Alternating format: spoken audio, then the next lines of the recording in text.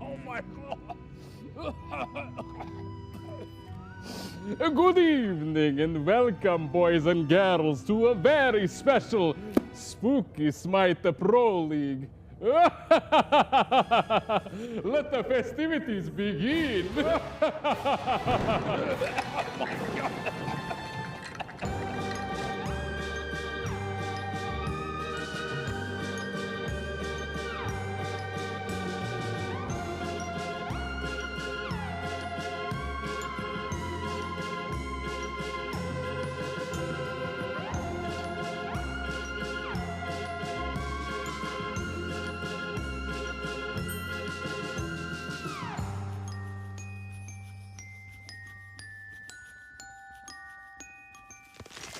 Welcome, foolish mortals, to the SMITE Pro League.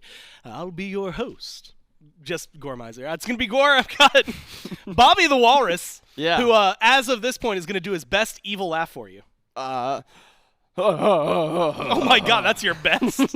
I don't know not how to even do an evil laugh. Like a yeah. Get it like low, kind of like guttural. We're going to workshop that one. But welcome to the SPL. As you can see, it's a special, what did Jordan call it? Spooky's broadcast version. Halloween's on Tuesday. And these things are actually, it's getting warmer now that I've sat here a little bit longer. The hood is definitely not helping. I like That's it. what I'm learning. You like it? Yeah, I like it. I like it too. No, keep that down. It's a good look for you, you know? Oh, you just want me to cover my face? Yeah, some might say that's an improvement. Would you say that, Gore? Well, no, I said some would, you know. All right, as long as you're not saying it. I'm not saying it, but some might. You know, that's what I'm getting at. But welcome in. It is the last day of week 6. A couple of big hitters today. I might legitimately have to take this hood off. It is so warm. Oh my god. Of course, we've got some really good sets of SMITE for you today. And I'm really excited for a lot of them that come through, whether they're going to be spooky sets or not. I wonder if any of the players are going to be in costume. The answer is no, they're not. I know that for sure. Except for Kyrmi, who told us he was in a costume as a winner today. And that is a direct quote, probably. So what you can look at and what you have to look forward to is, aforementioned, we just mentioned Kyrmi. He's going to be playing first. The Gladiators taking on the Hounds here in set 1. And then the Ravens and the Leviathans a little bit later, one that I'm sure a lot of people are looking forward to. There's a lot going on here, but really looking at this first one, you know, inbound, there's some standings things, you know, if we're talking about it, more so for Hounds, whether or not they get locked in or not. I think if they lose here, it's just dunzos for them, because at that point they can't catch up to the Dragons. So there's a little bit in that. Otherwise, I think they have to win this and hope the Dragons lose out. A lot of fancy stuff that's going on over there for like next week. But realistically right now, I'm looking at the other side who's got a 0 and 8. They want to turn that 0 into a 1, and that's maybe the most important thing to them. Yeah, I think at this point, this is a confident set for both teams. You don't want to be like the Glads being the winless team. You don't want to be the Hounds, the only one losing to the Glads. So this is a confident set where if you win this one, there is a little bit of confidence going into next week. There is a little bit of, you know, confidence going into that tournament at the play-in tournament. And then if you do, or if you are the Hounds, and you do win enough to pass up the Dragons, then there is confidence even more going into that top 6 tournament. But either way, this is a game that you want to win, obviously, for both sides. I like my Analyst Walrus. That's a good vibe, man. I needed a good name, like Analyst, like a specific name, like Tony the Analyst Walrus or something like that. Your name's just Bobby. That's true. I could just use Bobby. You're inbound when you're like suited and booted, but like right now you're Bobby the Analyst Walrus. Bobby the Walrus. Bobby the Walrus. Yeah. And you know what? He's been doing a fantastic job for us. Aww. Now, the big thing, though, again, when we're looking at this set, we were actually talking a lot about this earlier because, you know, there's like a lot of matchups in this that I think are important. But this one does feel like a lot of pressure maybe on the junglers. You know, Kyrmi, Oathhh, both of which have been able to carry their teams, both of which have had struggles sometimes. And it's, you know, sometimes maybe it's, okay, if Oathhh has a great set and Kyrmi doesn't, then that might determine it for the Hounds. If vice versa, if Kyrmi does great and Oathhh doesn't, it might determine it for the Gladiators. There's definitely other factors, but it does feel like those two are like the heart and soul of their teams. Yeah, I think a lot of the consistency issues kind of start with the junglers, because when they look good and they're hot, they're able to make their presence known around the map and they really do, kind of have this imposing will that they actually put onto the enemy team when they get ahead. And when they are able to do that, the problem is those off games where they're not able to rotate around the map and they're playing a lot more defensive and playing just to kind of get their own buffs. It's when they look beatable and they don't look as powerful. So you got to see these junglers making that impact and making it early. Well, if I heard it correctly, we've got Kyrmi, who's going to be standing by with Frog the Penguin, also featuring Stuart, ready for an interview. That's right, we do have I'm Frog, and I'm a Penguin, and I've got Kyrmi and Stuart here with me matching up today. First question, guys, and this is really the important one, really where it matters. What are you dressing up for as Halloween? I'm a winner today. You're dressing as a winner. You're dressing as a winner. Does that come with a different jersey or anything? Nope, just a different change of pace from who I'm playing. Love it. Love to see it. How about you, Stuart? What are you dressing as? Just myself, I don't know, I don't really do Halloween. Not a Halloween guy. Well, I gotta ask. Worlds is coming up. We're right around the corner. We're close to the end of the Road to Worlds season. What are you guys working on going towards Worlds, and how do you guys want to sort of bring this out renewed energy for the end of the season? Just mostly working on what you want to play going into Worlds, probably. So stuff like that, just nailing stuff down pretty much. Kyrmi, same kind of vibe. I think a little different for us. I think one of our struggles as a team has been being on the same page. So I think that's our main goal, is aligning our ideas so that we play a lot more cohesive. Aligning the ideas. Well, I got one last question. Guys, obviously it's a big matchup of the day. You're both looking to add another win to that column. How are you feeling against the matchup, and any final words for your opponent? I'm feeling good, but good luck to you. It's just another game, it's just another ranked game. It is what it is. Good luck as well, though. Just another ranked game from Stu. That'll do it. Thank you so much. Good luck in your set, and we'll throw it back to the desk. Getting a good energy, though, from both squads going into this. And whether it is just another ranked game or if it's, I was going to say good luck to them both, but I guess it is good luck to them both. It's one that I'm, again, just really excited to see these two teams tackle. And Inbound, it feels like there's so much, I think it's really easy to zoom in pretty heavily on the junglers in this matchup. I think solo lane is going to be pretty important, right? Ducky, Cxnnahh as well, because Cxnnahh has definitely had some lanes where things have been struggling. And so that matchup feels like it matters. It just feels like every way you slice it, there's something to look at. Even Jangaru, who I think has looked fantastic despite the losses for the Gladiators, going up against BennyQ, who sometimes is able to come out there and, again, be a pretty hard carry for the team, and sometimes goes out there and you're asking Benny who, because he just didn't have that impact on the game. Yeah, and I think you can kind of do this with every matchup in this, because you also have Snoopy switching to ADC, playing against his old ADC in Stu. You have Jake versus Neil, both still kind of get accustomed to their squad. As you said, the mid laners. So there is just something interesting at every point in this map, and it's going to be kind of interesting to see how things unfold. Those small, minute details. Are they going to play through pressure through duo, mages in solo? Are we going to see a mage in solo today from either Ducky or Cxnnahh? We've seen a little bit of Ryzen and then maybe some Hades, but not a ton of those more unique Scyllas, MLFs. We haven't seen a ton of them from these two, so it's going to be interesting to see kind of where the team comps decide to go. Prio on Athena. Is Chernobyl going to be led through? There's a lot of interesting questions to see how these teams are still trying to find their identity, how they're going to be, tackling the draft. I'm now that you've mentioned it, I do wonder if Snoop is approaching this with a pure intent to solo Stu at some point, just to kind of prove a point, right? Yeah, you're gonna leave us, you're gonna leave me, and set him straight. More or less. Teach him a lesson about leaving his team. Is there any, well, I was going to say, is there any bad blood? Which I guess you wouldn't be exactly inclined to know. But it feels like you've been on teams where a player has left before. Yeah, I mean, do you come into it, obviously you're not I hate that dude now. But, is there a little bit when you get into the game where you're like, okay, but I kind of want to, destroy him? Yeah, I mean, there's going to be something there. You remember when Lairs left us and it was, a little bit of more bad blood there, and I was spam laughing Lairs when we killed him? I wouldn't be too surprised if we saw that. It would be, a little surprising because I don't think there's that much there between these teams. But there's always going to be that small little bit of, I want to beat this guy. Whether it is teach him a lesson or I just want to win this.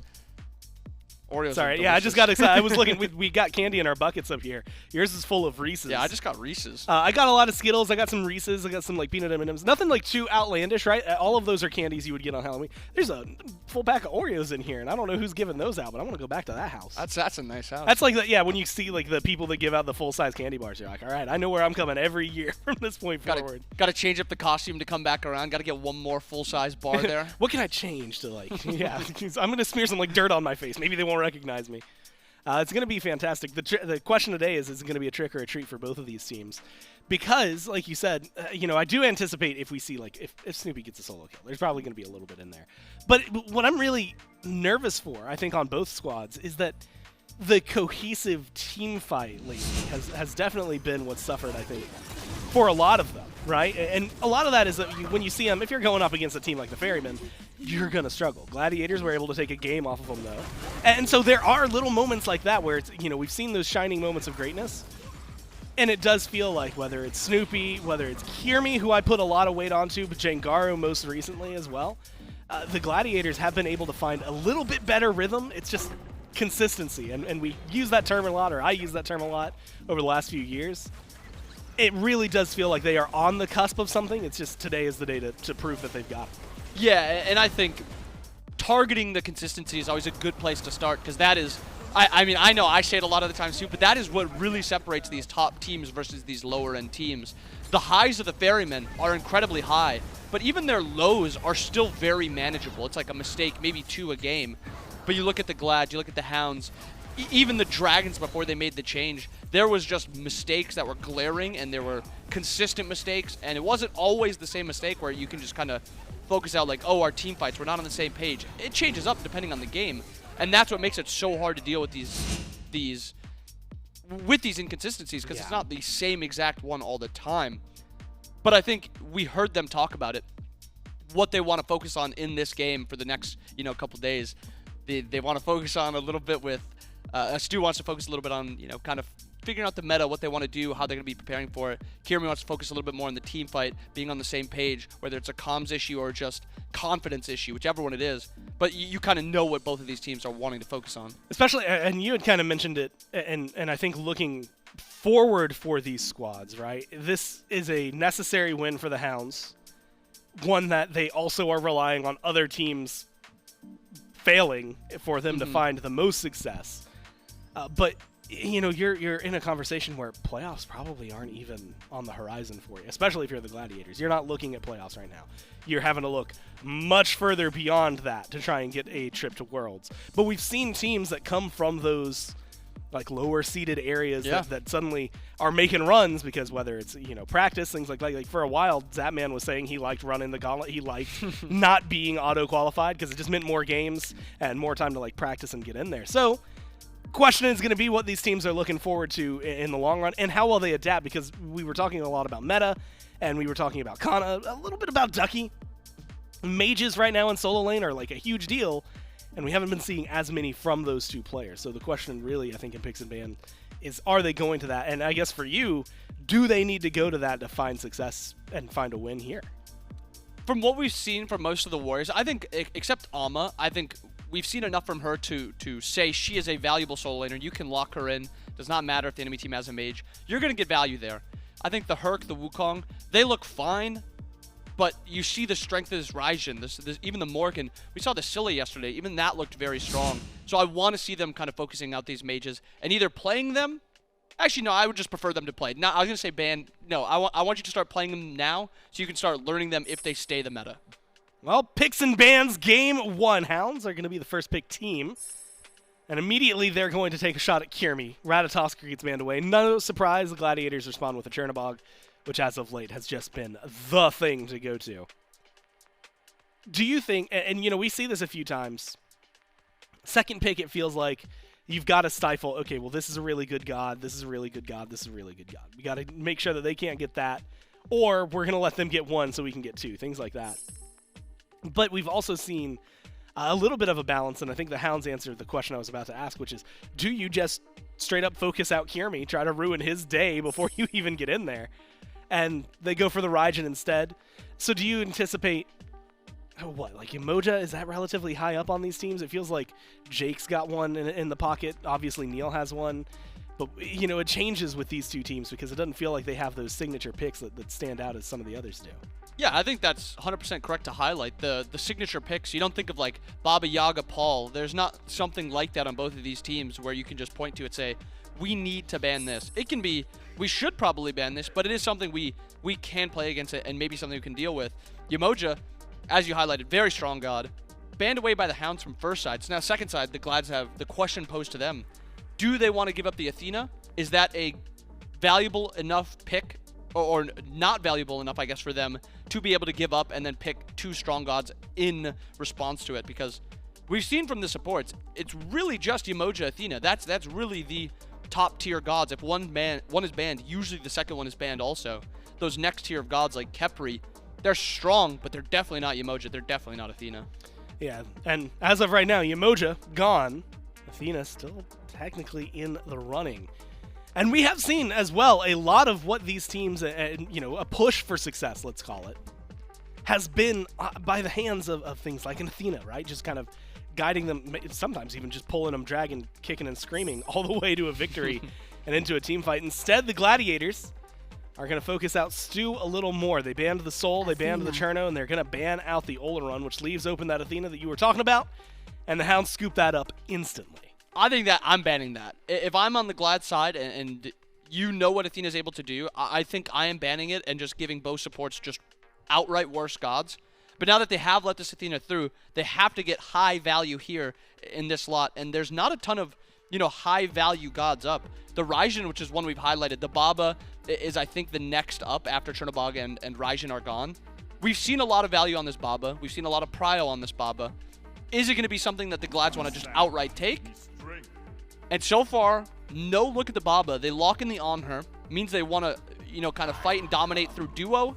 And then they lock in the Oathhh, which we have not seen from Cxnnahh, and we have not seen from Jangaru yet. So a little bit of flex potential from where they're going to put this Oathhh. Something that, honestly, it was on the rise.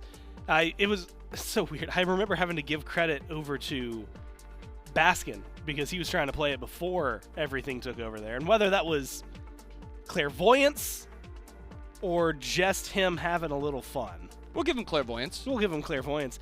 We'll give the good news, looking at it real fast, right? You know, it's always fun to see win rates for gods, 80% for Oathhh, right? 8 wins, 2 losses so far in the Roads to Worlds.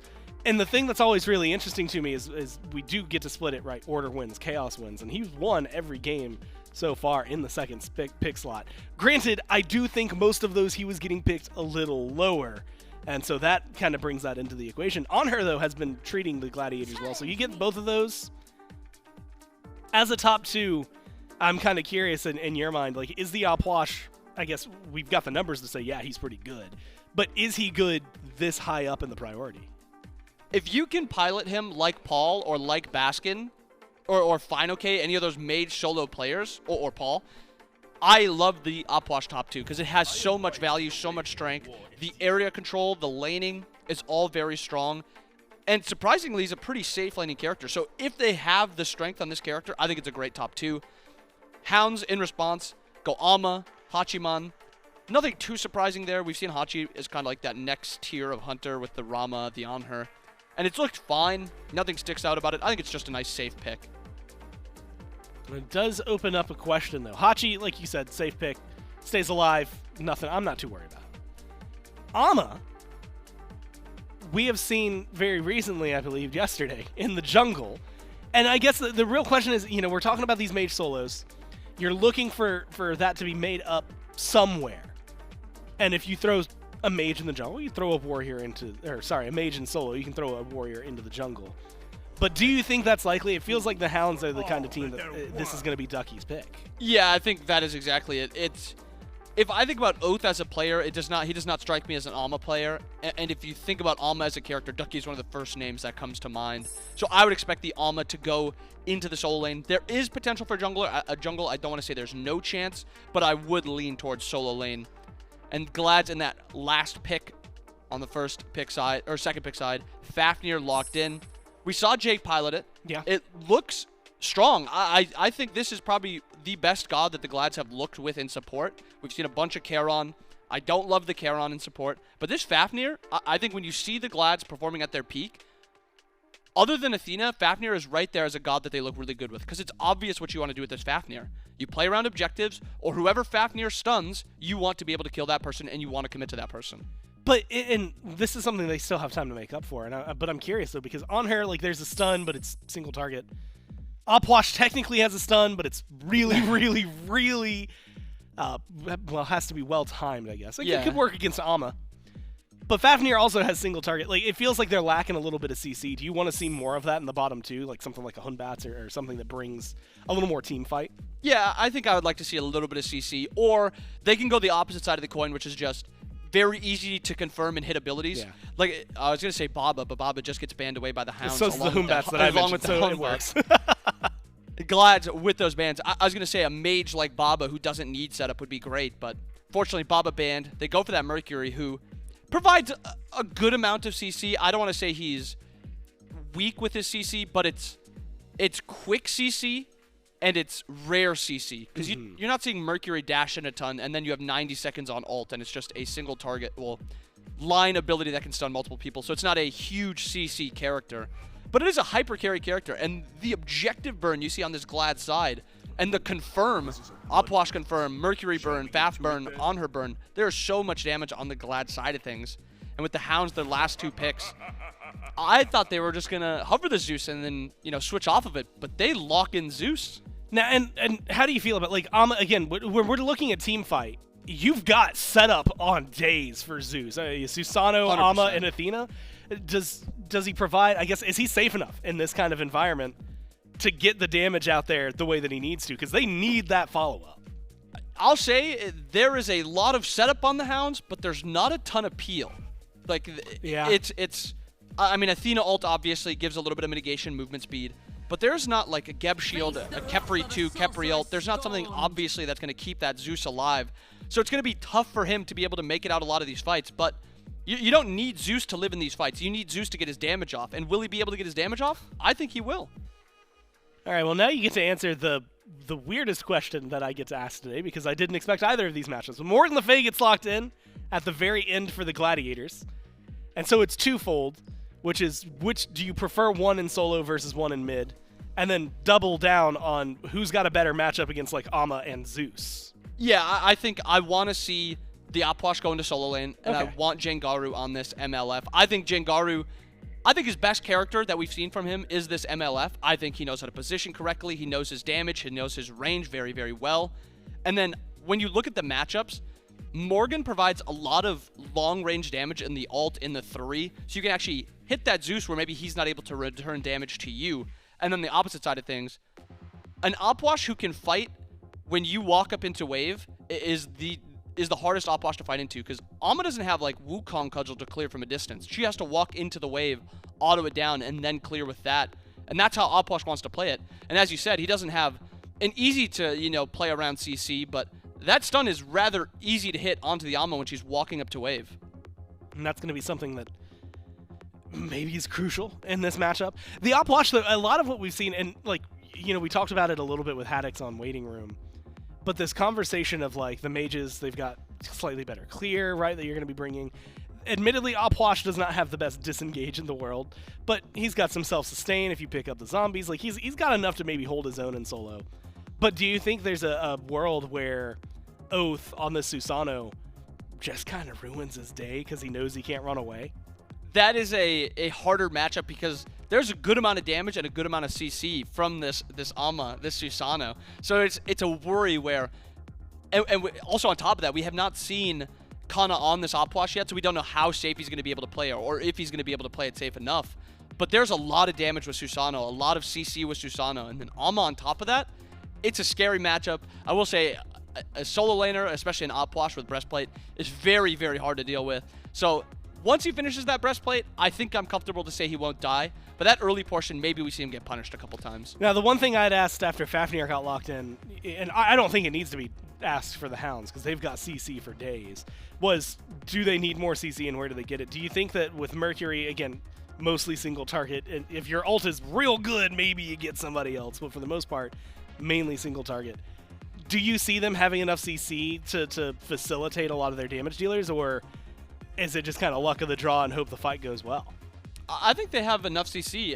They should have enough follow-up. They have good chase on those abilities, and then Anhur 1 is a really good CC on top of just being only a slow, but I think they've got enough. Well, we'll have to see how the Gladiators do here as they take on the Hounds. It's going to be game 1. We're going over to Frog the Penguin and Myth the Lemur.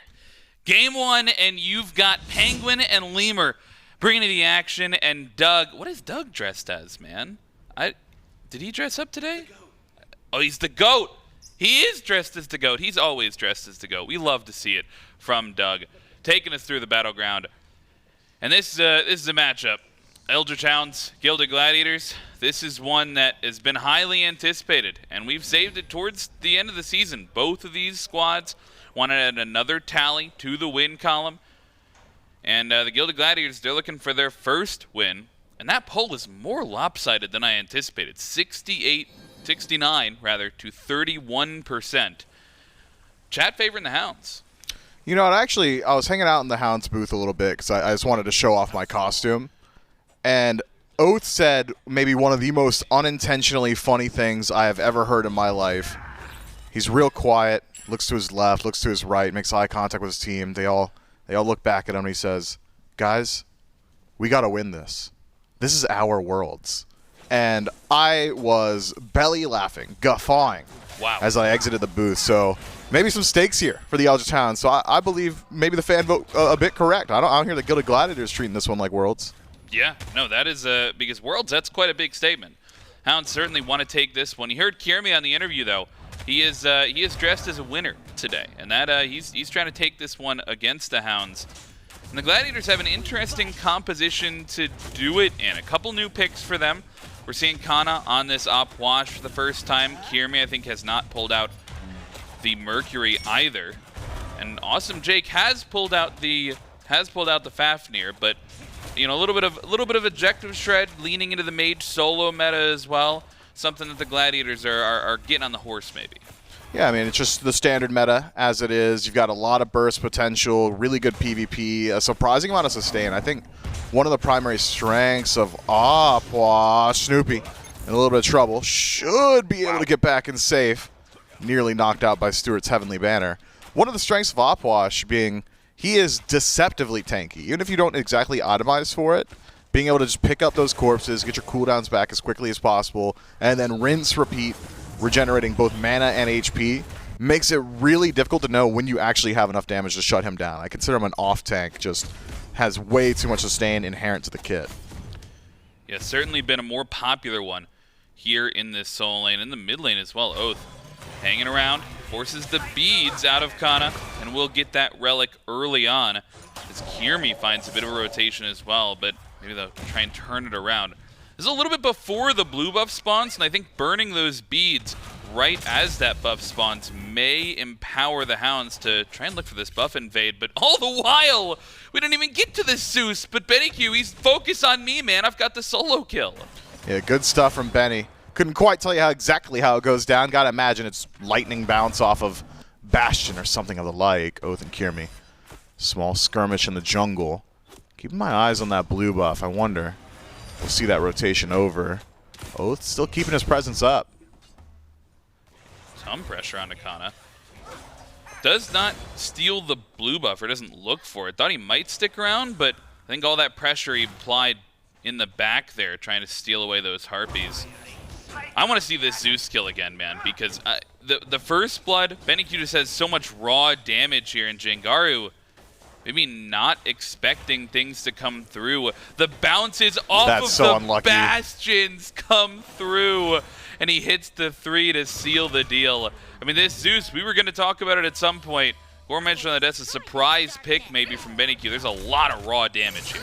There is. That is the only place Jangaru could have been standing in his tower to cost him his life. If he's hovering left side or right side, should be able to survive that one a little bit more easily, but bounces between each of those bastions makes it real simple for Benny to walk up, make it look easy too. That is tough stuff. You do not want a Zeus with a lead, and that's exactly what the Eldritch Hounds have got here. Gilded Gladiators have decent answers to Zeus.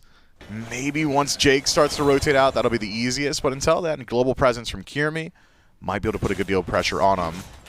That said, if you get hit by the Sonic Boom, instant beads on Zeus, and then drop Lightning Storm on your feet, all of a sudden Kyrmi is just going to use that dash to get away. So might take 2 rotations before you hit pay dirt. Yeah, this sort of forces me to ask the question about these big ultimates that can get dropped. Normally you think of Oathhh, he gets picked up, and I'll hold that thought actually. Kyrmi is waiting for the Sonic Boom and does hit it, but will get the beads forced as NeilMah gets collapsed on, and Kyrmi grabs the kill onto the support. Clean stuff. CC lockdown was good. Snoop ready with the ultimate, and there's a ton of damage in the Gilded Gladiators duo lane to play with. All the while, though, Oathhh has taken note.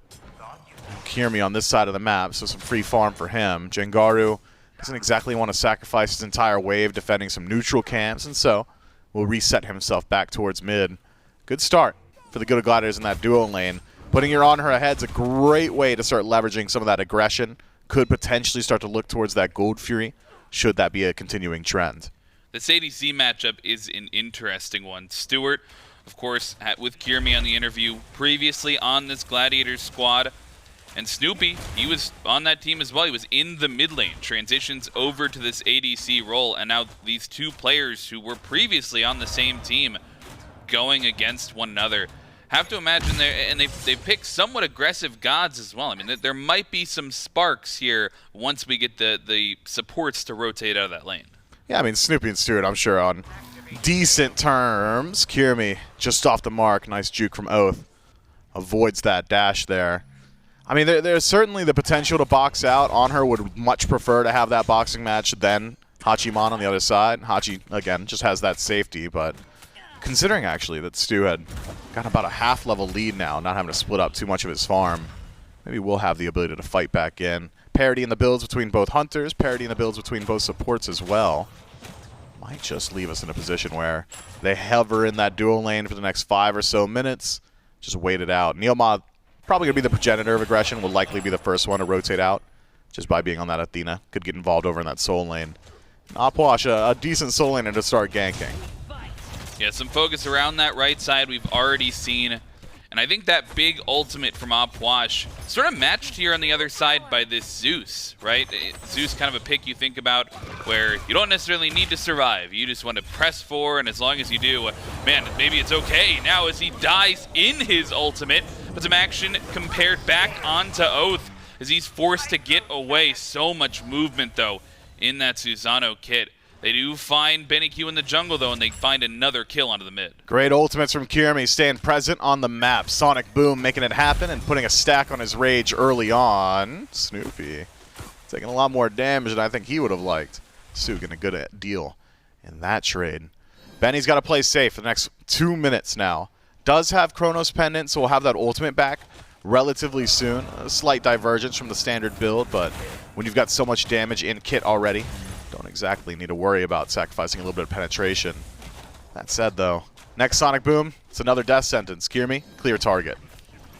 Some fighting here, at least positioning on the left-hand side as NeilMah dashes through, gets the beads out of Snoopy.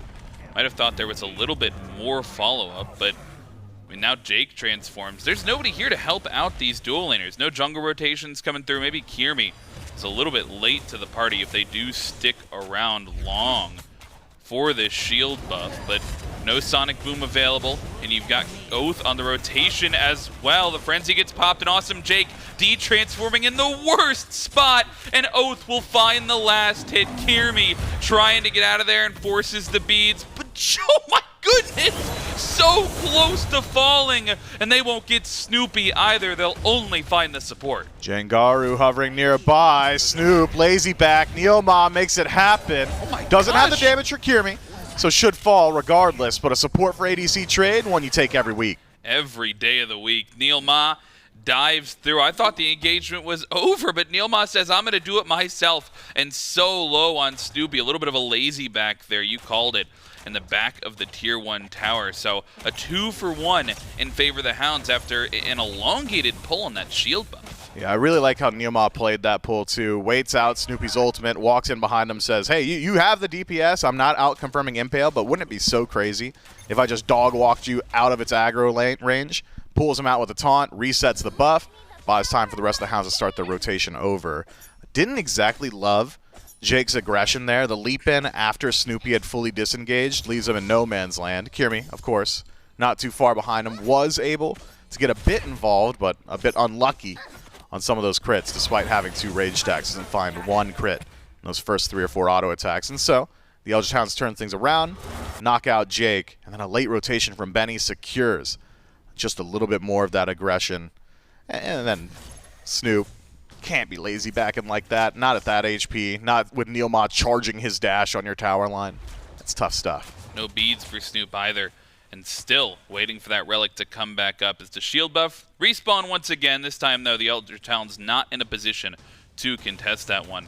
And Kyrmi, 2 rage stacks already from rushing this item. We've seen more of this ever since the recipes came out. Feel comfortable to go that rage in the first slot. But when I'm thinking back to Adapting's build, he typically full-on commits to the crit. Deathbringer in this first slot. Kyrmi's going a little bit different. Yeah, this is more in line with what Scream was building. Just a little bit of crit, maybe some penetration in second slot.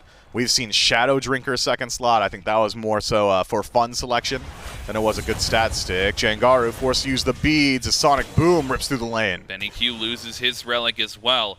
And Kyrmi's making so much space just with the usage of these ultimates. Typically don't think of Mercury as an early game pick, but just waiting for that scaling to come online in some cases. But Kyrmi really making use of this semi-global, and we call it a semi-global. You can use it as short or as long as you want right down a lane. Kyrmi, I think, in particular, the Hounds sort of have to force and start thinking about like Mercury-specific wards, because he can really come from a lot of different places on the map.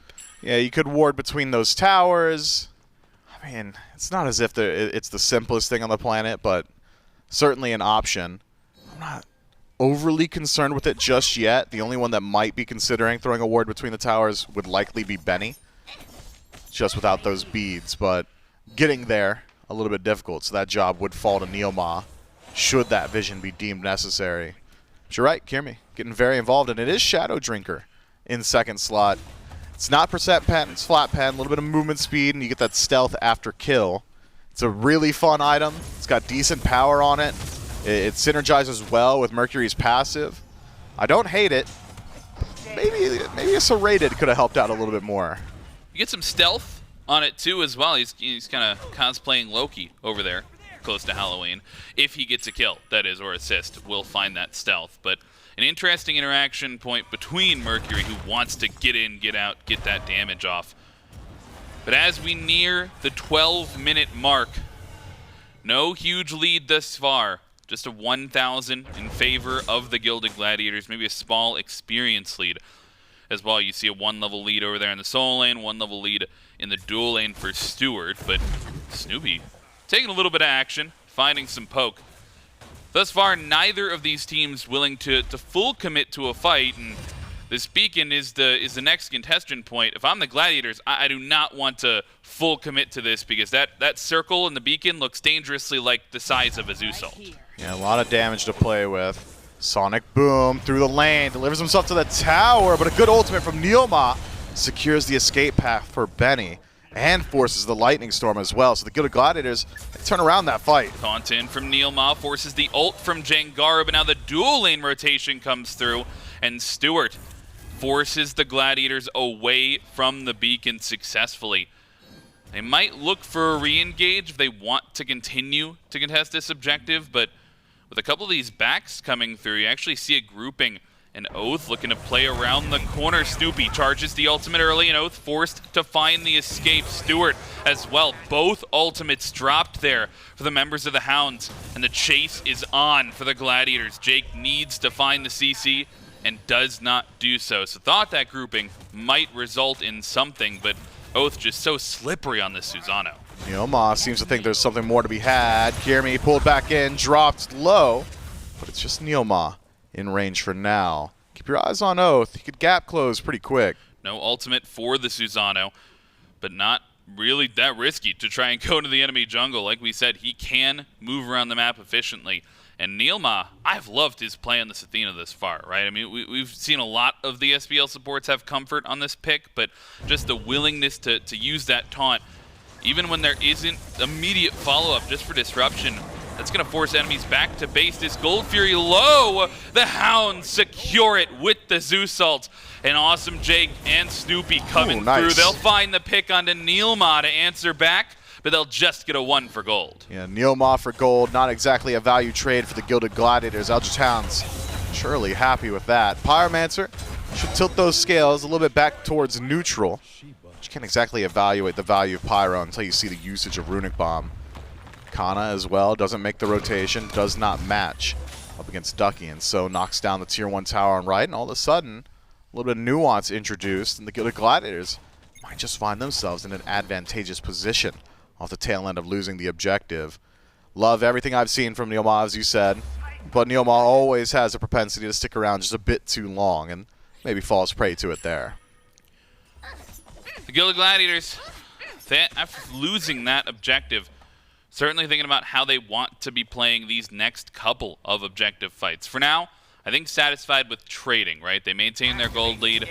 They could make use of this Runic Bomb. We'll have to see where it comes through a little bit later on in the game to determine how much value is really gained by that objective trade. But, I mean, I felt like after an elongated engagement there, wait just a second, Kyrmi in on the Sonic Boom, and BennyQ forced out a fantastic taunt from NeilMah, stops the pressure in its tracks. You still get the beads off those Zeus, though, so the Gilded Gladiators essentially accomplished their goal. Every time I see Sonic Boom on Benny and beads are up, the entire goal is get rid of the beads.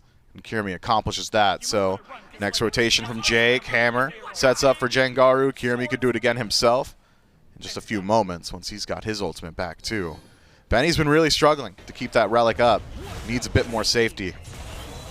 Awesome Jake poked down a little bit, but a fight on the right-hand side as well. Cxnnahh and Kyrmi finding Ducky in the enemy jungle. Feeling confident on this Amaterasu, gets the ultimate as well, and Neil joining in will look for Kyrmi. The beads well-timed from Kyrmi, but Oathhh with the blink in will secure the kill onto the enemy jungle, and now the rotation looking to come through. The Eldritch Hounds, you've got the mid laner as well. Cxnnahh doesn't even need the help from the mid laner. He'll find Oathhh on his own, and with the help of Jake, they'll continue to push forward. NeilMah might be the target, just needs that dash to come up, but the CC not there in time. Couple trades go through, it's just the junglers that fall. Jangaru early pops that Aegis there, worried about that detonate.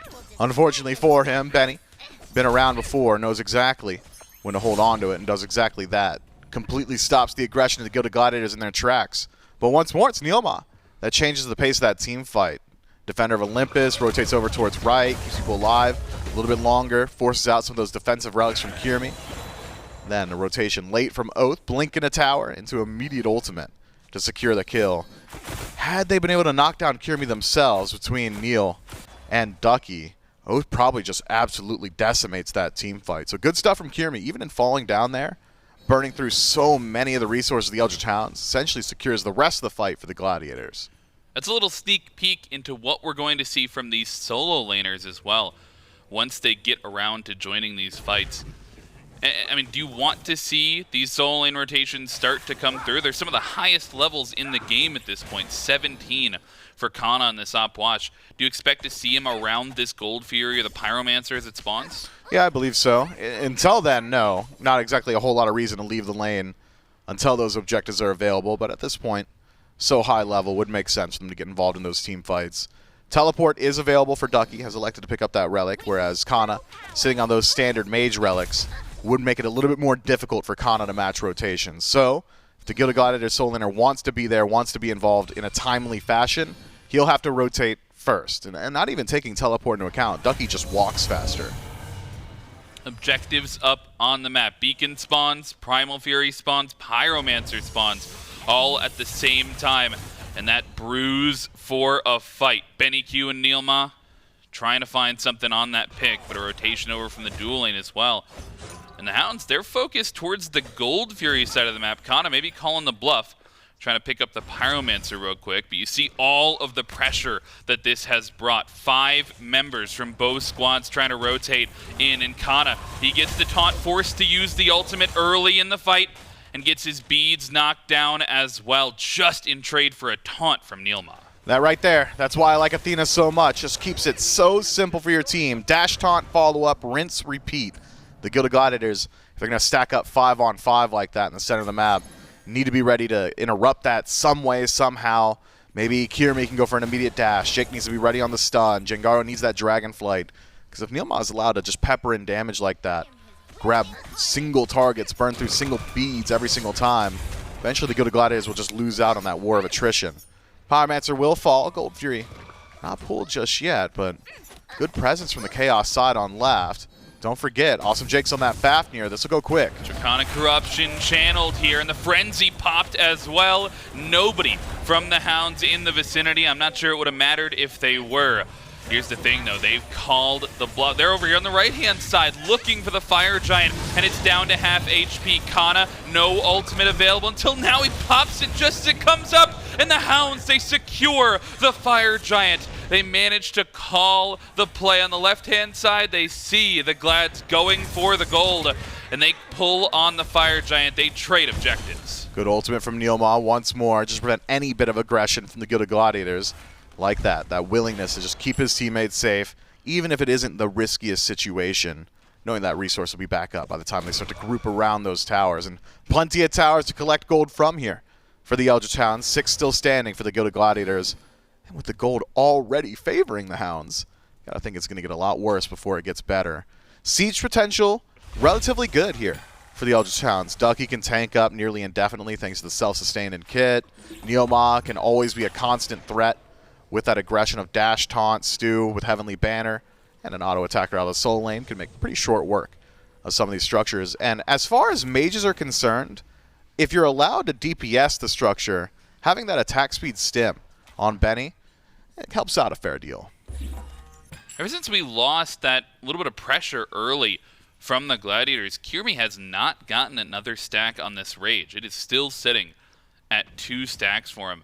And I'm wondering if that's because they don't have a true frontliner, I suppose, right? They go for this mage solo. If Kyrmi's looking to get involved in these teamfights, especially on these defenses, I mean, how does he find his way into the teamfight? What's the right way to use this Merc ult on a defense?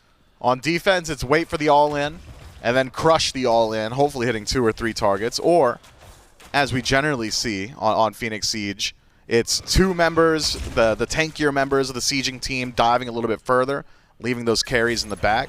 If you can get into those carries with ultimate, it's a good way to start things. Taunt on Kana burns the beads, and Jake into the dragon form. Ultimates get dropped from the frontliners, and Kyrmi's there on the Sonic Boom as well, but grabs nobody. Another re-engage for the Hounds. Chucky in with the ultimate from NeilMah, and Stuart and NeilMah combine to take down the Eldritch Hounds. A beautiful re-engagement there after the Glads had used a ton. They find the tier 2 and they're still pushing. NeilMah's healthy, so he'll be tanking up the Phoenix here. Gilded Gladiators haven't got a whole lot on defense. Just have to let this one go. Great stuff from the Eldritch Hounds once more. Self-peel from Benny. Drops that ultimate really well. Just separates the entirety of the fight. Gilded Gladiators forced to retreat. We even saw Kyrmi have to dash back towards his tower through Lightning Storm. Takes a bit of that damage. And that's when the front line of the Eldritch Hounds starts to get involved. Ducky turns the corner. Goes immediately in that dazzling offensive. Takes a lot of damage, though. Good response from Awesome Jake on dash. Just hits that stun. Says, look, Ducky's going to go for it either way, but I've at least prevented it for now. Even drops Ducky to about 50% with the help of his carries. But all the while, 50% health doesn't exactly matter if NeilMah is hitting you with Defender of Olympus, and that's exactly what happens. Ducky and Neil dive into the back line, and the Gilded Gladiators crumble. And despite the best efforts of Jangaru, too, he put out a lot of damage there. That Fire Giant is the best that you could have hoped for, I'd like to think, for the Hounds. That is exactly how you draw it up. A 17-minute, 18-minute Fire Giant, and you manage to take down tier 2 on the left, tier 1 on the left, and you get the most valuable Phoenix there. You still leave some towers up. Tier 2's up in the mid and the right lane, tier 1 as well. But I mean, you still have some time on this Fire Giant. 30 seconds, that's one more wave. Maybe a soft defense here, but there's the Runic Bomb off of that recent Pyromancer. And now they've gotten 2 tier 2 towers, a ton of global gold and a Phoenix. They have catapulted their lead out to about 6-7K. They might even grab this Gold Fury as well. I mean, they're set up well for the next Fire Giant fight. Now I got to get the vision on map. Head back to base, spend your gold. Golden Pocket does not equate to a lead. Need to get those wards, get those items, and I'm sure the Eldritch Hounds, with plenty of time, will be doing exactly that. Gilded Gladiators need to make a difficult decision now on whether or not they want to defend in neutral territory around that Fire Giant. And it's difficult to say.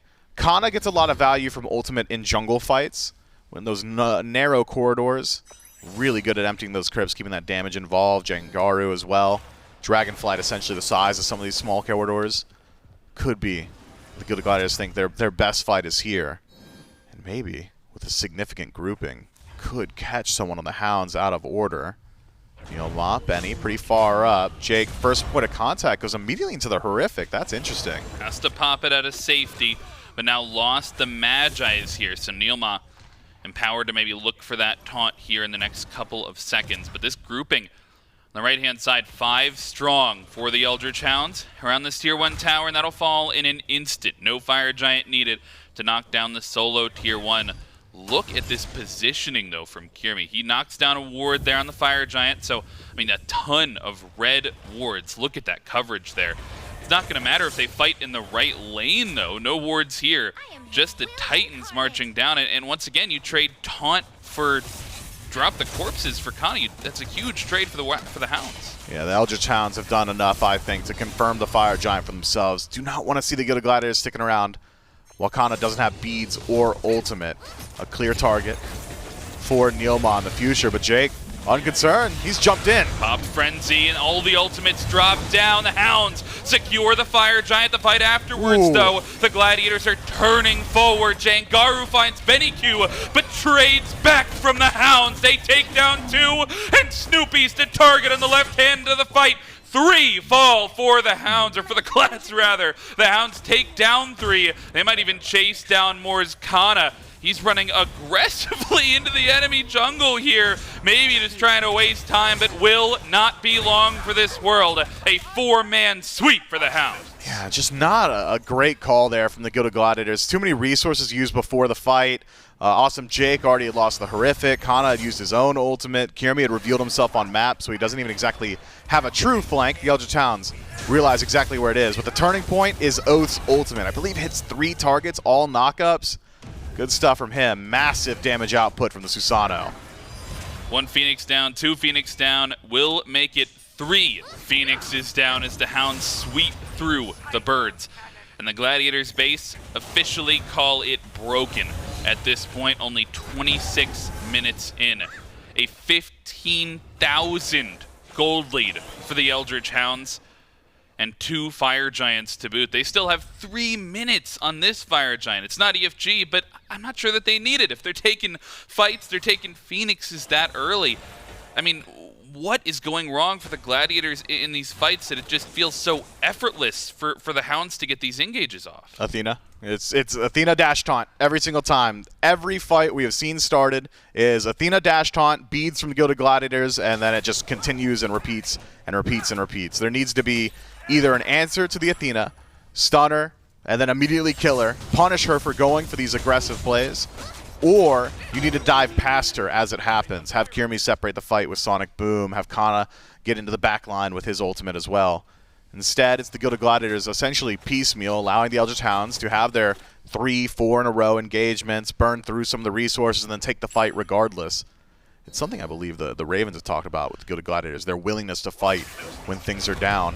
Costs them a lot. Dash in, will get the beads off of Cxnnah, and the same pattern again. This time, though, Kyrmi is separated from the fight, and Oathhh finds the pick onto the enemy jungle. They're not able to find enough damage onto BennyQ to trade it back, and so it's all 5 still strong for the Hounds, and 1:30 left on this Fire Giant. Benny's real low, but Ducky should be able to lead the charge. All Zeus needs to do is get into the Titan room, hit the Titan with Chain Lightning, and the team fight will follow.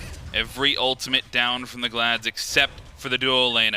And the ultimate away from Zeus as well. But oh, see ya! Onto Snoopy, see ya! Onto the rest of the squad as it's 4 down. Cxnnah, the only one left alive. He's got an Aegis in his own fountain, but Aegis won't protect the Titan. The Eldritch Hounds, a dominant Game 1 performance. They'll take the lead. Things happen quickly here. The Gilded Gladiators start off well.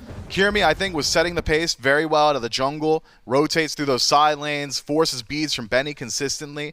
But once that aggression starts to taper off, once the support started to rotate out, just saw so much more value from NeilMah. Dash taunt is really good. Having global peel is really good. Teams have struggled to find an answer against Athena, and they continue to do so today. The front line from the Eldritch Hounds, that is, I mean, some insane synergy as well just on those gods. You pair the Athena ultimate with the Amaterasu dashing in so consistently, finding that engage. And I just felt Cxnnahh looked uncomfortable. I mean, maybe into the Athena specifically, but I don't know. They try this Oathhh, doesn't work out for the Gladiators. 1-0 lead for the Hounds. We'll be back for game number 2.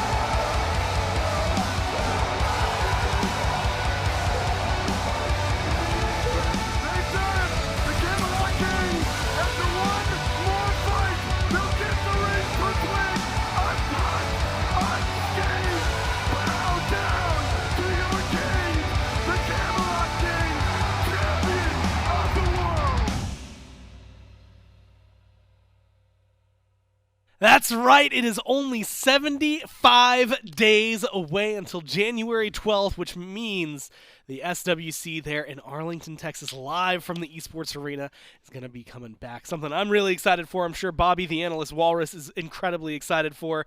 It's going to be fantastic. It's a place, again, you can see your favorite players, some of the best games of the season, all of that leading to the championship. I'm really excited to make sure that you have it on your schedule, on your calendar, especially if you're going to be there in person. You probably want to be planning that out already. But if not, block off that weekend, take that Friday off of work, catch every moment that you can of the action. And of course, all the cool announcements and everything else that goes along with it.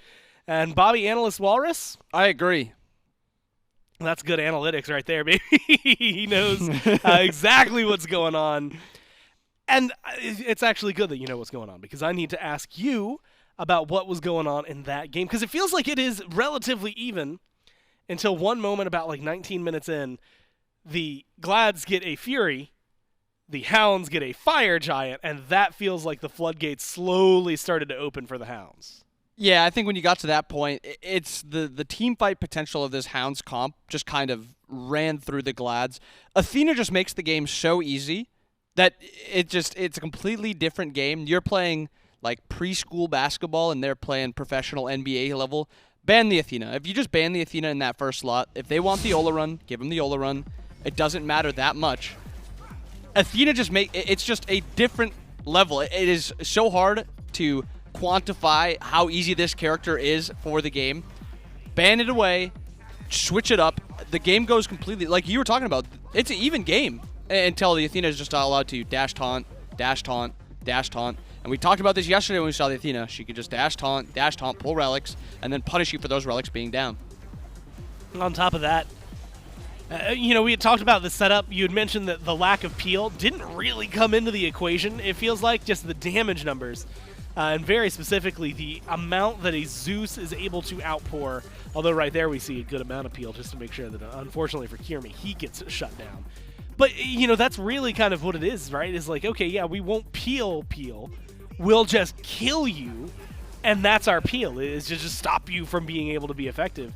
And BennyQ on the Zeus, he plays it the way that you want to see a Zeus played, right? Like, in the back, lots of damage, does not care about anything else. Yeah, there was so much damage coming through. If he had the setup, somebody was going to be dying if there was no relics. So I like how Benny was positioning in a lot of these fights. He made it very hard for him to get punished.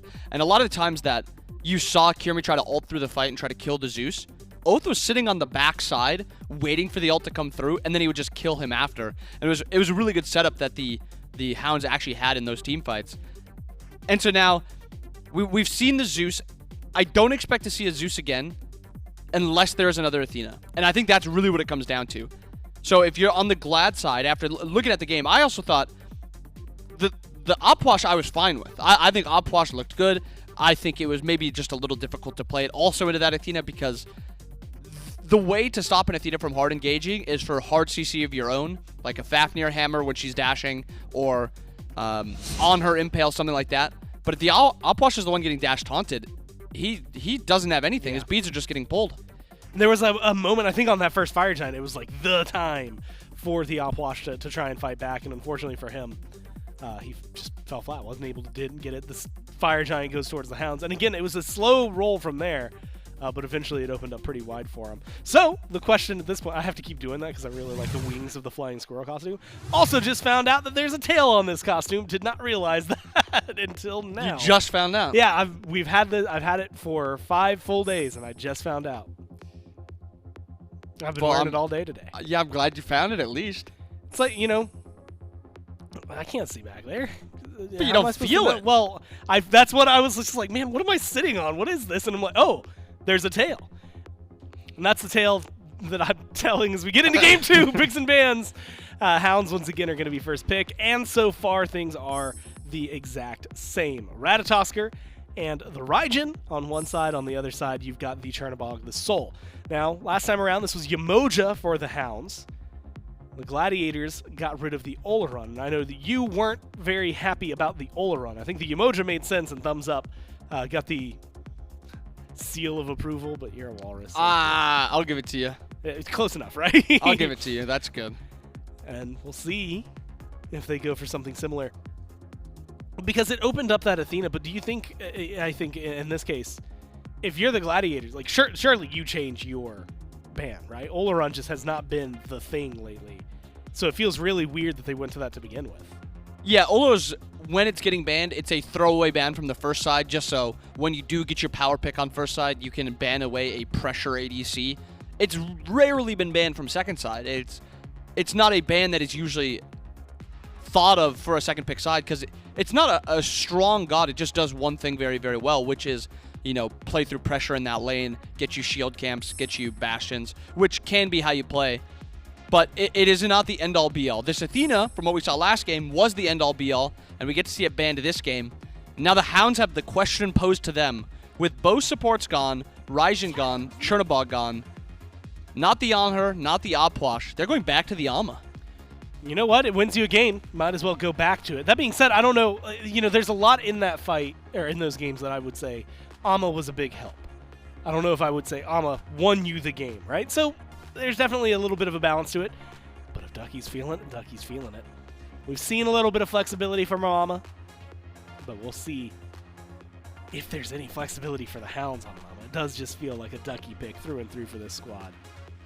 Does also leave open the conversation. We've been talking a lot about it. You know, support-wise, I'll ask you this question. After Yemoja and Athena, who's the next best thing? I think Kepri sticks out a little bit. The survivability he provides to his backline and just the value of his the value of his shield is very nice. I think the Sobek is another pick that kind of sits on that cusp. I think teams are really starting to play well around the Sobek, kind of like they did with the Athena.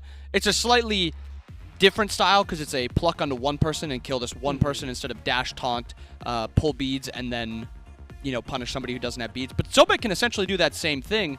So now the Glads with this Oathhh locking in the Sobek, their comp is now simplified. Play for relics. When that relic is down, Sobek pluck, and then kill the person Sobek pluck. It does get a little complicated though, right? Because like Sobek, not only like you said, can only grab the one guy, but now he's over there. And Also if you miss, like sometimes that's where we've seen it really fall apart, is the dangers of a full commit from a Sobek. And Fafnir locked in by the Hounds. A really good pick into Sobek. When you are pressured by a god like Sobek, you want to have some semblance of survivability outside of just like a dash that can be body blocked. That's why Sobek into Kepri is a really easy matchup for the Sobek. You pluck the Kepri, you body block him, he can't get out. Fafnir has a free jump away. You can't block that. You have to CC lock him down and kill him, or he's just going to be able to jump away with those built-in protections he gets from his passive, also just itemizing to be super tanky, and then having invulnerability in the ult. A lot of survivability provided there. So a good pick by the Hounds here, pairing with the Olorun. And this Hounds comp, we talked about kind of the burn of both games last game. This is both of those comps kind of put together with the Ama and Fafnir. Ama, Fafnir, Olorun, yeah, you throw down your ult, Fafnir throws out a Team Coerce, and then Ama just exists in the game and attacks the objective. Yeah, that thing's gone. No matter what it is, Fury, Pyro, Fire, Primal, etc., all of them going to go down under the ire of the Hounds. Now, here's one that we haven't seen in a hot minute. It feels like Daji comes through. You can see 8 games so far this phase, but really sporadically. It feels like, I mean, even just a year ago, 2 years ago, it was pick this, win game. Kyrmi's got a mean Daji, but it finds a lot of success when the other team can't find CC immunity often. Do you feel like it fits in well here? In 100%, it's picked when the enemy team cannot find CC immunity often, and this Olorun only has that beads. There's going to be no Geb pick, no Kepri pick to kind of give him survivability, unless we see another Geb jungle or something like that, but I wouldn't be too expecting of that. This Daji has very good value into the Olorun, so I like this pick here. And when it does win, a lot of the times it's just because it can just bully out one of the enemy gods so hard, and you expect it to be that Olorun. But looking at the bands now, Gladiators with Lancelot Thor band, and the Hounds with Rama Baba. We saw a lot of Baba yesterday, and there is very little prio towards this Baba today. And I think it would be such a good pick for both of these teams. So a little weird to see them kind of passing it all the way down to those second bans. Something that, yeah, like you said, I mean, it'd be such an easy, we've seen it first picked in a lot of these games as well. So having it fall so far down the wayside, a little surprising. Anhur gets locked in. We've already seen and talked about the praises of Anhur last game. most of those still just exist. In fact, you look at it, outside of like Anhur Ymir, Anhur Sobek is probably one of the just oldest duo lanes in SMITE. The downside is, again, is maybe like some of the setup that Sobek is, again, relenting to himself, right? Sometimes it is very dangerous for him to go in. Do you see the pressure of an Anhur Sobek, maybe kill-wise, dealing with the pressure that Olorun Fafnir will have, like, clear-wise? Yeah, I mean, I think it is reliant on how many plucks this Sobek is going to be able to hit. If he's not able to hit those plucks, he's dashing into a Fafnir stun and then to Olo ult, which a lot of damage then going to be followed up by the Olorun. So, risky lane, kind of like you said, if Sobek hits the pluck, he'll be a threat. If he doesn't, he's going to be threatened. And the Hounds with their last 2 picks, Camazotz, Tiamat. Not a normal kind of backline. I think a lot of times when you think of backlines, it's very rarely double magical, and I just want to highlight that this game. It's going to be Olo ADC, Tiamat mid. So that physical damage is going to be somewhat hard to come by with a little bit of sporadic poke by Kama and then some all in every once in a while. So a little worry on the Hound side, but not too much with how much shred this comp has. And we've seen a Camazotz, if he hits the ground running, he hits the ground running. Yes. Man. He could go a full marathon. Ama as well is something that I think the Hounds have played around. It feels like the team fight is really there for him. Tiamat, though, has been throwing me for a loop because it really does feel like we've got Baba Yaga, honestly, Chernobog in mid. Like there's a couple gods like in mid right now that are just strong. And then it becomes kind of a, well, I mean, like, what are you feeling? Like, you want to play Scylla? Cool, you could probably play Scylla. You want to play X, Y, or Z? Yeah, you could pick it up.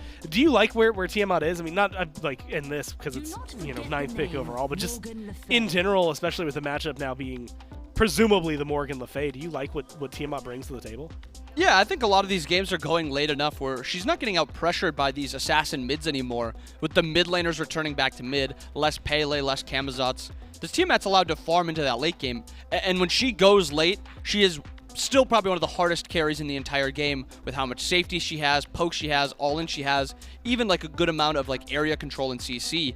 But it's can she get there? And if you look at the comps, both of these teams kind of want to go late other than the duo lane of the Glads. But if this Tiamat can go late, it's going to be very hard to deal with her. Now, last time, we got to talk about like, oh, hey, Susano, maybe he can bully the Oathhh a little bit. Camazotz versus Daji, it feels like Camazotz, like both of them we've seen get incredibly hands-on. We've also seen both of them really kind of AFK farm until late.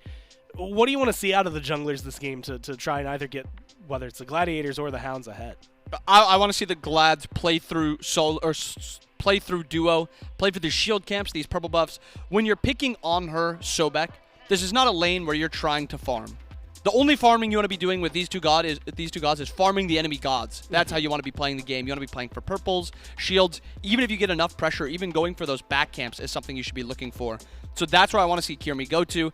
And then on the other side, I want Oathhh to be able to play back towards that duo side to kind of take some pressure off. There's good clear on the side of the Hounds. Olo has probably the best clear in the game, bar Izanami maybe. Yeah. So there's clear over there. The problem just comes down to, can we fight this lane? Not really. So I want to see both playing towards that side, Oathhh to kind of take off some pressure, and Kyrmi applying some pressure. It's actually one that I'm really excited for, because if you're looking at the balance of Sobek on her, like how well that can go and how devastating it can go at the same time, it does feel like one thing that we have talked about and seen, Olorun. Hey, he's got no beads, he's got no ult, cool. That guy is just dead killable. He is the easiest guy to take down at that point. And so do you see, with a Sobek pluck, how important not only are beads to hold on to for Stu, but like how does he play around all that? That's a lot of pressure. If Kyrmi's showing up over there, how do you deal with it? Yeah, I mean, it's a lot of pressure because there's also on her potential to steal relics, Sobek potential, Daji potential to steal his beads. So it's a risky, and I would expect Neil to kind of sit on this side of the map. I expect duo to be a duo through 15 minutes minimum because they both want to play through this lane. But it's really on Stu to be positioning well enough to be able to not die and not lose those relics. Because if he's using relics, as you said, he will be dying. Well, we'll find out. Is the pressure going to be through duo? And will the Glads tie things up? Only way to go is to go down to the casters in Game 2. Thank you so much, Gormizer and Inbound on the desk. We've got game number 2, Hounds versus the Gladiators. The Hounds up 1-0. They bring this new set of gods in, a new take on the composition here. You've got Frog, you've got Mifflin, you've got Doug, of course, taking us through the battleground. What was that? You got something you want to talk about? I was motioning to Gormizer to let him know we were having a tech issue. Oh. Yeah. Got it. No, I thought you were interested in maybe the compositions. I'm interested personally in the Sobek top 2 for Awesome Jake, because I feel like not too long ago that pick was something that we were questioning being picked at all, and now top 2 for Awesome Jake. Yeah, I mean, Sobek is a really good disruption pick. I feel like it fits Jake's playstyle. Jake is one of the more selfish support players in the league, likes to soak up a lot of farms. So as far as gods go that are willing to leverage that farm, I think Sobek finds himself in that discussion. Leverages that tankiness very well, can jump into that backline, disrupt maybe some of the channeled abilities on the side of the Eldritch Hounds, make it a little bit more difficult for Stuart to exist, even through Sanctified Field. So whether or not it's top pick worthy, I'm not exactly there just yet, but whether or not it's pick worthy, I think so. And with the Gilded Gladiators, I think trying to hold off a little bit on their own composition, see what more the Eldritch Hounds were getting, pick up some counter selections themselves. It makes sense to me to some extent. And it brings them a lot of pressure over here into this duel lane. You heard Bobby talking about it on the desk. This Sobek Anhur combination. Maybe some danger when you think about, the Sobek, obviously the tale as old as time. You pluck in and you get beads, and now you're just stuck in the enemy backline. But this duel lane, first couple of minutes, especially with the supports sticking around as long as they do, one of the oldest kill lanes maybe in the history of SMITE. Yeah, pluck into Impale. Essentially a death sentence once you tick over to level 5 and Desert Fury becomes available. I would imagine, and the Death does a great job highlighting this, that if the Gilded Gladiators can play through the duel lane a bit, get it over-aggressive, perhaps control some of that neutral farm, Jake might be dead. Yeah, he is off the mark on the pluck, and you see the Sobek getting punished. That is first blood for the Hounds. That's tough stuff. So, there's more nuance to hit pluck stuck in the back line. It's miss pluck stuck in the back line as well. Man, that is a rough start. Everything I was about to say about playing through aggression and like forcing a fight onto Stuart if you hit 5 first, that was the idea I was going for the Gilded Gladiators. It is now completely out the window, barring a miracle lane save, some jaws of life from Kyrmi to pull out that duel lane. That's not to say that the Gilded Gladiators won't have another opportunity to fight back, but their guaranteed power spike that would have come had they just pressured wave and looked for neutral farm is gone now. Fortunately, though, Snoopy gets to solo out some waves, so it's really mostly just Jake suffering. Gets a little bit of farm for the Anhur, and Jake does indeed fall for first blood. Action on the right-hand side of the map as well as Kyrmi and Cxnnahh trying to do some invading here. A great jump from Oathhh will prevent that teleport coming through from Kyrmi. And once again, this is focused towards the solo lane as the blue buffs are a little bit close to spawning. Thought Kyrmi might stick around, but maybe doesn't want to try and put the pressure on this blue buff, because if Oathhh comes back, I'm not sure that's a fight they want to take. Yeah, but Oathhh has a really hard time. Wow. Jake taking a lot of damage there. The Hounds in general actually have a very difficult time taking fights on the solo side of the map. Cxnnahh will have stun pretty consistently against both Oathhh and Ducky. Pretty difficult to avoid that happening as NeilMah pulled back, but NeilMah's pretty healthy, not fighting in a wave, and will have leap pretty shortly too. Frenzy got popped. Will allow Snoopy to pull the purple buff under his own tower.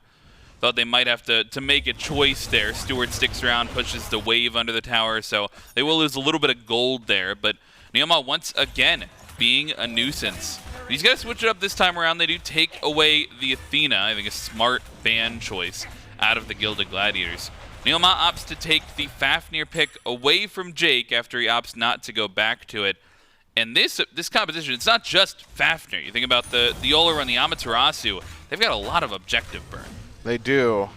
Plenty of... I mean, Fafnir is just so good at it in general that I'm starting to reach the point now where I think Fafnir is the key, and it doesn't even necessarily matter how many auto-attackers you have on your side, but there are plenty on the side of the Eldritch Hounds to make short work of Gold Fury, Pyromancer, even Fire Giant once we reach that portion of the game. More concerning, I think, is when does Kyrmi start to get involved? Who's burning the beads on Stu? Previously, I would have said it's just going to be Jake going for that pluck consistently, but it hasn't exactly been the case just yet for the most part. has been using that pluck up against NeilMah. If Stu's beads go down at any point in this lane, Kyrmi needs to rotate over, play through the duo. Bobby highlighted it very well on the desk. This is one of the strongest points of this composition with the Gilded Gladiators is the next 10 or so minutes and on the left side of the map. So you got to find some of those opportunities. If Kyrmi has to rotate through twice and hit him with the ultimate himself twice, that's one way. Ducky pretty far up, forced to dash away, but Kyrmi has the damage to follow, down to 25% HP, and the Palau still available if you want to try and force the ultimate from Ducky, but it's like they'll just be playing he needs to hit the last one, and will do so. Kyrmi finds the first answer back, and the Gladiators on the board. Great patience from Kyrmi there. If he goes through Palau on first rotation of abilities, that is a completely washed engagement. Instead, sticks around and says, look, Palau's great for CC. It also does damage. Secures the kill onto Ducky, who overstays in that soul lane, trying to re-engage, perhaps concerned about his own blue buff, but that's one of the concerns I think the Eldritch Hounds are going to continue to have. Strength in the dual lane for sure for the Gilded Gladiators, but counter matchup for Cxnnahh means that Oathhh unlikely to continue rotating over to the right-hand side. The Gladiators once again go back to this op wash, which I was not as high on in game number 1, but I also feel that a lot of that pressure was coming through this Athena that is now no longer there. Let's take a look back at that, though, as NeilMah, he's actually the one starting this engagement on the left-hand side. Purple buff being contested, and Oathhh in the vicinity as well. Essentially just trying to make space for the Camazotz to try and secure it, and they will do so even through the ultimate from Snoopy. They find a little bit of pressure on that duo side. They do. Eldritch Hounds. I mean, it's an adaptation of game plan, I think. Looking at compositions, the Hounds likely say, look, dual lane, not exactly where we want to play. Just let Stu farm up. But because of that first blood fumble from Awesome Jake, now it's Stu with a lot of the advantage. NeilMah is feeling very tanky right now. And we've seen Oathhh start to put a little bit more emphasis on that side of the map, allowing Stu to pull even further ahead. Zoning there from NeilMah should get Kyrmi out. It's close. Shield buff is confirmed there by the Eldritch Hounds, so even more farm starting to go to the left-hand side. Bailout for the Gilded Gladiators that Cxnnah's doing relatively well in his lane. Has hit a pretty significant power spike at that. Breastplate of Valor essentially makes it so that Ducky will just about never look for that 1v1. That's interesting. I mean, a little bit of poke. It'll get you the totem. Was it necessary? No. Look cool, though. Didn't even get him the totem. Oh, no, it did. Didn't fall off the map. He still has to do a little bit more damage to it, as it turns out. I think this one may be a little bit worrying for me, though, because, you know, game number 1, Cxnnahh also found himself a level ahead, and it was Stuart with his level lead that felt a little bit more like a driving factor in that game number 1. So I wonder if they try and adapt to that, maybe get Cxnnahh involved a little bit early, or maybe in this mid-game portion is where they try to shut down Stu, because I certainly doesn't feel good to be fighting into an Olorun from ahead. Yeah, it's pretty difficult for Cxnnahh to make that rotation, though. As elected to pick up beads in first slot, so no teleport won't be quite as fast as Amaterasu on map. So I think best use of time for Cxnnahh is farm up as much as possible on the right-hand side, keep those waves in Ducky's tower, deny as much farm as possible there, perhaps look towards this blue buff invade. One of the benefits of low cooldown, he's just able to spam that ultimate, takes away the blue once more, and control the lane in that regard. You're never going to match the rotation presence of an Amaterasu, so you can do whatever you can to mitigate it. And the best way to do that is pressure. More pressure here for the Hounds as this purple buff spawning in just a couple of seconds. NeilMah and Oathhh around the corner, and Stuart, he's just going to keep on farming. On that left-hand side, blink in from Oathhh and damage onto Snoopy, but it's the Camazotz forced into the bat out of hell. And now a 3 versus 3 is the Sanctified Field still waiting for that full committal. And this might be it. Dragon form and Palau as well. Trying to pull back Stu, but a well-timed beads keeps him out of the engagement. And Jangaru not in time for the rotation over. I don't even think they're successful in defending the purple. I wonder if Stu considers just not even using the beads there.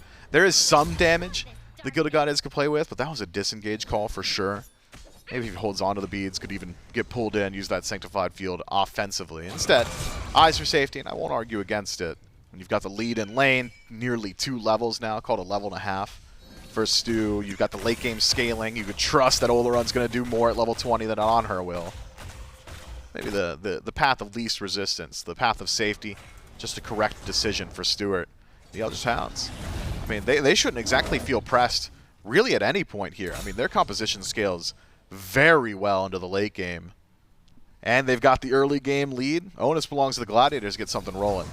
And Mount said on the desk, both of these comps feel like they scale decently well. Maybe both of these teams satisfied with going late. I mean, if we come to that point, if we get to a later mid game or full-on late game point fire giant fight, I mean, who are you favoring? It's hard to say. I mean, both compositions are good in the late game, but taking teams into account and team history, it feels like the Eldritch Hounds have had a little bit more success past that 30-minute mark than the Gilded Gladiators have, thanks to maybe some of that veteran leadership from NeilMah. Stuart joining this team, Ducky as well, has been a very vocal player out of the Soul lane. So I would probably favor the Eldritch Hounds. Generally, when compositions are this evenly matched in the late game, I talk about ease of initiation. The Gilded Gladiators might actually have that, depending on the performance we see from Kyrmi going forward. That Powwow hasn't exactly been utilized to its full effectiveness just yet. It seems like it won't be for a little while. Kyrmi forced back to base here. Gotta be concerned now. Eldritch Hounds might be willing to pull that Gold Fury. 4 members here on the left-hand side. It's around the purple buff spawn, but it's also around the Gold Fury. Beacon as well in just 60 seconds, so a lot to be gained here. Goodness. Continuing this fight. BennyQ with a lot of damage onto Jangaru. Has to back off, but gets the ultimate out of the enemy mid laner. And look at Oathhh over the wall here. Half HP on that tier 1 tower and around the Gold Fury as well. Have to imagine the Eldritch Hounds continue to force their hand on this left side of the map, because I don't think Ducky is perturbed to be a level down at all. He's fallen once to that early gank, but he's just farming up over there. Meanwhile, a 3-level lead has materialized for Stuart. Yeah, Stu's been put in a very good position very early on. I don't imagine anything tips that scale anytime soon. Beads and Aegis now available. I don't believe we've seen the Sanctified Fields used just yet either. And so, the Gilded Gladiators are going to have to find an answer to that Olorun sooner rather than later.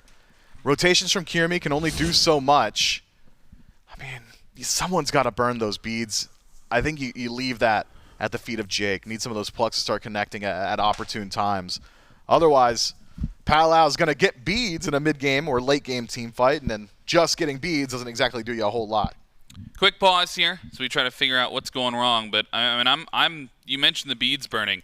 The Powwow's a big one, and Kyrmi certainly has been involved this early game. I almost feel like it's a little bit of a mental boom for Jake off of missing that first pluck, because we second pick this Sobek, top 2 for the Gilded Gladiators, and it feels like it's there to get some pressure. And he just has not looked for any of that aggression, it feels like. I haven't seen him try to pluck a high-value target since that early miss. Yeah, but knowing Jake as a player, I'm not sure that he's capable of being mentally crushed. I just don't see that in him. I mean, looking at the cams right now, he does not exactly look very happy, but seems to me to be the type of player that's always going to play for himself, going to play his own game, very aggressive. I've seen the pluck attempts. Generally has hit NeilMah for the most part, but I think that's more so to do with NeilMah's positioning and how much space he's been creating himself, that Jake feels the need to pluck him out of space. So it's hard to say. I agree, though. Jake does need to find a little bit more of those priority targets. Some pressure here. And as we round out towards that 12-minute mark, we'll take a look at the gold. A small lead for the Eldritch Hounds, but nothing to write home about.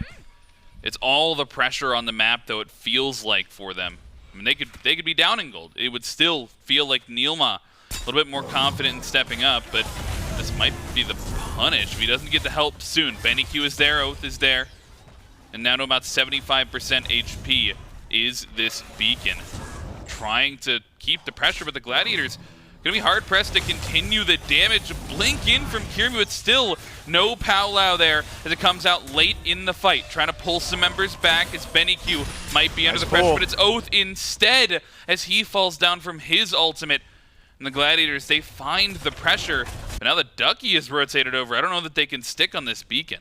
Yeah, Gilded Gladiators have to make a decision. They're relatively healthy and have a lot of resources still available. Jangaru, having that ultimate, could just be the difference maker. Instead, it's a reset fully back to neutral for both teams. Ducky returns back to that right lane. Cxnnahh does the exact same. Nice little skirmish there for the Gladiators, but it does start to reveal maybe some of the issues that the Gladiators will run into in some of these later team fights. So I'm looking at the relics for the Eldritch Hounds, and for the most part, they've still got them. Just about every single one of them. Beads lost for Stuart, so rotation there from Kyrmi, a clear target. But otherwise, we saw Oathhh pulled back in. He just leaps out. Didn't even have the beads at that point. We'll have it for next team fight. Doesn't fall down. Benny makes it through the entirety of the engagement too. Someone's got to force something. Dash in onto Ducky, and low is the health bar. They find another pick onto this Amaterasu, just farming up over there. And a pick for the Soul Laner might be the window for the Hounds on the left side of the map. Gold Fury picked up and just as quickly dropped away as they realized the Gladiators, they're ready for it. Jangaru playing pretty far up there, just scouting out the rotation from the Eldritch Hounds, checking whether or not they're sticking to that objective or coming to the Pyromancer. Headed to the Pyromancer was NeilMah, but a little too late. And so the Gilded Gladiators net themselves a neutral objective. Runic Bomb in pocket of Kyrmi, who's had himself a good game. 100% kill participation and acquisition for the jungler of the Gilded Gladiators. Ducky might be the difference maker here, though. Uses the teleport, pulls out that gold. He's rotated over, Frenzy gets popped, and the Gladiators doesn't feel like they have any idea that that one's going down. Maybe some idea, there's a ward in the pit there, but have to let it go. And it will be that neutral objective falling in favor of the Hounds. As similar to game number 1, we find those early neutral trades. A Pyromancer for the Gladiators, and that bomb in the pocket of Kyrmi there. But the ultimate was popped from NeilMah. Thought it might be used for a little bit of pressure there in the mid lane. Instead, Kyrmi is the one finding pressure, and Ducky is the target once again.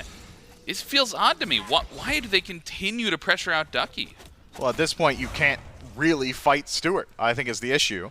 You don't want to play on the left side of the map. Snoopy's 2 levels down. Stu's got one of his relics and ultimate still available and has hit significant power spikes with Telkind's Typhons and now Demonic.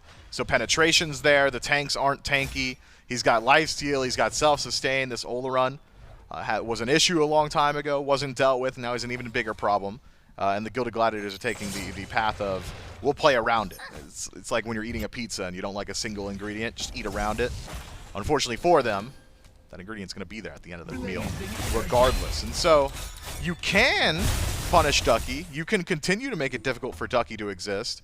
But the left side of the map is certainly worth more. It's just more farm there. And so if the Eldritch Hounds continue to win out there, even with the Gilded Gladiators taking fights on right or taking blue buffs or controlling Pyromancer, so long as the Hounds have pressure on left, they'll always slowly be pulling ahead. Pressure from Oathhh onto Snoopy, and he is forced to play back all the way under his tier 2, as is Ducky, who, I mean, this is such a force from the Gladiators. If they were to take this engagement, Ducky has sniffed it out. He is like, yeah, dive me if you want. I dare you to do it under the tier 2 tower, and the Gladiators unwilling to do so. But look at this rotation. High traveling from BennyQ and NeilMah. They're going to try and catch the Gladiators as they're leaving this side of the jungle. Jangaru and Cxnnahh find the safety under the tier 1 tower, and Awesome Jake on the rotation over. They were trying to catch him out, but just unable to punish. Really good usage of the slow sigil there from Jangaru. Stops any chase potentially the Eldritch Hounds may have had. You don't often get to see the full value of that sigil from Morgan Le Fay, but Jangaru clearly using it well. All the while, though, the Eldritch Hounds do corral the Gilded Gladiators over to that top right-hand side of the map, rotate themselves back towards mid, and grab a free tier 1. I'm taking a look at these support builds as we're rounding things out. No Shoguns for the Fafnir, instead opting for that Talisman of Energy and the Shoguns onto Awesome Jake instead. Do you think that provides a little bit more aggression, or what's the driving force behind the Talisman? A little bit of movement speed. It's very high survivability. Good HP stack. Just makes you really tanky. And looking at the major threats of the Gilded Gladiators, the only ones that are going to consistently deal massive damage to NeilMah are the mages. Kyrmi under some pressure here in the mid lane. As the next beacon spawns, it's the Eldritch Hounds who start with the pressure, but a 4 versus 3 here. If the Gladiators wanted to step up, I think they might be able to, but health bar is maybe a little bit too low. And the backs come off, I think, in time for these neutral objectives. Pyromancer in just a couple of seconds. Gold Fury 30 seconds away. And certainly the focus from both of these squads, as we could start to see these 4v4s, these 5v5s. Soul Laners now getting involved. This might be the start of these mid-lane engagements. Cxnnahh is trapped in his own ultimate, forced to use both of the relics, but Oathhh finds the pick early on. Kyrmi into the powwow, looking to pull a couple back, and will get down to Oathhh, but a good beads prevents the pull, and Awesome Jake is too far forward. It will be a 2 for 1, or 2 for 0 rather, as the Hounds find some picks. Cxnnahh way too far up there, just trying to poke out. It seemed to me that the Gilded Gladiators were willing to do a pyro for gold trade, but the Eldritch Hounds take notice of timer, say, well, these objectives aren't exactly synced up. Pyromancer spawns a good 20 seconds before Gold Fury does. We'll have time to take the fight there, and then should it go well, grab that, and then maybe rotate over towards left. Fast timer here for the Gilded Gladiators. I'm keeping my eyes on Benny. Jangaru, that should be enough to stop the rotation, maybe even kill him. My goodness, get the damage there. They stole it. Stole it away. Ducky gets in there, and Jangaru tries to find the kill and will not be successful, gets punished instead. They find the punish onto Ducky on the back half, but a 1 for 1, and the Hounds steal away the Gold Fury. Jangaru just not enough damage to deal with Benny. Tiamat just a little too tanky. An unfortunate fumble for the Gilded Gladiators. Not only do they drop their kill onto Benny, but they also lose out on that objective. Great steal from NeilMah there, getting involved in the Gold Fury pit. Look, the Eldritch Hounds, they have certainly controlled the neutral objective fights. The macro has been them all the way. PvP's been a little bit more back and forth. This could be a fumble again from the Gilded Gladiators. Half HP onto the Fire Giant. Frenzy pop. This will be up the good. middle. Has to be a coin flip as NeilMah is the only one who could find the steal, and he does not. Gladiators destroy the Fire Giant, and looking for some damage after the fact as NeilMah is forced to disengage, and he won't get far enough away. The powwow is there for Kyrmi, but it's Oathhh and BennyQ waiting for him on the fall as Cxnnahh is there in the front line. Sanctified Field gets dropped, and Awesome Jake sent to the gray screen. Ducky continuing the push forward, and Cxnnahh may join him there if they can find the damage, and they do. A little bit of a trade back though, and the Gladiators, they find 2 and punish. Snoopy gets taken down, a 3 for 3 across the board. Jangaru still chasing down BennyQ. Stu's resustained, and he's walking up slowly. Needs to be careful, though. Kyrmi could just cut him in half. Jangaru dropped low. Benny, a great target for Kyrmi. Looking for the chase and will find it onto the mid laner. A 4-kill change there for the Gladiators as they take down the members of the Hounds, and they get themselves the Fire Giant. But the Gilded Gladiators may have net Fire Giant, but it's only on 2 members. Kyrmi and Jangaru will maintain the buff. That is a dangerous call. I actually think I like it from the Gilded Gladiators. They trade out some kills, get a little bit of farm in their pockets, but most importantly, deny the opportunity of Fire Giant to the Eldritch Hounds. The Hounds were in such solid control up until that point. The last 5 minutes have been such a clean sequence for them that I think it is likely, and probably on the mind of the Gilded Gladiators, that at this pace we're going to lose that objective. So coin toss it, keep the game alive. It essentially buys you another 5 minutes. That's good stuff. And with Fire Giant on too, you might be able to make something happen. And these coin tosses, they're weighted, it feels like, or at least Gladiators happy to take them weighted. They've got the Frenzy, they drop the ultimate from Oathhh, and they're just willing to try and take those full committal engagements. They did on the Gold Fury, of course they lose that to Ducky, but they are willing to try again, and they get it onto the Fire Giant. If I'm the Hounds, I'm not too concerned. That fight still feels very even to me. You only have 2 members left with Fire Giant, but and one thing I am making 100% sure of is that I've got ward coverage out on the map. I do not want to be caught away from the objective when the Gladiators pick it up again. Yeah, or I'm not even sure the Gladiators would be in a position where they could just pull the objective. It's more so a response to the positioning of the Hounds. The Hounds were on reset. The only one there to defend the Fire Giant was NeilMah, so of course weighted in favor of the Gladiators, but team fights and gold need to be evaluated as we get closer to that respawn. I wouldn't be surprised if it's the Eldritch Hounds trying to establish defensive positioning around the Fire Giant pit. That's one of the primary strengths of Olorun. If you're in the pit, it's so much more difficult to fight into a Sanctified Fields to take space back than it is to take space with it. That's the first time we've really seen Stu involved in a fight as he gets the rotation over. And he does drop the Sanctified Field almost like against that left wall of the Fire Giant, but after he melts Jake down, felt like he wasn't as on the W key as the rest of his team. Even as BennyQ was pushing up, I thought they might try to force the 2v2, but Stu a little bit unwilling to do so despite the lead that he has. Yeah, he was down to 5% HP, so makes sense to me that he doesn't want to stick around too long. Resustains a bit off those camps, utilizes some of the healing in kit as well. When there is a Daji on the other side, you got to be worried about that Trickster Spirit. Just immediate gap close. You haven't exactly got an answer for it, considering his relics, Stuart's relics, excuse me, were both down at that point. So falls back, resustains on Cant, gets about 20 to 30% HP, and then re-engages trying to help out with Benny. But at that point, Benny had essentially sealed his fate by leaping in aggressively.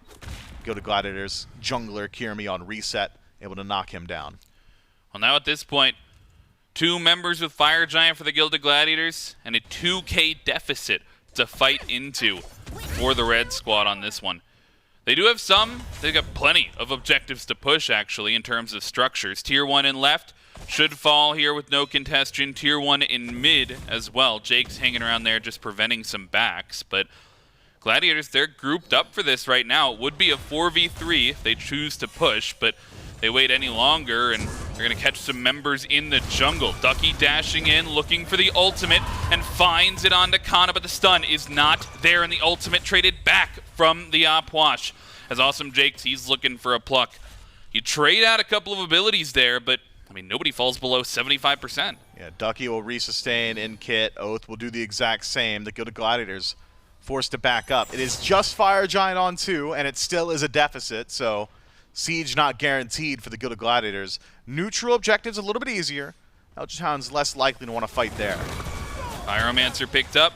NeilMah in the vicinity, as is Oathhh. They'll look for the steal. They won't find it, though. Gladiators take the Pyromancer, and they'll find the Runic Bomb in the pocket of Kana. But now the question, not necessarily around objectives, this beacon spawning. It's right around this mid lane. It's the Gladiators trying to find a way in onto the fight. I'm looking for the pluck from Awesome Jake, and it's the stunning Kyrmi actually onto the back, isolates BennyQ in this mid lane. Maybe trapped in by Oathhh, though. Has to land in a careful spot from the powwow as 5 members grouped for the Gilded Gladiators, and the Hounds maybe catch Jake a little bit away from the squad, gets slowed down, and Sanctified Field doesn't catch anybody. The pressure's still there for the Hounds, but nobody has fallen. Kyrmi too low HP to stick around. And the Eldritch Hounds seem to think they've got enough pressure here to just go for the gold for you proper. Keep your eyes on Jake. Uses the pluck for gap close. He's just dead, right? Shredded down, just barely. What? Makes it out a second, but Ducky gets traded out for it. Snoopy finds his hole in her a little bit far up, and it's a 1-for-1 for these tanks. Now the Gladiators force the Hounds back from the Gold Fury. NeilMah de-transforms, and with every ultimate off the board, seems like that'll slow down things for now. Jake gets bailed out by Ducky there. A good trade. Perhaps just baiting him forward. A calculated decision from the 408 nets the Gilded Gladiators a Gold Fury.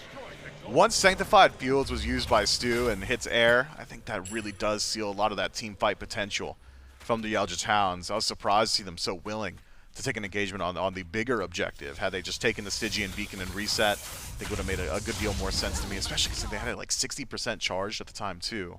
Instead, it's the Gilded Gladiators who find the 1-for-1, a higher value one for them, the neutral objective in Gold Fury, and get to fall back to the Beacon. So a massive swing for the Gilded team. That said, 1,000 gold, 25 minutes in. Not exactly a gold lead though. Fire Giant on the mend. We're right back to even. Spawn back up. Not really close to EFG at this point. Still 5 minutes away from that one. But I'm sure we'll see a fight before then. It's Awesome Jake finds the pluck in a NeilMah, but the wall prevents him from being delivered to the Gladiators. And this 5-man grouping almost feels like we've seen these teams deathballing for the last 3 minutes, just constantly grouped together, looking as to where to find these engagements. And my eyes have been on Jake to make a pluck, but Kyrmi's been huge as well the last couple of fights, trying to isolate these squishy targets. Yeah, but Kyrmi's been going in almost entirely on his own, and even in finding just Benny, does isolate him, but doesn't force anything. Awesome Jake knocked down, but able to pluck Ducky back. Look for the ultimate here. It'll stun Jangaru, force him into the ultimate, and Oathhh batted to hell in the back line as Kyrmi gets caught alone in the front line. He dives alone, and he dies alone. Snoopy, he dies with his team, but it still won't make a difference as Oathhh grabs the second of the fight. The Eldritch Hounds win the team fight in the mid lane. They take down 2. They've got their Titan pushing forward. Yeah, Kyrmi is just forced to overextend himself to find the priority targets. The Eldritch Hounds playing it very slow. Jake lands a nice pluck, but not enough damage behind the Gladiators. A lot of the damage coming from Kyrmi. Maybe had he been there with the rest of his team, could have hit pay dirt on his target. Instead, Oathhh separates the fight himself, gets in that back line, gets into bat out of hell, says, look, I'm off the playfield. I'm buying at least 5 seconds regardless. Finds his kill. Now it's Snoopy and Kyrmi, 10 seconds of the grayscale. Gilded Gladiators 3-man core, got a lot of work to do. Fire Giant being charged there is Ducky. He's ulting onto the front line, just making space for the rest of his squad. And it's down so low, the ultimate drop, though. Kana looking for the steal, and the Gilded Gladiators take it away. They'll find the Fire Giant, but after the fact, they lose Jangaru. They might lose their tanks as well. Awesome Jake in the front line still has to find his way towards safety, but the low health bars on both sides, and it's a disengage for the Hounds. Somehow an even better Fire Giant for the Gilded Gladiators the second time around. Fire Giant now on all 4, and the ADC being one of the 4 means that you can knock down the remaining structures with ease. Eldritch Hounds got to lick their wounds. So upset with themselves considering how difficult it is for the Gilded Gladiators to fight into that territory. I think the Hounds essentially split the uprights. I saw 2 members looking for the fight, trying to force out Kana, perhaps hunting down Jangaru, and then a few members continue their DPS on the objective. You're really not going to out-confirm Corpse Explosion. I just don't see that being the case for the Eldritch Hounds. So had they just made the all-in decision of, hey, let's chase them. There's only 3 here. We're 5 strong. Let's try and desync some of these deaths. Then we can fall back to the objective. Things would have looked a little bit better. But hindsight's 20/20. We got to evaluate the current state of things. The Gilded Gladiators, for the first time this game, I think, in a very solid control spot. Knock down the remaining tier 2s, fall back to the Gold Fury. That's a significant enough gold lead that I'd say worthwhile. Just go ahead and play passive, wait for the next round of fire after. 4 strong with this Fire Giant buff around the waist, and plenty of objectives still to be taken. Primal Fury now up, should fall for the Gilded Gladiators. They're heading over towards that now, and all 3 tier 2 towers still up on the map if they want to look for that global gold. I mean, do you think they use this just to try and pick off those towers, expand their gold lead, or do you think they're going to try and go down a lane, push a Phoenix? It depends on whether or not they find a pick. Decision belongs to the Eldritch Hounds. If someone dies, then yeah, you could probably look for a Phoenix or something along those lines. You've got pretty decent siege potential here on the side of the Gilded Gladiators. Space control, of course, by Snoopy. The desk talks about how good Pillar is in these structure fights. I tend to agree. We'll have to see. Hounds, though, not so far behind that they can't defend. These waves, about midway through, may look for a push on either of these splits. 3 men on the left side, 2 in the mid lane as Ducky gets poked down a little bit, but only 1 minion left. And this defense not bad for the Eldritch Hounds. If they just focus on clearing out these waves, they're going to be able to delay this for quite a while as they've poked down both carries of the Glads to about half. Yeah, we'll be able to resustain a bit now. Jangaru does not have Fire Giant, so won't be benefiting from that passive HP 5 and does not have Lifesteal in build. So this is the HP he's going to be playing with going forward. This is much better. 5 stack in mid, knock down the tower. Tower down, Ducky may fall as well if they chase it through, and he is low. Jangaru finds the ultimate onto the Soul Laner, and now a man advantage will burn the beads off of Stuart for the Palau as well. BennyQ, they pull him back. The Aegis gets used, but it won't be enough to keep him alive. The Phoenix falls down, and Kyrmi does as well, but it's still the Glads who come away with the objective, maybe on the re-engage though. Oh, looking for a little bit of damage into the batter to hell, but NeilMah has bitten off a little bit more than he can chew. Will fall late in the fight, and now a 4 versus 2. Oathh has to make it back to the base, but it's the damage. It has to be there for the Gladiators. If they're going to commit, they have to go all in, and they don't. The damage there comes through. They take down 2. Stuart, the only one left, but with only 2 members for the Glads, they can't continue. Wishful thinking there from the Gilded Gladiators. Those protections and HP from the 2 remaining tier 2s on the Eldritch Hounds makes that so difficult. Stu, a lot of damage to play with from downtown. Does it very well there. Undying so far on this Olorun. Still had the Aegis too, so had the Gilded Gladiators even decided to dive onto him, likely would not have hit pay dirt. Does at least not find a few more kills. That's decent. Finding a kill onto Oathh, getting that shutdown bounty. We'll put a good deal of gold, really, in the pocket of Snoopy. And the Gilded Gladiators are successful in breaking the base. So I had thought only tier 2 towers and a gold fury instead. 2 tier 2s still up, but a Phoenix, I think it's a worthwhile trade. Pyromancer down for the Gladiators as they maintain their pressure, maintain their lead. They've catapulted it out to about 6,000 here with those picks, with those structures that they find in the mid lane.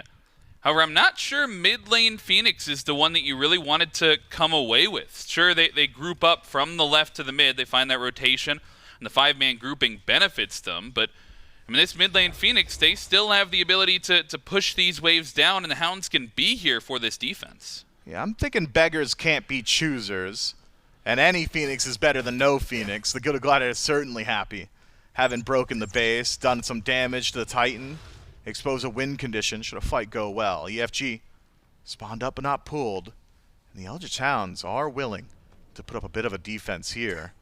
I'm keeping my eyes on Stu in particular. No beads for 30 seconds could be an opportunity for the Gladiators if they're on the ball with those timers. Good defensive wall, though, set up. Oathh spotting out mid. We'll realize that Kyrmi's here just momentarily. Both teams posturing, postulating, thinking about how they're going to find their pressure. Blink in from Kyrmi. He wants the 1v1 and forces the ultimate out of Oathh. Blink for Batter to Hell, and the Gladiators, they're grouped up for this. Let's go to a listening as they look for the Fire Giant. Yeah, we look to get on them. It's like Fafnir's walking at me. You guys have to talk about the fighter. I missed my block. It's like pretty low though. I'm tanking now. Just drop it. We can look for Alma. We have to kind of. There's another sentry here. Camera's around that side, by the way. Alma's pretty focused. Almost low. They're really low. Can we pull and then look for it again or no? Alma can TP potentially. Their tanks are like right here. I can tank. Okay, yeah, you I'm want gonna to tank? tank. We can yeah, man. Fafnir missed hammer. I can block Fafnir. I'll block Fafnir. I'm very poked. Wow, this is. Kyrmi's going on? Camera's one. Fuck. I got him. Okay, we can play fire. Wait. Listen. Play around there. I'm gonna force somebody to back, okay? And then you guys play fire when it's 4v3. I'm gonna reset.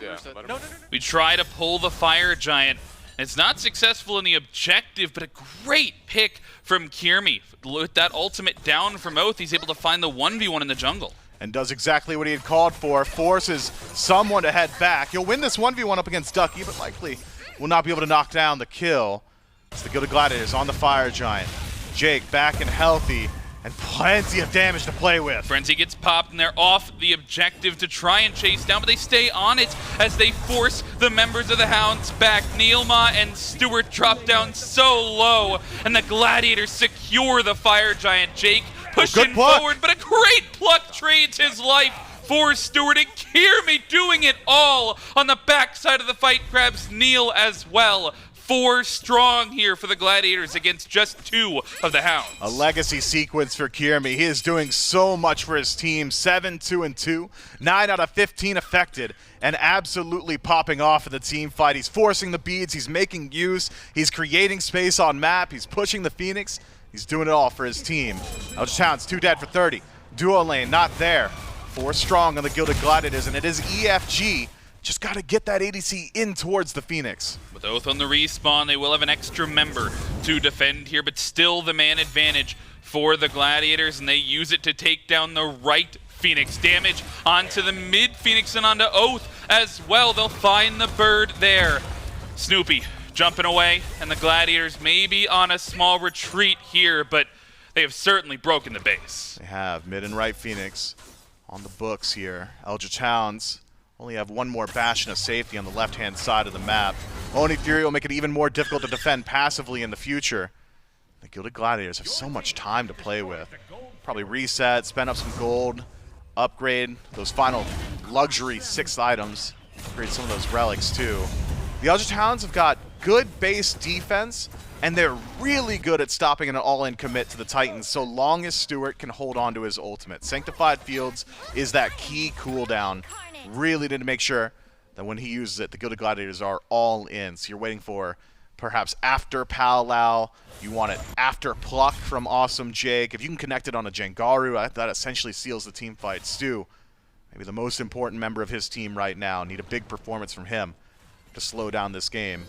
Gilded Gladiators slowly starting to meander towards that left-hand side of the map. Tier 2, foregone conclusion. I don't imagine we see any defense from the Hounds there. On Phoenix, at least try and burn through some of the resources of the Gladiators, but you gotta be safe. Keep those beads available. Still have his back in about 2 seconds. EFG for about 2 minutes here. It's going to be a couple waves, but I think they want to push with this Oni wave. You've got an Oni fire wave in mid, and you got to be clearing it out if you're Ducky on the right-hand side. That'll be the man advantage here as they push in, and Frenzy gets popped from both sides. Oathh in on the ultimate. Snoopy forced to jump away, but the damage, and Kyrmi is in on the backside of the fight. Won't get up into the powwow. He just isn't able to get anybody. Cxnnahh finally finds Oathh, but 3 members of the Gladiators fall, and the Hounds find a beautiful defense. Oathh and Benny make up the core of the dive. You'd think it'd be Neil and Ducky. Those squishy targets do it themselves. Benny jumps right over Kyrmi, says, look, good luck in the back. I trust you guys to kill him. Stu's got the damage for it. He separates the entirety of the engagement. Now it's Cxnnahh on the chopping block. BennyQ still looking for it. He's in the mid lane. He won't even be needed as Cxnnahh will get taken down. And a huge turnaround from the Eldritch Hounds. Death timers, 30 seconds, 20 seconds here for Snoopy. I don't think that's enough time to push down and try and get a counter end going. He can get this tier 2 in mid perhaps, but I mean the Hounds, this will give them time to get those Phoenixes up and try and identify, I mean, how do they win that fight and how do they transition it to this next Fire Giant? It's just that all-in commitment prevention from the Eldritch Hounds. It's difficult for this team composition to force the engagement. They are very good at stopping a fight though. So establishing defensive positioning, very important for the Eldritch Hounds. Should they be able to get into the Fire Giant pit, control space there. The only difficulty I can see the Hounds running into in that regard is that all 3 of their Phoenixes are down. So someone is going to have to be on left. Someone's got to deal with mid. Someone's got to deal with right. If that's the case, who's standing in the Fire Giant pit? You can't just have Stuart do it on his own, or Kyrmi will legitimately one-shot him. It's a boon to the Gilded Gladiators and speaks volumes to how much they had accomplished just previously on map, that even off the back of essentially a team-wide wipe, the Eldritch Hounds can't really do a whole lot. These Phoenixes still down for the time being. You'll at least get mid and right lane up and available to be defended here. But as the Fire Giant spawns, I mean, this is going to be another EFG. My eyes still glued to Kyrmi in these fights. He's been such a playmaker, coming behind, trying to find some of these solo engagements, and it is starting off the fight that way. Stuart gets the beads burned. That's going to be all that Kyrmi wants. With the little bit of CDR he's got, I mean, he burns the beads. He's going to hold on to that for the next fight. Yeah, we'll be able to stall things out for the next few minutes. Good pluck on Neil.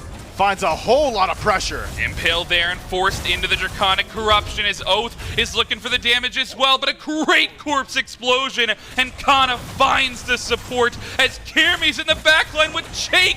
They're looking for the 2v2, but BennyQ finds the jungler on the other side. Ducky finds one in trade, but Snoopy takes him out, a 2-for-3 trade, and BennyQ is still pushing forward. The health bars are so low for the Gladiators, they have to back off. Stu, do you have the movement speed? Can you get there in time? Right side Phoenix is knocked down by the last remaining melee minion. That is tough, but unfortunately for him, well, nothing he could do about it. Should probably defend the Titan itself, though. Yeah, gotta be careful with these minions still pushing in from the left-hand side. Still wants to go and defend this Fire Giant, but I think BennyQ's the only one that's going to have a hope of being in range for this, and I mean, this would have to be a miracle steal. I don't think he wants to go in for it. His life may be a little bit too valuable, as that's where they won the last fight. They're going to hold it. They're going to try and hold it. This is great call. Decently long time, but they recognize that BennyQ, he cannot step up. So smart. They have to bring it low, but they'll get EFG. Got to be really careful here. BennyQ in the vicinity, but Gladiators, they play it perfectly. They get EFG on all 5. They do, and the siege has already been simplified just by knocking down those Phoenixes previously. That mid Phoenix is as healthy as it gets. Left Phoenix will get a little bit more HP going forward. The Gilded Gladiators need to address where they had lost the team fight previously, and I think it's the unwillingness of the front line of the Gilded Gladiators to fall back. We see Kyrmi all in on the dive. We've seen Jake all in on the dive as well. If the Eldritch Hounds answer is, I'm going to jump over you and I'm going to fight your backline, and my backline's stronger than yours, so that's just how it works, you got to be willing to fold back, deal with Benny. Stu's a great target. I understand why you want to put all your pressure on him, but Stu without Sanctified Fields, not exactly a massive threat, so long as you can still keep a couple members alive on your side. So dealing with Benny, maybe an easier task. 41 minutes in. Gold lead, all but meaningless at this point. It's just 3K power pots coming through for these two teams, and I mean, Stu has one in his pocket, so it's the Eldritch Hounds that are picking him up as well. This is a pure, even team fight, all but for that enhanced fire giant around the waist of 5 members of the Gilded Gladiators. This engagement was what went so well for the Hounds the last time around. They found the all-in, and the Gilded Gladiators, they've got to be holding on to that in the back of their memory. Yeah, just need to apply some of that poke. Kana, real good in situations like this, can utilize his own HP as a resource considering all the sustain he's got. Kyrmi locks eyes with Ducky. Ducky is not there to win that fight, he's there to slow down Kyrmi. Daji, such a massive advantage in that 1v1. The best you could hope for is Ducky to just keep that Phoenix alive, but all the while, right side, minions leaking in. They've got waves pushing into the Titan, and Frenzy popped here as the Hounds look for the re-engage. Snoopy forced away, and NeilMah into the dragon form, but Ducky, he's been caught out front and does fall to start the fight. Snoopy finds the last hit. They defend the fire minions in their base, but now a man advantage for the Glads. Oh, it still has Blink, and Jangaru's low. There's the Blink. He's found Kyrmi. Needs one more auto attack, and he's got it. Finds the kill, and that's an even fight now. BennyQ on the jump in as well, but a trade, and Oathhh gets a double in the fight. BennyQ plucked back, but it's just a full retreat now for the Gladiators. Jake will be the sacrificial lamb and at least make the space as NeilMah maybe trying to still fight. They've stuck around. They're not on the full retreat. Jangaru still stayed in range of this damage, and BennyQ gets 2 on the board. If they find Jake, this will be a deicide. He's still chasing through the jungle, but the Eldritch Hounds, whether they get Jake or not, another fantastic defense on the left-hand side. Even better this time. Didn't cost them all 3 of their birds before they were able to put it up. Great stuff from Oathhh. Ducky lives just long enough. I thought that team fight was chalked when Stuart essentially whiffs the Sanctified Fields. Simply not the case. Kyrmi, a little too far forward in the jungle. Snoopy loses the 1v1 to a no abilities Oathhh. I mean, Oathhh is just a clear MVP of that engagement. Essentially an entire 4v5 for the Eldritch Hounds. The Gilded Gladiators need to right the ship, and they got to find it somewhere. Maybe you need a little bit more sustain. Maybe you got to deal with BennyQ a little bit faster. Stu's doing a lot, don't get me wrong. And the emphasis on Stu, all good and well. But Benny's the guy getting it done now. 7, 2, and 12, 19 out of 26 affected.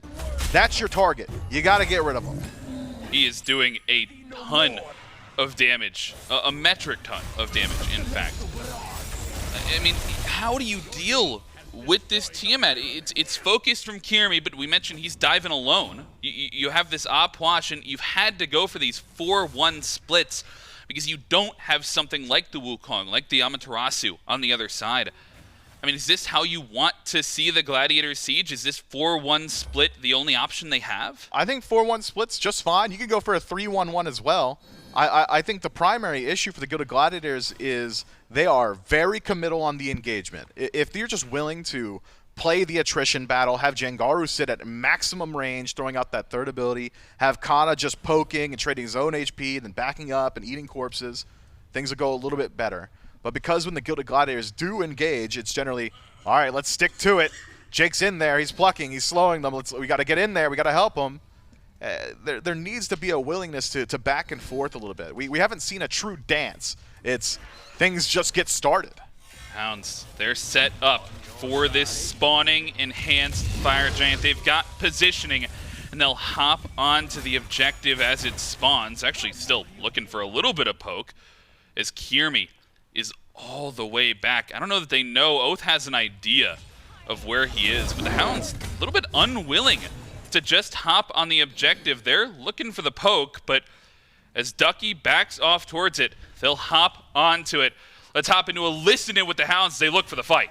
Sobek misses pluck. Can we kill it? Yeah, go. I own their back line. I'm frenzied as well. I'm in. Stu's alone. Yeah, I see Richard. I'm gonna try and keep Richard out. I'm fine. Dodgy blink. On me. Yeah, dodgy. Dodgy next. Dodgy ult. Oh. It's fine. You're still stay together if we can. I've stunned out of this. I can't really. You're far away from me. I'll push good. If Dodgy free cast, we die though. I know. We should back up. That's our jump down. We're good. A 2-for-2 fight, and nobody has the confidence to pull the fire giant quite yet. And once again, the hero is maybe Kyrmi. He gets onto the backline there. You hear it in the comms. We just lose if Daji is free casting. I mean, you're just right. The damage output is much too high from Kyrmi at this point. The targets on the Eldritch Hounds just low enough to be within that one-shot threshold. So back up, a good call to me, I think. That is another fight, though, that is won or broken even by the narrowest of margins. Oathhh misses Vampiric Bats onto a key target. If he just knocks down Jangaru a little bit faster, can fall back a little bit quicker, Oathhh survives and things go a little bit better. But instead, the Gilded Gladiators find a bit of a fight back. 15 seconds left on Snoopy's respawn.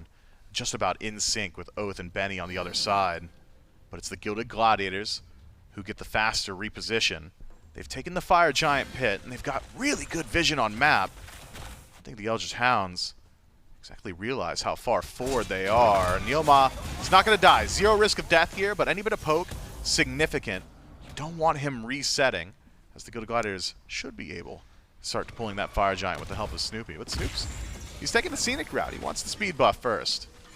If I'm the Eldritch Hounds, I almost don't want to step up again to this Fire Giant. I mean, that fight goes to 2-for-2. You've had a 3-for-3 around the Fire Giant as well, but your last two winning fights have been around this siege on the left side. Phoenix, I mean, maybe I'm playing for you know, a cheeky steal, somebody to get caught out of position. Maybe I'm looking for Kyrmi, but I'm not sure that I want to commit to a jungle fight for that reason. Oathh's already down to half. Yeah, you can't play around worst cases, though. You have to play around wins, and a win here for the Eldritch Hounds is securing the Fire Giant themselves. This is the best-looking map state they've had in a good long while. Oathhh doesn't know that Kyrmi's behind him, needs to play scared here. Will resustain quickly. Full engage there for the Gladiators. They know Kyrmi's coming, and the Powwow finds a couple. Pulling members back in is going to be the attempt, and Stu is pulled back in, but a trade thus far as Cxnnahh falls as well. Snoopy trying to stay alive, and will do so. Oathhh gets traded, and Kyrmi is on a killing spree. A triple kill in this fight. Looking for more. Jangaru finds the fourth. It's only NeilMah, and a quadra kill for Kyrmi, a rampage to end the game. And with three members still alive, the three carries for the Gilded Gladiators, they'll tie up the set. It's another team fight that is just barely won. Snoopy finally survives the dive of Oathhh, leap off the mark from Oathhh, and Snoopy knocks him down with an auto attack, and from there the team fight is sealed. The ADC doing just a little bit too much damage, but make no mistake, I think it's clear to everyone that watched that game who the MVP is. Kyrmi got too much done. Kyrmi on the Daji. I was a little bit worried when we saw it in the first half of the draft. They pick it, and you're thinking, man, they're just going to pick CC immune picks, but Stuart was forced to play so safe that entire game, so hesitant to step up, and the Sanctified Field just didn't feel like they were getting the value that they needed out of that Olorun. I don't know if it's a ban Daji thing or if it's a just focus out Kyrmi a little bit more. Well, there's a lot of nuance to it. I'm not so certain that you want to ban Daji in first phase. I mean, they absolutely could, but whether or not he's willing to go back towards it, was it a composition issue, this, that, or the other, I think hard to say. The issue with the Sanctified Field, though, I think only occurs post 15, 20 minutes once the Gladiators had more solid control of the game. Sanctified Fields is an amazing defensive tool. We saw it on every single attempted Phoenix Siege. Just drop it on your feet. You can't fight into me now. It's really good on Fire Giant as well, so long as you can get that defensive positioning. But because the Gilded Gladiators were on the forefront of every single one of those engagements, Stu was never really in a position to find a high-value ultimate. A barn burner of a game number 2, nearly 50 minutes. But the Gilded Gladiators, in the end, they take it. They push us to an even set. You're not going to want to miss game number 3.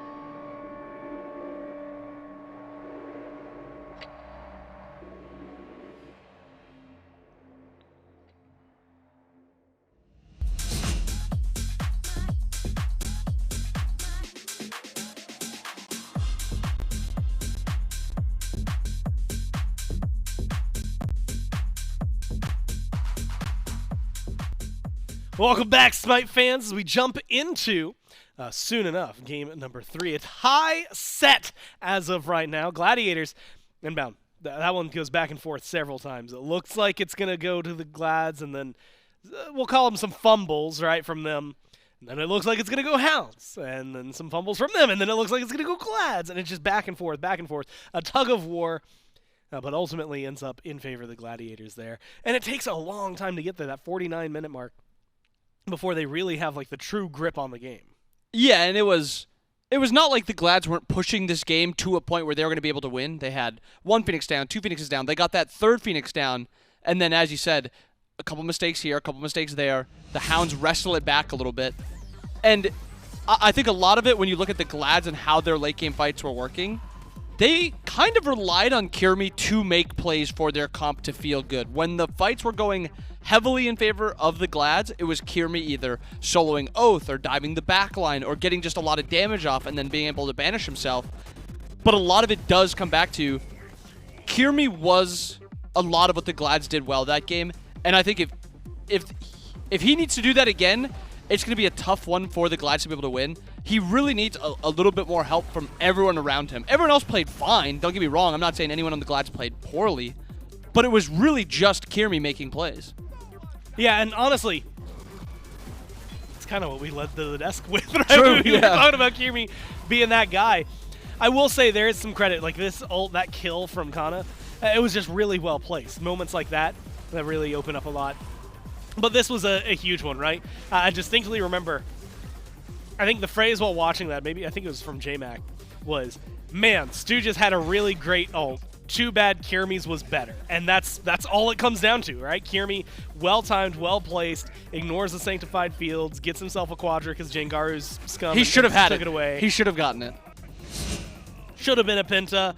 Absolutely deserves it with the performance he had. Is not a Penta. 41,000 damage. Wowee. From Kyrmi. And that's not even the highest on the team. 49, 52. 67 from BennyQ. I was waiting for you to see how much damage. Yeah, I looked over there. It kind of blew my mind. Unfortunately for them. Just not a lot. And there were a lot of moments. It feels like there were moments, depending on how you want to describe them. But running a little too deep is the way, chasing a little too far, going for the kill instead of looking for the farm. And for the Hounds, and we talked about this a lot, it felt like a lot of the times they would win a fight, and then we'd look up and it'd be like, well, they can't even get the tier 2s with this position anymore, so what's it matter? Like, you won, but you just didn't lose at this point. Yeah, and it was a little bit to do with they were kind of pretty far behind in that game to the Glads. That game was firmly in the Glads' hand, and then just a couple fight backs. But those wins that the Hounds were getting were, as you said, they were just mitigating what the Glads had already had, and they were just kind of slowing down the game mostly, and then it kind of came back to that even point in the game. But hopping into P's and B's, I think we have our idea of what needs to happen with these. That Athena cannot come through again. Yep. The Yemoja cannot come through again. Also, quickly again, Hounds are staying on the first pick side, so they were forced to that last time by the Glads. They're sticking with it. So they obviously liked what they saw, but there must be something where they're like, we want to switch up a little bit here. Do you like them sticking with first pick? Like, is there, that's one of the things that we don't get to talk about too much, but like, knowing that you could potentially try to game the system a little bit, right? Hey, you know what? We're going to swap. We're going to be second pick because we think it'll open up X, Y, or Z for us. Are you okay with them sticking to the left side of the screen? Yeah, I think I'm fine with it. They P's and B's really good the first game. The second game, I think this Olo was not getting enough help with the entire comp around him. A lot of free casters on that side, and Olo was kind of stuck just getting dove by Kyrmi. So I think highlighting that, and with how these P's and B's have played out, there's a free Yemoja pick here for the Hounds. The Glads are obviously going to go with the Oathhh counter pick, something that they very much valued, and a counter into that Yemoja. But we've seen Neil play this Yemoja. We've seen how much value these Guardians have when they're the top tier Guardians. So it's taken them a little bit of time here, but this is a no-brainer in my mind. This is Yemoja right here. Yeah, the bans, Ratatoskr, Raijin, those stay the same for the Hounds, but then that Daji comes in, and admittedly, it's a good ban. I was going to say, did you see Kyrmi? It's a good ban. that one is deserving. The Hounds still waiting on their first pick. The other side, the Gladiators, you kind of mentioned, but it's all the same bans from last time, just a slightly different order, right? Chernobog, Athena, then Sol, as opposed to Chernobog, Sol, Athena. Last time, what was it? It was Amaterasu for the Hounds. That was no Yemoja. you have to imagine maybe they're talking a little bit about whether or not they want to go that route, but Inbound, maybe I'm crazy. I cannot see a single world where you're picking anything over the Yemoja here, except maybe the Oathhh, because like you said, it's the counter pick, right? Yeah, and it's a counter pick. I think Cxnnahh looked better this game than he did in that first game, even though I thought he looked fine in the first game. But when you just see how much strength this Yemoja has and how much better it is than the next tier of support, it just makes me think that they're overthinking the P's and B's just a little bit. Because look at this top 2 that the Glads just got. Yemoja, it's really good burn, a lot of survivability. As a frontline, there is very few combos you would want over an Yemoja. The amount of space they can give you, the survivability. Chasing down a Yemoja is hard in itself. Chasing down an is hard in itself. Chasing down both with the movement speed, the whoops, the healing, the shielding, it is not going to be very easy. Yeah, there's a lot of disengage. Hell, a lot of engage on that side of the screen for the Gladiators. And like you said, it comes around that era of maybe like, okay, well, hey, if we go Yemoja, they're going to go Oathhh. Kind of looked pretty good. Maybe we go Oathhh, they go Yemoja. I think a lot of it is banking your money on how well Jake's going to play the Yemoja, right? And try to figure that out. And we've seen he's had some great games on it, and he's had some not so great games on it. So it's definitely polarized. We also get the which has been the matchup. And you looked at it curiously. I'll admit to looking at it curiously as well. First off, they don't have a lot of bank time to play with anymore. After that first pick took them so long to lock in. I fear no. And they do change it. It was an Achilles hover, which had us both raising our eyebrows kind of suspiciously. But when you add Ganesh Olorun, admittedly Ganesh ate a couple of nerfs, I think, coming into this patch. But realistically, you're in a maybe good spot otherwise, because Olorun looked great for Stu. Yeah, I think Ganesh gives Olorun a little bit more survivability than that Fafnir does. Also, the protections also gives him the extra damage when he uses his 1, so when he is getting dove, there is a little bit more burst there, and you're not really reliant on Fafnir's dragon ticks to kind of come through. So a little bit more peel for this Olorun. Also, I think he will just outright feel better not having Kyrmi dive him with that Daji, so I like the going back to Olorun. And if they really do think this Ganesh is that strong of a pick, where we haven't really seen any other team picking him, I guess is a better way to say it, this Ganesh could be a really good counter pick into this Yemoja. This top 3 that the Hounds have, that area control of Empty the Crypts, Dharmic Pillars, and then also Sanctified Fields, those are 3 abilities that nobody wants to fight into by themselves, let alone all 3 at the same time. I mean, especially when you look at Ganesh, like for a long time we were talking about him being the most prominent. Go to Masters, it was the pick, right? Yeah. And the only teams that were playing him were winning a lot. And when you look at it, so prot reduction on his ult got nerfed slightly. 5 at max level. Actually, I think it's 5 on all levels. And the slow got nerfed. That being said, that thing still comes up real fast. And so I feel like, yeah, you've lost a little bit of it, but throw it out there. See what it gets you. I personally love Ganesh. And so I'm hoping to see some good for the Hounds for him. But like you said, the gap between Athena, Yemoja, and even Ganesh, who could be up at the top, it's a pretty large gap. They also go for the Lancelot. And I was going to ask you about this because Lancelot, I guess, kind of fits into this conversation, but I was thinking your Camazotz, like you had mentioned Daji could stick to the Olorun. Would you not want somebody who maybe more CC immunity, more capability to chase down in the Sanctified Fields? Yeah, I've not been a big fan of Lancelot, even after his buff to his 1 where it's a 10-second cooldown instead of 12. I think the character is just really average at kind of what he does. He's a backline diver who's got a little bit of survivability, but if you burst him fast enough, that survivability from that shield when he ults doesn't come up fast enough. He does bring a lot of damage to dive this Olorun. I agree. I think there should be more sticking potential onto this Olorun through that Sanctified Fields. And looking at the Glads, they also go for this Hachiman, which is a safe ADC, but then you look at the Hound side of things, a counter pick into this Hachiman. Fafnir, able to chase the Fafnir, or the Hachiman in his ult, also in his dash, and a Hercules final pick by the Hounds. The Hounds draft shapes up really, really well, in my opinion. And that's, I mean, a lot of it is teamfight bans that came through. Glad's got rid of the Thor, the Sercat, right? Try to isolate Oathhh a little more. Baba Yaga, Morgan Le Fay, which, you know, we have to give shout-outs. Jangaru's looked pretty phenomenal on, again, despite anything else you slice for the Gladiators. He's looked good on it. But Fenrir, he's someone we don't see. Hercules, admittedly, someone who we only see every now and then. the Ganesh Herc versus like Yemoja. How do you feel about like the frontline battles? I think frontline has still just got to go towards the Glads with just how much you're able to do. That's strong. Yeah, right? I mean, Yemoja's just ability to wall off Herc. Like, Ducky has to position very safe on this Herc, otherwise he's going to be threatened to get walled off. Also, looking at the last pick by the Glad, something they're hovering, this Kukulkan, who has just been buffed. He is now CC immune in his 2, or sorry, not CC immune, slow immune in his 2 instead of just slow cleansing. That is a very big, important difference. Huge difference. And then he also has a little bit more scaling power in his 3. The character farms very, very well, but he's susceptible to getting dove. But when you have a backline like Yemoja, like Hachi, there's a lot of peel for it. Seem to go off the Cuckoo and they go for this Agni. That would have been exciting to see the Cuckoo. That would have been a spicy pick into what the Hounds have. And part of me, and maybe I'm wrong for this, I feel like it would have been... then again, Agni has the dash that's maybe just a little bit more instantaneous to get you out of there, but like, I was thinking, man, Puch slow, Ganesh slow, or like, it feels like there were a lot of options to be like, hey, I can get away from this, but also Fenrir chases you down. If you get knocked back by Hercules, maybe there's a little bit of a threat. Do you like the Agni more, less, kind of the same as the Kukulkan? I like it more in terms of what is going to give them a better chance to win.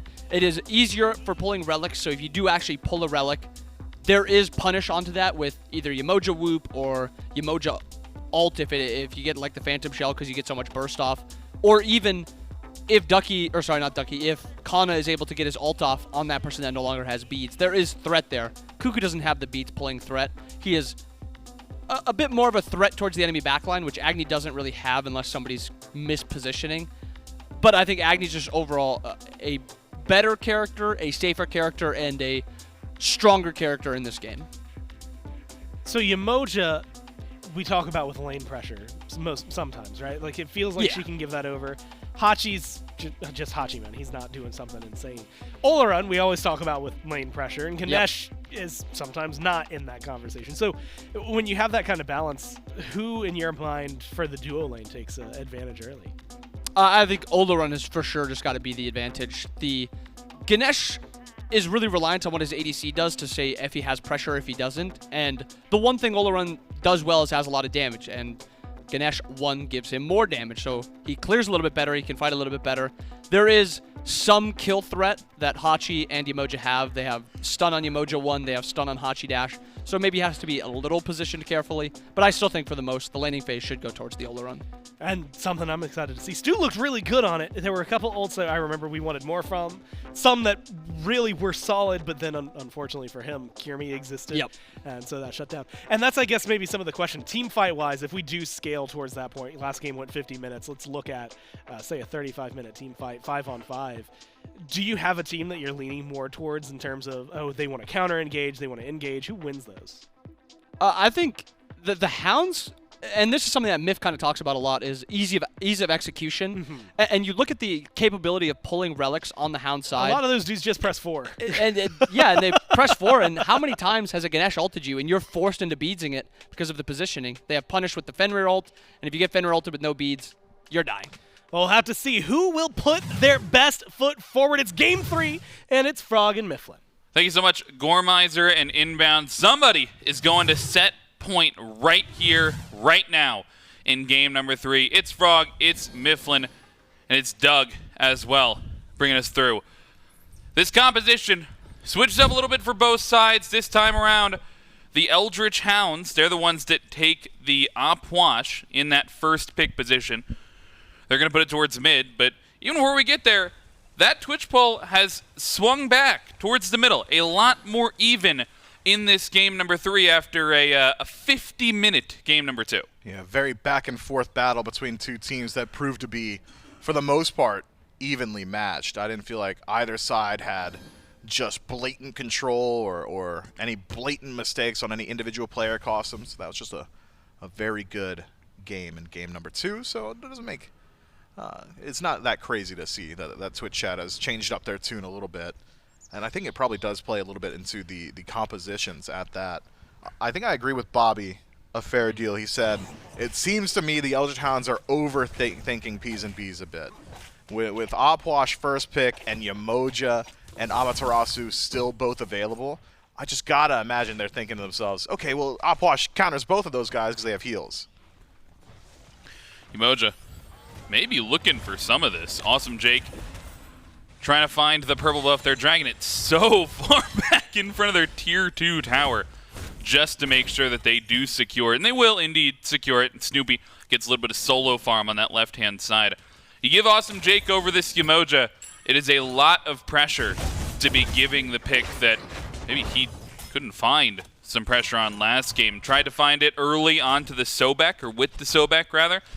This time around, Yemoja's got that great wave clear, will absolutely provide you some pressure, as we've seen this god throughout the SPL, but with the safe pick of Ganesha and of Stuart, I don't think we're going to see any huge volatility early on in this duel lane. I don't know. Olorun's pretty easy to jump on. A well-placed Riptide into an EI Jutsu from Snoopy, and Stuart just might find himself in the grayscale. If either side were to get aggressive, it should be the Gilded Gladiators, who have also just got a massive experience advantage now.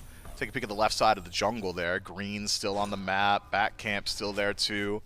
Just by showing presence and the sheer amount of fear we saw from the Eldritch Hounds being concerned about that steal going through, they sacrifice maybe a half a level already. Snoopy 3. Stuart clears the entire wave. Still hasn't hit 3.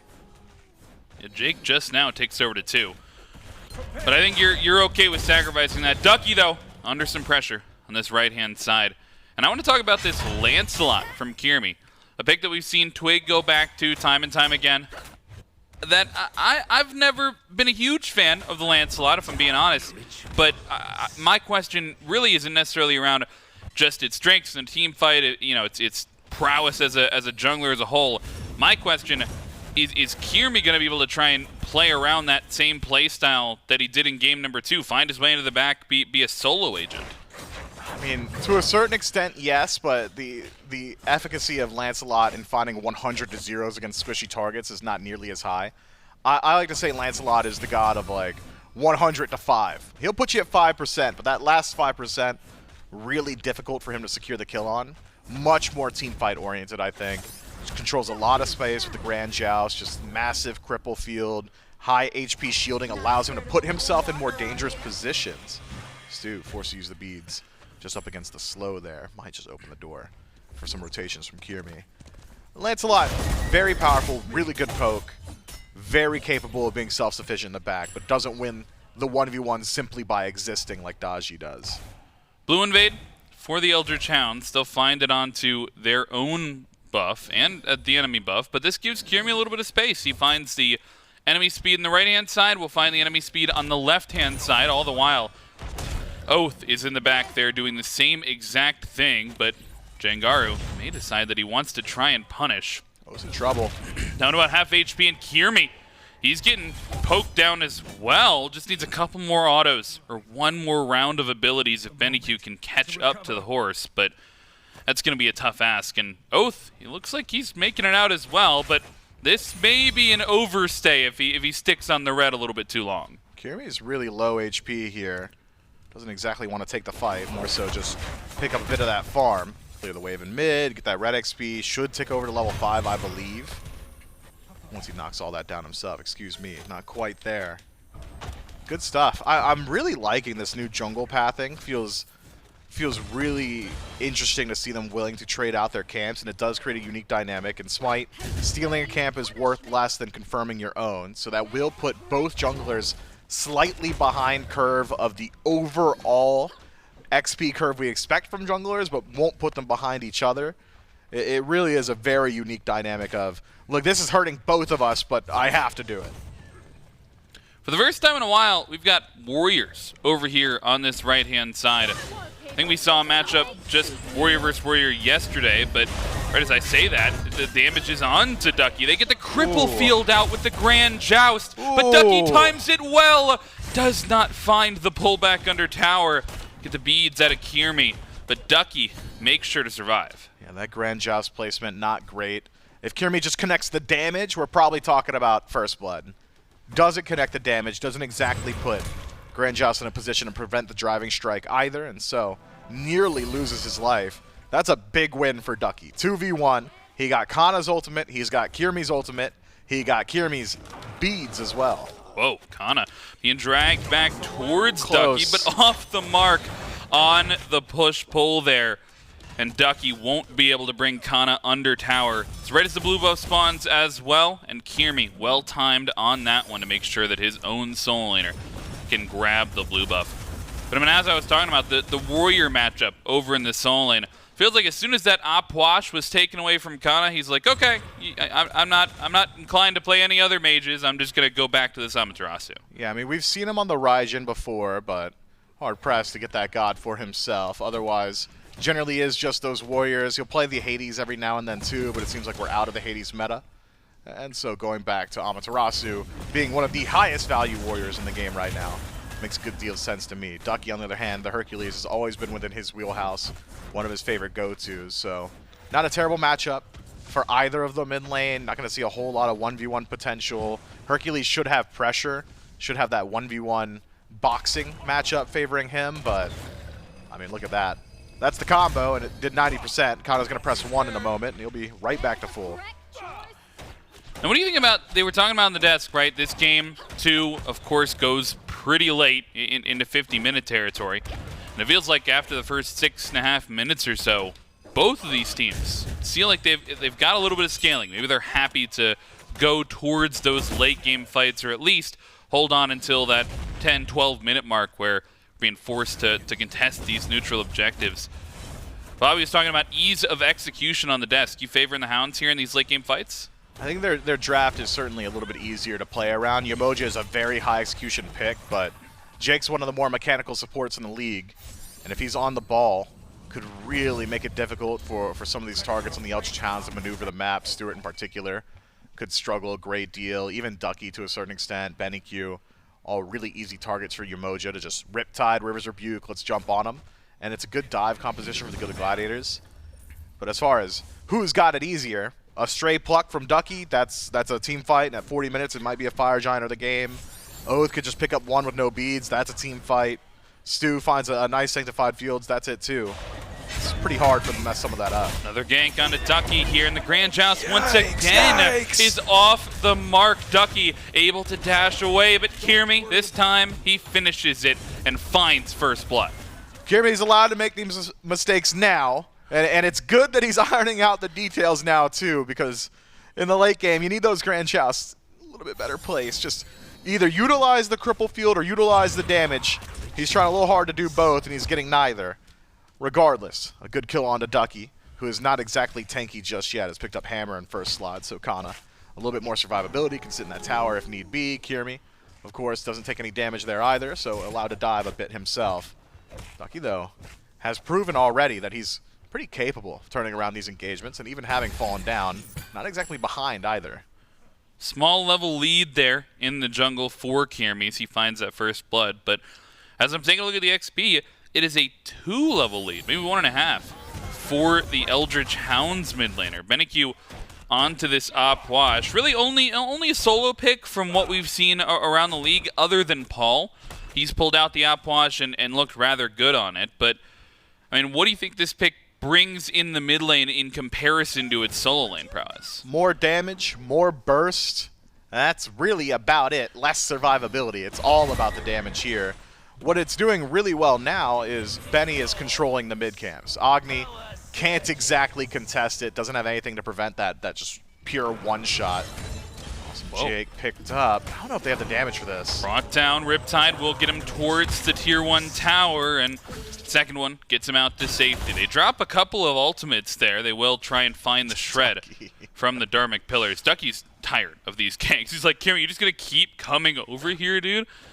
And sure enough, Kyrmi, very interested in solo laner, but that may spell doom for the Gold Fury, because if you're on the solo lane side of the map, you'll find a hard time contesting this Gold Fury on the duo side of the map. The Eldritch Hounds, they find a window, they found the first neutral objective. That's the classic. Ducky throws up the Travolta hands like, hey man, Gold Fury is up and Pyromancer isn't. Maybe you shouldn't be here, and he's just correct. Communicates that Kyrmi's on his side of the map, and the Eldritch Hounds punish immediately. Fortunately for the Hounds, they had also noticed a few backs from the Gilded Gladiators. Snoopy's not there, Jangaru shows himself on the right-hand side, stepping on a ward, and the Hounds know there is zero risk of steal, and even had Jangaru been here, we've got 3 corpses set up. Benny's not losing that confirm just about ever. Second verse, same as the first. You could pick up Jake, but just really don't think you got the damage for it. Yeah, pretty low on mana there for Oathhh if you would have wanted to continue that one. But I think the Eldritch Hounds very satisfied with the pace of the game. A lot of focus towards Ducky, and that seems to have been Kyrmi's style over the last couple of games. This time around, though, with that neutral objective, find themselves in a pretty comfortable position, about 2,000 gold ahead. A little bit of an experience lead as well, maybe except for that solo jungle side, as both Amaterasu and Lancelot finding themselves 1 level ahead. And that begs the question, you know, what is the focus around this solo lane really accomplishing you? If you're Kyrmi, sure, you're maybe, you know, annoying Ducky a little bit, but I almost feel like it would be better suited to try and go onto the Oathhh or go onto the Olorun. Yeah, I mean, it gets you a good deal of pressure. You'll get the totem pretty consistently. It is something we see pretty often from junglers. If they feel confident in their ability to make an impact on the right side of the map, even if it is relatively low value compared to left side ganks or mid ganks, they'll tend to stick there. Kyrmi may be saying, hey, look, our late game is not poor by any stretch of the imagination. Let's go ahead and play around my strengths. We'll have Snoopy free farm and left. Jangaru isn't exactly splitting a whole lot of farm either, so he's, for the most part, staying afloat and keeping even with Benny. Maybe about a half level to level for Benny. So I'll just stick around right and continue to put Cxnnahh in a good position, and then maybe we can start leveraging that around Gold Fury in the future. Unfortunately for the Gilded Gladiators, the put Cxnnahh ahead, have him teleport to Gold Fury is immediately taken away because the Eldritch Hounds catch him on the spool up. Oh, you're trying really hard to put Cxnnahh ahead. You got to be on the right side. Gold Fury's on the left. I'll just do that. And they do get Gold Fury. They might even get Beacon here as the Gladiators, they get poked out. A little bit before this happens, Jangaru is stepping forward with maybe 40%. A little bit risky to step up there. And so it will be the Beacon and that neutral objective, remember, still favoring the Hounds. But this second spawn is what I've got my eyes on because both of these solo laners have that early upgraded teleport. So I think they're going to be looking to rotate sooner rather than later, though. This one, the 3rd time they've tried to go on to Awesome Jake, and this time around, it will be successful. A great stun secures the life, and trying to trade back on Oathhh won't be. They grab the support. Man, Jangaru does so much damage there. Had he had just a little bit more, would have been Benny's life. Or maybe if he didn't have a second relic and was still holding on to a shard, could have been at it too. But Oathhh walks himself out of there. Kyrmi finds himself in no man's land. Not a lot of threat to Kyrmi right now, considering how much the Eldritch Hounds have just used to secure the kill on Awesome Jake. No ultimate for Benny, Neil, or Oathhh, so no chance Kyrmi falls down. Good stuff. Eldritch Hounds, I mean, they're winning on the macro. They find an opportunity to grab a free pick. I'm loving this pace of game from them. Very, very disciplined. Kyrmi in the enemy jungle, forced to use the Aegis early on, and Oathhh actually the one forced to jump away. Both of these junglers get poked down heavily. Jangaru and Stu do not have the damage to finish either of them off, but this poke battle comes right prior to the Oni Fury spawn.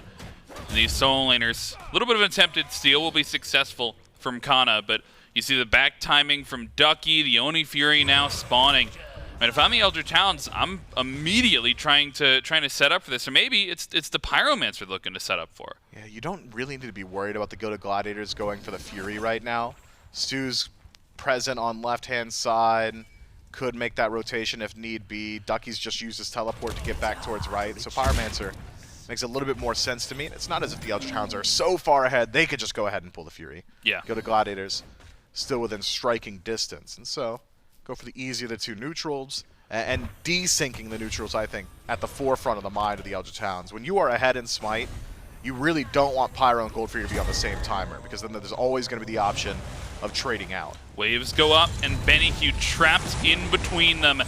A ton of damage traded back, though, and Jangaru, he's forced to dash away.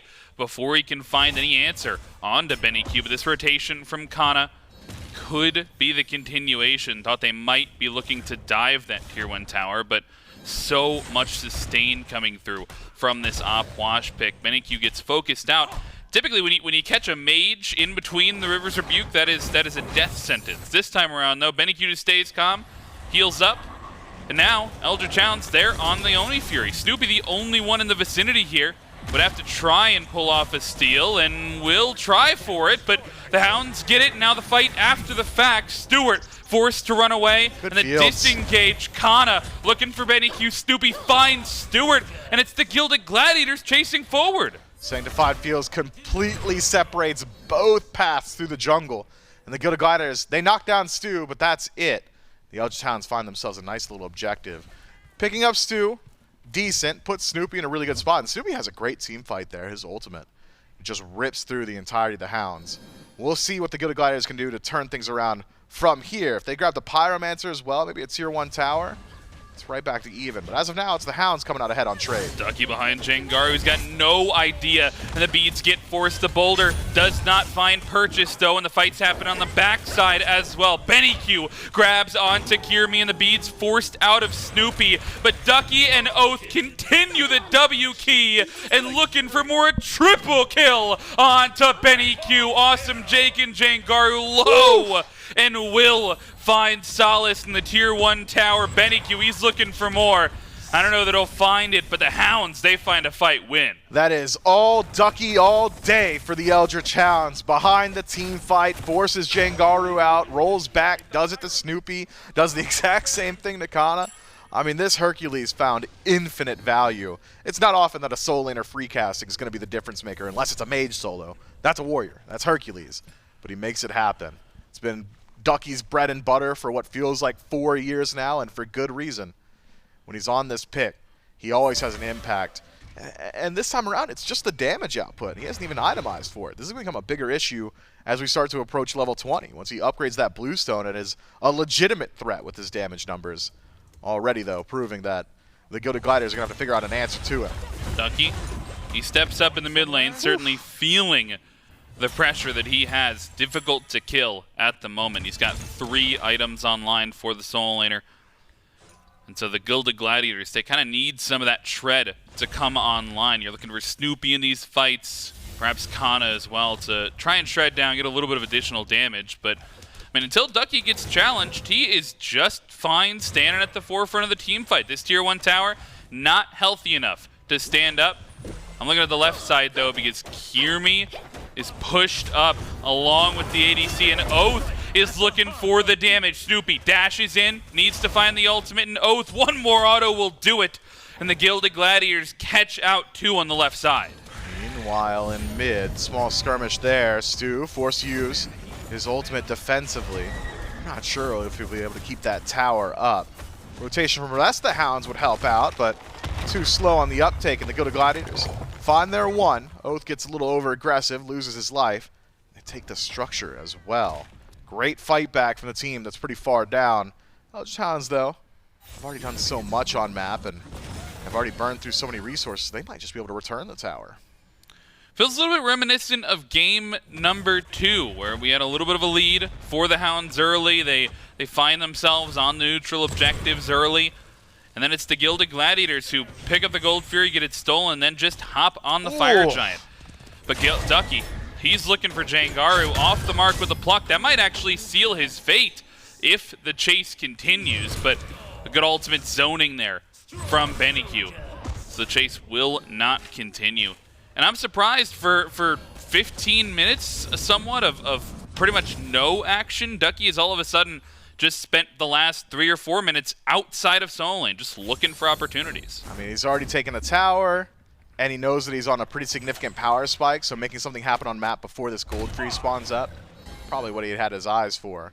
It is worth noting that he was ahead when he rotated out, is now behind. Cxnnahh farms up a good deal on right, and Benny too far forward. Kyrmi with the dash in, and the Aegis there to save BennyQ from a little bit more, and Awesome Jake is just used the ultimate to keep him in the mid lane, but he's got the safety of his team. Meanwhile, Oathhh on the other side of the fight, Kyrmi so low, and Jake might be on the punish. It's a good pull back towards the rest of the team, and Jake, caught in between 5, gets brought back to the rest of the Hounds, and they'll find a single pick. Ducky is just different on this Hercules. The impact he has on this pick, ridiculous. If it's anybody else, maybe a Sobek solo would have done it, but I hate having Sobek solo, and I'm loving the Hercules. Awesome Jake would have got out of there alive, but a pullback secures the kill onto him. Kyrmi nearly falls down to the brutalize from Oathhh, but some shielding does keep him alive. NeilMah, concerned for the fire giant, should have been concerned for himself. Good body blocks and see you later, says Kyrmi. And now all of a sudden, what really wouldn't have been a great fire giant pool begins to look like one. Kana picks this one up, but the rest of the Gladiators trying to look for a pick instead. Ducky trying to pull someone back, a good stun, catches him mid-dash, but the follow-up will not be there. Instead, the Gladiators feel a little bit more comfortable picking up the Pyromancer after that pick. The Eldritch Hounds very keenly aware of that fire giant pull attempt from game number 2. NeilMah gives his life away, but I mean, at the very least, the Gladiators don't get to drop everything and commit onto a fire giant, which is, I think, what they were going for. Might have been better for the Hounds had the Gladiators committed to the fire giant. At this point in the game, at this deficit, would have been real dangerous for them. Regardless, though, certainly the better outcome than losing the largest neutral objective. Eldritch Hounds now can just go ahead and start to group up themselves. I wonder if we see the Hounds try and throw their weight around the fire giant.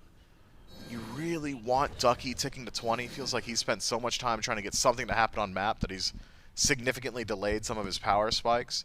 But what isn't delayed is Benny, and he's already got the pendulum, so his damage output at an all-time high right now and still has room to grow once he sells that bow.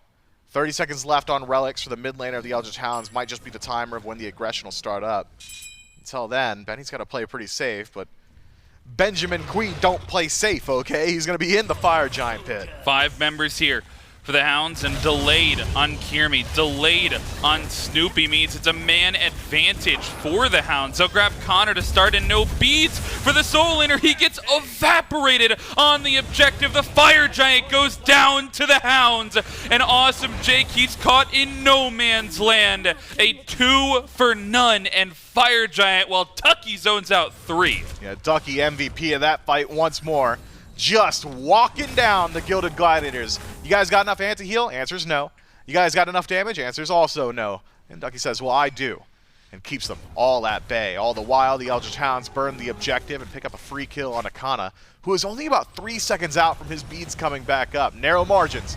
That's the Hounds a massive advantage. 15 seconds on these death respawn timers. If they want to have this advantage, they have to go soon. Looks like without the wave, they won't have the confidence to do so. Now, question is for the Hounds. What do they want to get off this fire giant? Still relatively early in the game for them. This beacon is essentially an afterthought. They will grab that one off the map unless Kyrmi were to go in, look for a fight. But I think still these tier 2 towers on the left side, on the right side, we saw a failed end attempt in game number 2 because of how tanky those make the Titans. So I would expect the Gilded Gladiators to maybe put up a defense if they were to go to a tier 2 tower, but it's also on where the Eldritch Hounds want to push. I mean, there is a significant lead here for the Eldritch Hounds. Soft defense, sure, on tier 2. Really don't want to commit anything big. I don't want to see Jake's ultimate go down on a tier 2. I don't want to see Kana's ultimate there either, unless an opportunity just looks really good. If either of those ultimates go down and there isn't an immediate kill onto a Hound, Gilded Gladiators essentially lose out on their Phoenix immediately afterwards. So instead, maybe let the tier 2s fall, trust that you're late enough in the game that the majority of your players are either going to upgrade their starters in the next minute or have already done so, and take a team fight in a more favorable position a little bit later on.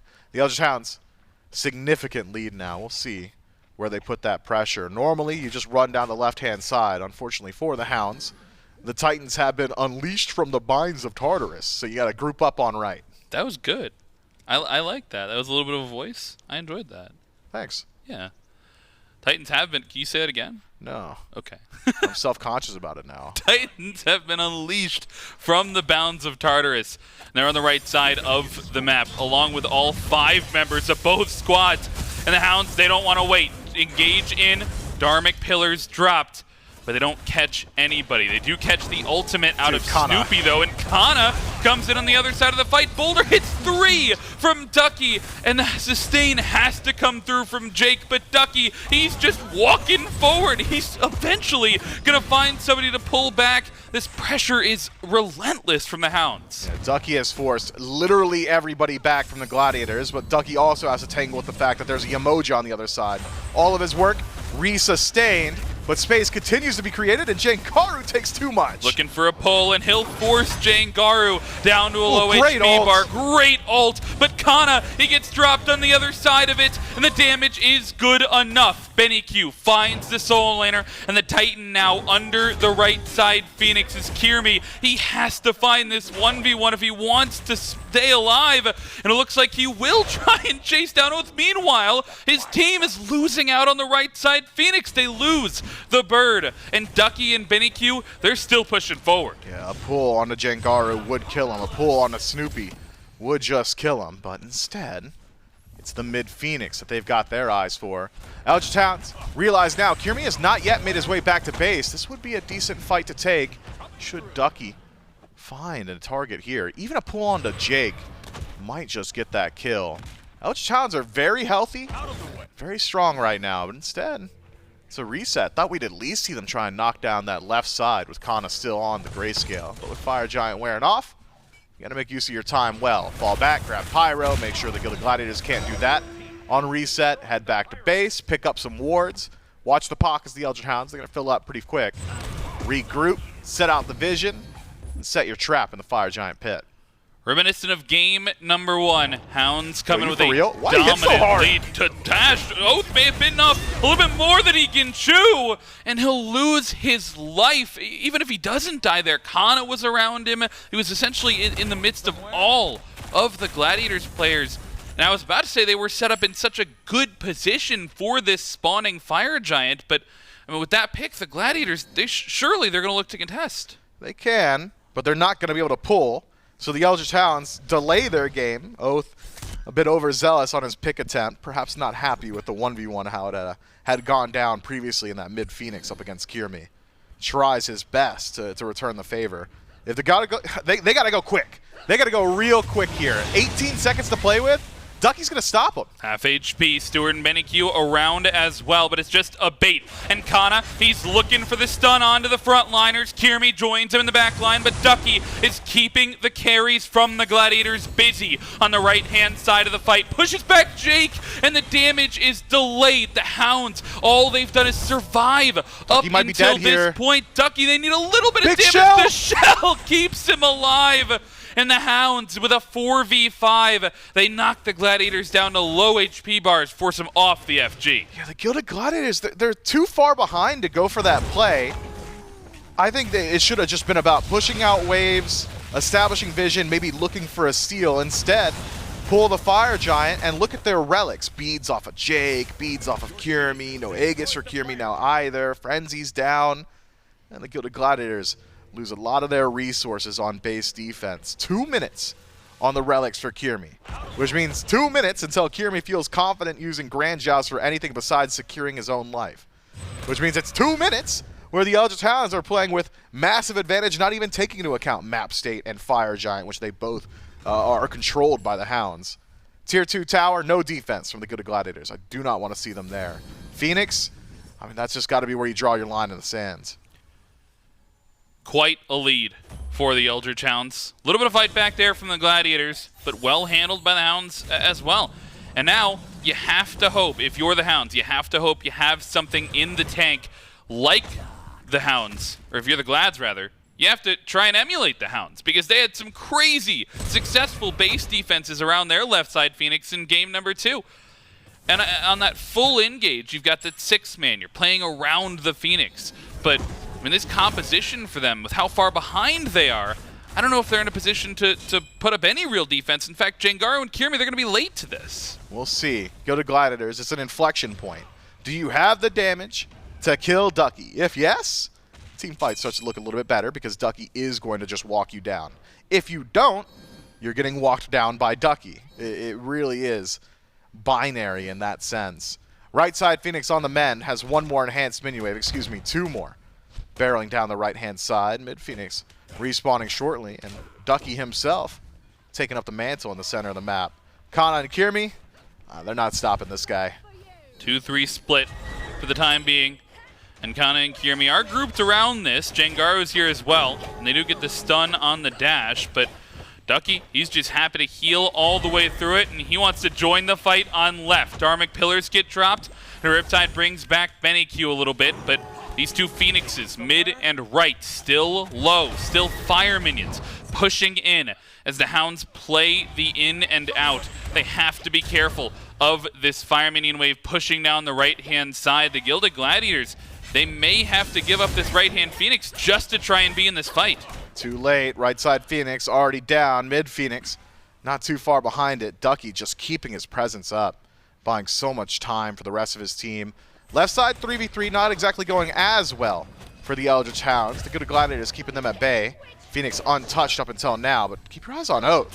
He's found his way into the back, and Relic's back up now for Kyrmi. He's looking for the 1v1. Right now, Kyrmi has the advantage. Needs a little bit more damage. Rip. And will not find it as No Oathhh way. makes his way out of there. The left side Phoenix all the while is fallen by the Hounds. So they take left, they take right Phoenix, and somehow Oathhh keeps Kyrmi out of the fight the whole time. Kyrmi just not enough mana to play with there. Still sitting on recipes, so not enough damage either. Said it earlier. Lancelot's real good at that 100 to 5, but you can't 0 to 100 anybody, unfortunately. And Kyrmi struggling with that now. Once he's got that 6 slot, though, things might just turn around. Party Punch, helpful, but not exactly as helpful as maybe a little bit more percent pen to play with, or some proc effects, depending on which direction he decides to go. I'd be surprised if there's anything besides Heartseeker in that slot, or perhaps some defense if he wants utility. But then he would lose the party. He's having a party. It's Party Punch. Right, yeah. You think the party's not as valuable as? Yeah, that's what I said, yeah. I would like to have a party. And that's why we're on the mic and Kyrmi is on the field right now. You might be right. I mean, certainly got to look to sell that. Until he does, though, he's maybe having a party with that Party Punch. Sure is. Sure is. Oathhh just got a little bit more survivability with Dawnbringer. On the other side, Eldritch Hounds still in a pretty good position here. Fire Giant worn off, but only one weakened Phoenix standing between them and the fully exposed Titan. 5 members strong here for the Eldritch Hounds. They don't have Kana. He's on the left-hand side. Maybe teleporting in now, and he gets grabbed as soon as he teleports to the ward. Forced to use the beads, and the waves, though, they catch 2. And the Sanctified Field is enough to keep the carries alive just a little bit longer. But those waves go huge. The carries are isolated. Kyrmi takes down one. BennyQ, the next to fall, and a double kill for Kyrmi. Snoopy adds one more to the gray screen, and the Gilded Gladiators, they fight back. Eldritch Hounds got a little bit greedy. Could have just waited on the EFG instead. Tried their hand at Siege. Weren't quite expecting Awesome Jake to hit a Category 5 natural disaster level tsunami ultimate into immediate 3-man stun, into immediate second 3-man stun. Who's predicting all that? Should have been when you're playing against the 408. Now it's the Gilded Gladiators, who could perhaps have an opportunity to look at the Fire Giant. Burn, not exactly the fastest. No crit for Snoopy, so it'll go slow. We'll see. Ducky's got a lot of damage to play with. Onus on Ducky to make the plays here. Joined by Oathhh, and we'll get the boulder out early, but they're not looking for the steal. They're looking for the kills, and Snoopy falls to the wayside. Without the ADC, your hopes of Fire Giant vanish. And Ducky and Oathhh combine to take the damage dealer away from the map, delay the game more. Man, Snoopy just a little too far forward there. Didn't have eyes on Oathhh. Vision, not exactly great for the Gilded Gladiators around the Fire Giant pit. They were not planning on pulling that objective. They just try their best regardless. And so, Oathhh rotates over. 500 damage from Boulder from Ducky, 500 damage from Leap, and pull him through the fire ring, and Snoopy's got nothing left to say about it. Pull from Ducky, that might be a pick. Jake brought back to the entire team and is forced to use the waves and traps himself in with the enemy team. BennyQ on the chase, and Riptide can only do so much to keep him alive. They try for the Fire Giant. They step off to find Jake, and look at the Titan Mifflin. These minions have done a number to the health bar here. And you see the thought behind the Hounds. They've got one-man advantage. Gotta get back. Kyrmi Where out you of going? base. He doesn't recognize it. He has to back, and he's leached the camp. He won't get back. It'll just be the W key from the Eldritch Hounds, and with the Titan so low, that's game 2 to the Hounds. Game 3. Playing very well there. Good macro play around the objectives. Take the team fight. One slight fumble in mid. But you're allowed to make a few mistakes when you're as ahead as they are. Eldritch Hounds, I mean, Oathhh had said at the top, this is our worlds. This is their worlds. Game 3. The Eldritch Hounds, and they, for the most part, they look pretty dominant doing so. I mean, remnants of game number 1, the Gilded Gladiators felt a little bit tough to fight back into it. And just really makes me think about game number 2 and how much was on the back of Kyrmi. And you put him on the pick that maybe just doesn't do all of the same things, and it's a real struggle for the Gladiators to get involved. Yeah, I think the issue, though, is Ducky. Ducky's too tanky. He's doing too much. He left lane at level 17 and then controlled the game and just naturally leveled up through kills to 20. Ducky carrying through this game. The Eldritch Hounds, they put themselves on set point, and we'll throw it to a quick break for game number 4.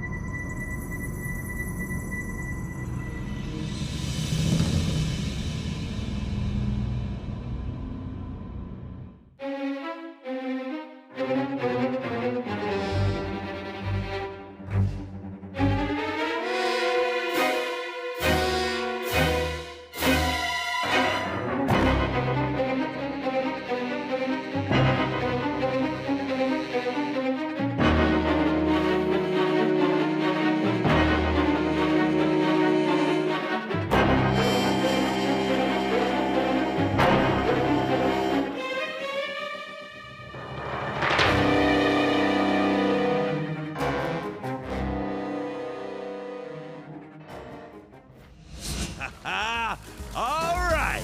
About time it got interesting around here.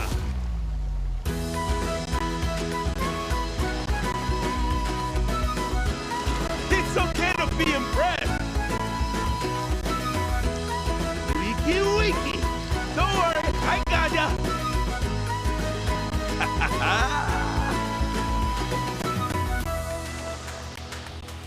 That's right, you should head over to advance.gg while you can. Pick up some of those shakers and, of course, the favorite flavors. But before I get to into that, I do believe there's something I need to address. We've got trick-or-treaters Trick or treat. who are here, so we got to deal with this first. Not Oreos. No! Would you want some advanced GG Maui's Tropical Splash? Yes. Is this your favorite? This is exactly what I've been looking for. Happy Halloween!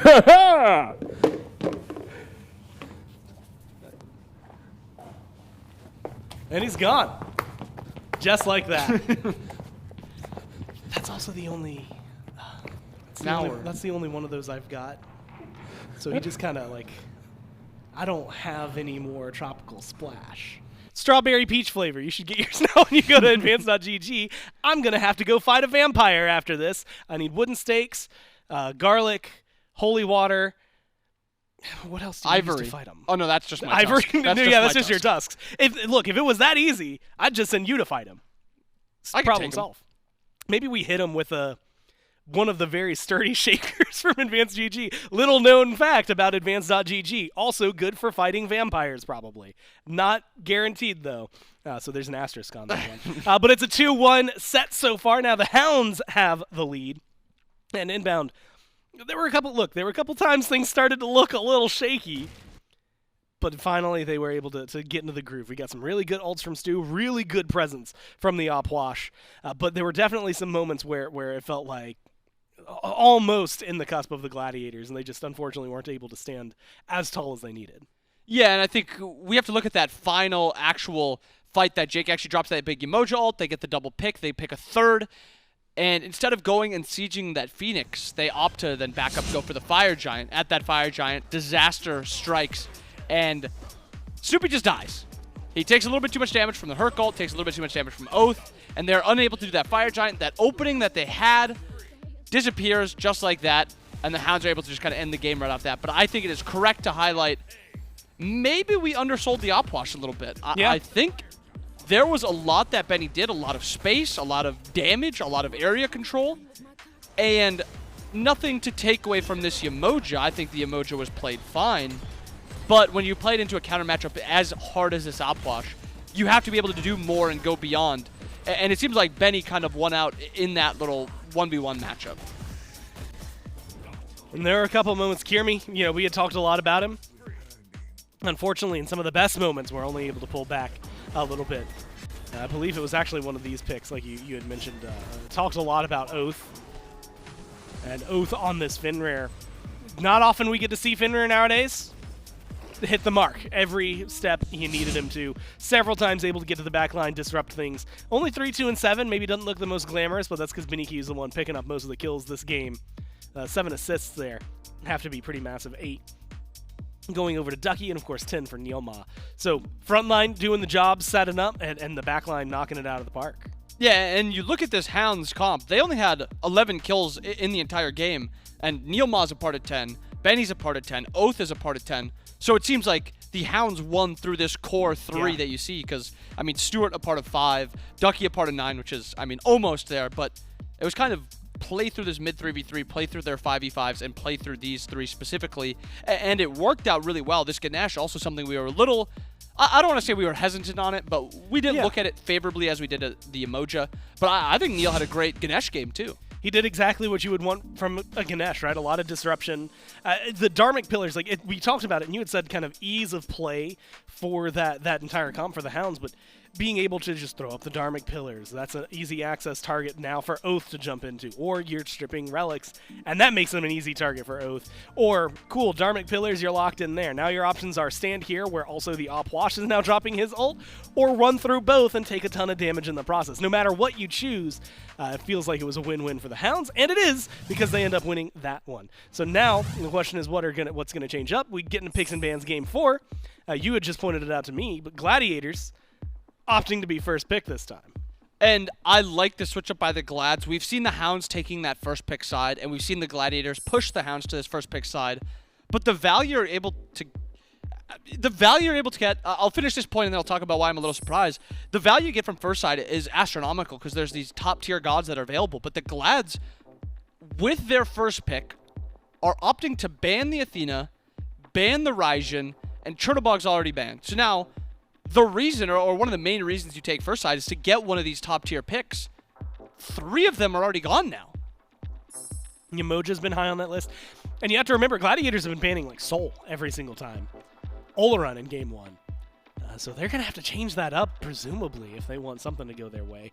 And I like what the Hounds have done, because what did they first pick last time? They saw the Oathhh, they went for the Oathhh, they're banning the Oathhh. Yemoja, still pretty high up in that order. Baba Yaga, who we've noticed maybe ignored unduly by these teams. Someone worth mentioning. I gotta go look at what other first picks we've seen for the year, because it has been a little bit of Alma too. I think is something we could mention in that first pick slot. It's been either first pick on first side or first pick second side, and then it's also dependent on the value that people think about it, depending on the team.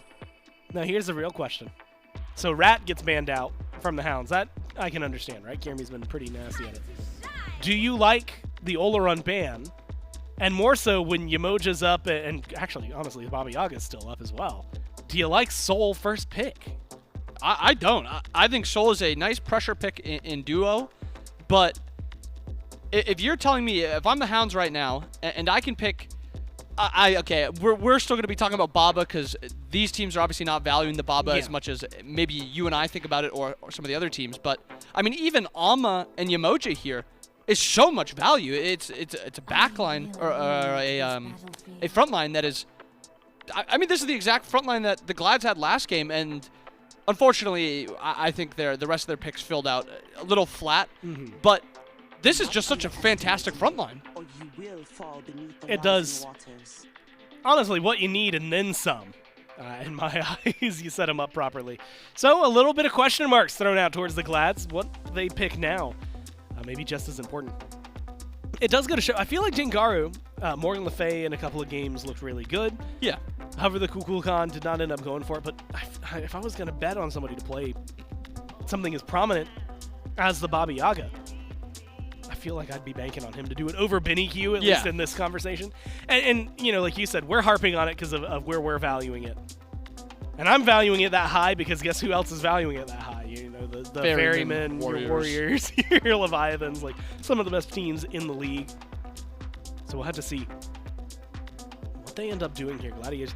Do you go for maybe a Kyrmi pick? I mean, you know, Jungle has been pretty prominent. Daji was in their top 3, I believe, 2 games ago. Is that something that you want to look for? Or are you thinking you could go towards like carries? Where do you try to go if you're the Gladiators? I mean, I feel like the Glads have kind of hamstrung themselves a little bit. They could go for that Baba, but then your backline is double magical. Alma can opt for that Oni's Hunter Garb, and then she's going to be very tanky when she's diving. Yemoja's going to be able to opt for a little bit more magical defense also.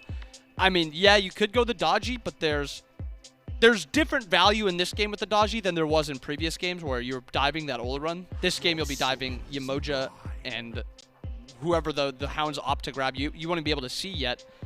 Glads opt for the Hades, which I like the Hades. Yeah. I think the Hades is a really good pick here. It was that original counter into Amaterasu, and then we saw a little bit of Ryzen, a little bit of Oathhh coming out also. I think Hades is a fantastic pick here by the Glads, and I also think it is probably Cxnnah's best pick we've seen him on. I think he has looked better on Hades than he has on the Alma, than he has on the Wukong. I think when I think about Cxnnahh and his best games, I see it on this Hades. I'm not a massive fan of the Sobek, but it's always that value pick into Yemoja where you just having I mean, we're going to go back to saying it, the ease of execution. If you pluck this Yemoja, she either is forced to beads, or you're going to be able to poke her down, or if it's valuable enough, you're going to be able to kill her. Well, Hades, like you said, notably, he has been a dominant force to counter out Amaterasu. It is interesting. So looking at like first picks that have been common throughout this phase, Chernobog, he's banned, so it makes sense. You can't go for him. Athena's up in the top 5. She's banned, so you can't go for her. Raigen's up there as well. Guess what? He's banned, so you can't go for him. But Yemoja and Ama are major, major number pullers when it comes to first picks. Sol is definitely on there. She's got 3 coming into this week. This honestly would probably make just 4 out of all of them. But it is, again, an interesting choice from the Gladiators. If it is right, like Sol can flex, but most of the time she's long lane. Yep. Do you like a Sol Sobek duo lane? Do I like it? I mean, sure. It's got pressure. Yeah, I mean, it's pressure. You're going to have a little bit of kill potential, but we've seen these double magical lanes. If you pick magical in either jungle or mid at this point, we've seen the enemy supports go for that early heart ward, and there's no kill potential on that support if they opt for that. And the Hounds with this Yemoja and this Amma are pairing that Zeus, that run back we saw from game 1, I think the Zeus was in. And Benny looks fantastic on the Zeus. And this game, he's going to have maybe not as much setup, but he's going to have way more peel. And it's pretty good. Look, Hades goes into Pillar of Agni. You go, okay, cool. Here's a lightning storm. Like, good luck getting away from me. And you've got Yemoja set up. You got Athena set up. I'm with you. I think the Zeus is a strong pick right here. Which is not something we get to say too often. No. So honestly, that's a coveted phrase right there. Maybe the treat and trick or treat. Daji, Wheelish, banned out by the Hounds. Wheelish recently buffed as well. And so makes sense, deals well with the Gladiators. Thor, Susano, anything standing out to you in the bans? Well, a lot of assassins are gone, so I almost want to see the Hounds pick Oathhh jungler right here so they can get some sort of prio on it. Susano's gone, which is something we've seen him go to. Yep. They're opting to hold his pick, but now you're, what, 5 junglers, going to be 6, 7 junglers deep for your next god when you get to Oathh's pick, because now Kyrmi's going to pick a jungler here. So a little risky. Maybe they just really trust Oathh's god pool, but I mean, now you're kind of giving Kyrmi that opportunity, but to pick a more powerful jungler. The opportunity is there. It takes a little while. So I've got like the bottom, like most picked in the bottom 2. Thor and Susano, which both get banned. And then it's gonna take me a little while to find another. Erlong Shin, I guess technically he's in the jungle, but who's playing him? In these, Camazotz is up there, so a lot of options. Ratatovsker's banned. Hunbats exists. Oh, hey, so some opportunities for him. Jing Wei, locked in. Now, Inbound, I'm going to ask you a ridiculous question, but it's only ridiculous because the comp, I feel like, plays against it or into it. We've seen Jing Wei mid from Pagon. We've seen Sol mid. I think the most recent was probably like Venenu, but it's not. That doesn't happen too often. It's rare. So do you like Jing Wei mid Sol carry here? Do I like it? Not really. Maybe I asked the wrong question. Yeah, do I like it? I mean, not really. Is it acceptable? I mean, I guess it's a weird combination because now you're putting this Jing Wei in mid.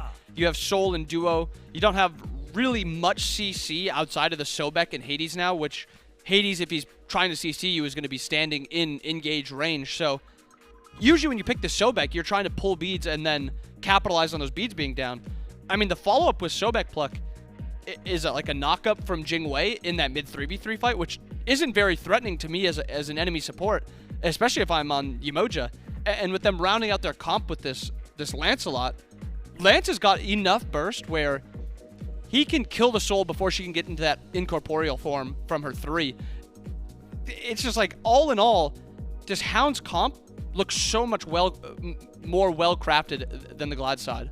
And do you think, I mean, a lot of it, like, you know, we got Zeus on the board, and when you go back to game 1, it feels like so long ago, it felt like it was kind of, not, I don't want to say 4 protect 1, but it was almost 4 protect 1, right? It was a lot of setup, and then Zeus also was there. I think they had the Hachi in that game as well. Lancelot maybe doesn't bring as much of that setup, definitely still has it, but is Yemoja Amma, I guess, good enough for the Zeus to be able to look as good as Benny made it look in the first game?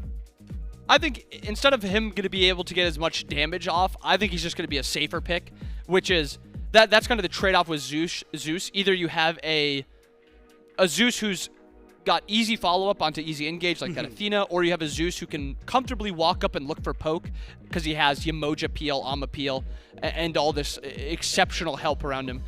I think this should work out fine, because if you see how the Hounds comp needs to play, they need to play and walk into you. It's not them playing a disengage, re-engage comp. It's them trying to be the engage, and if you're the one trying to engage, you're the one that's running at the Zeus, it's going to be pretty easy for him to follow up. Yeah, it gives a lot of opportunities to make BennyQ look real good. Yeah. Which is not good news for the Gladiators, and that's where we maybe turn our eyes to this conversation. You can look at it, whether it's early game, mid game, late game, Glad's backs against the wall. Where is their comp going to find its successes, and how can they topple the Hounds to push this to 5? I think it has to be Kyrmi. It really comes down to, if Kyrmi plays like he did in that second game on that Jing way, there is a possibility here. But I just think you look at the 5v5 of this Hounds comp, you look at how a Cam is even going to dive into it, that is so much disengage, protections, shielding, healing that this Hounds comp has, where if Kyrmi doesn't get off to an early lead, and not saying he can't, because we've seen these Camas get big leads and kind of just snowball right after, so not saying he can't, but he's going to need to get off to an early lead. It can be through any lane, but it's going to have to play through Kyrmi. Well, and we've seen, like, in the past, moments where, like, the Jingwei, let's be honest, it's going to wait till late. Soul can get kind of hands-on, but like you just said, there's a Lancelot that might give her some trouble. But is there anybody, like, if you're leaning on them, like, can Hades do a lot early on that you can maybe rely on? Or is it, okay, Camazotz, let's go with you for the first 15, and then see what happens after that? Well, I mean, they can play through duo. Yeah. I didn't mean to make it sound like they can't play through duo, because a Sobek pluck, Soul brings enough follow-up to it with just 2 and then some autos attacks. Because that's why you pick the Soul. It's why it's first pick. It's that lane pressure, getting those bastions, playing for those shield camps. And that's like the other opportunity they have, is to play through duo, play for those purples, like we had them do with that Anhur Sobek game, where they had to play through that portion of the game. Again, can they do it? Because last time we saw this Sobek, he actually missed that pluck, died super early, and the only reason that game went late, and I think that was the game they won, was Kyrmi on this Daji, was just putting the team on his back, so. And it's a little different having to take the Camazotz instead of the Daji, so maybe some changes for what Kyrmi is going to be bringing in. But it is going to be, I guess, more or less well-rounded, right? Rely on Camazotz, a little bit of the duo, do your best to try and push you in towards that late game, get the Jingwei online. I'm going to be honest with you, though. I keep getting stuck on the front line. I just see the Ama and Yemoja and my brain stalls because I'm like, damn, that's just really good top 2 to get for the Hounds. And I think when we talk about the front line, you also have to kind of see what they are protecting. And there's not much peel that the Gilded Glads comp has. Yeah. It's mostly, we want to fight into you. We want to, take these fights, engage. But when you have Soul, you have Jingwei, you don't need a ton of peel. And then you look at the opposite side, and it's, well, we don't have that much engage, but boy, do we have a lot of peel. Boy, do we play front to back very well. And I think when you see how this Hounds comp is going to play, I think it plays through Benny, again, on the Zeus. And when he picks these important characters, like the Oathhh last game, the Zeus game 1, the Zeus game 4, it is on him. And when he is doing stuff well, the fights look flawless in the Hounds' favor. But when he got picked in that last game towards the end, it was almost actually the Glads coming back and winning that. So Benny's positioning and his grouping with his team is probably the most important part of this Hounds comp. Which is a very important part, if you think about it. It's it's the facilitator, it's the linchpin to make it all work. Man, there's so much that can go right, so much that can go wrong. Again, backs against the wall here for the Gilded Gladiators. Grand scheme, they're not a team right now that, if we're looking at standings, we're looking at things like that, they're not breaking out of way. They are pretty much sealed, and by pretty much I mean they are sealed down there towards the bottom. 0-7 right now. Depending on how this goes, we're going to be talking about 0-8 after this. Hounds, however, if they can win this, Dragons lose out, have potential to maybe slip out of that 4th spot in their division, which is a huge deal. Remember, the bottom 2 teams, bottom team from each division, does not go to playoffs. They have to play the long way around to get to the Road to Worlds. Meanwhile, the others have an opportunity to be in the top 4 that qualify immediately in just a few weeks. So there's definitely some pressure maybe on them to get this going as well as they can. Of course, they also have to rely on other teams to lose. And so I'm going to grand scheme it, big scheme for this team. Hounds, where do they win? When do they win? And if they're trying to put it all in this game, who is like the catalyst? I guess we talked a little bit about the Zeus, but is it all on him? I think for Catalyst portion, I think it is the Zeus that you have to kind of look towards.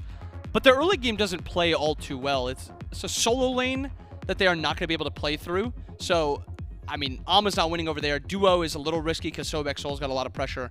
I mean, the Hounds comp is definitely not something that's going to win early. So that's an opportunity for the Glads. But if it goes late, it goes mid, it's going to be tough to play into that comp. Well, we got wow, gonna flub up some words. We've got some stuff that we're dealing with right now, guys, so we're gonna kick it to a quick break, but then when we get back, we'll jump into Game 4.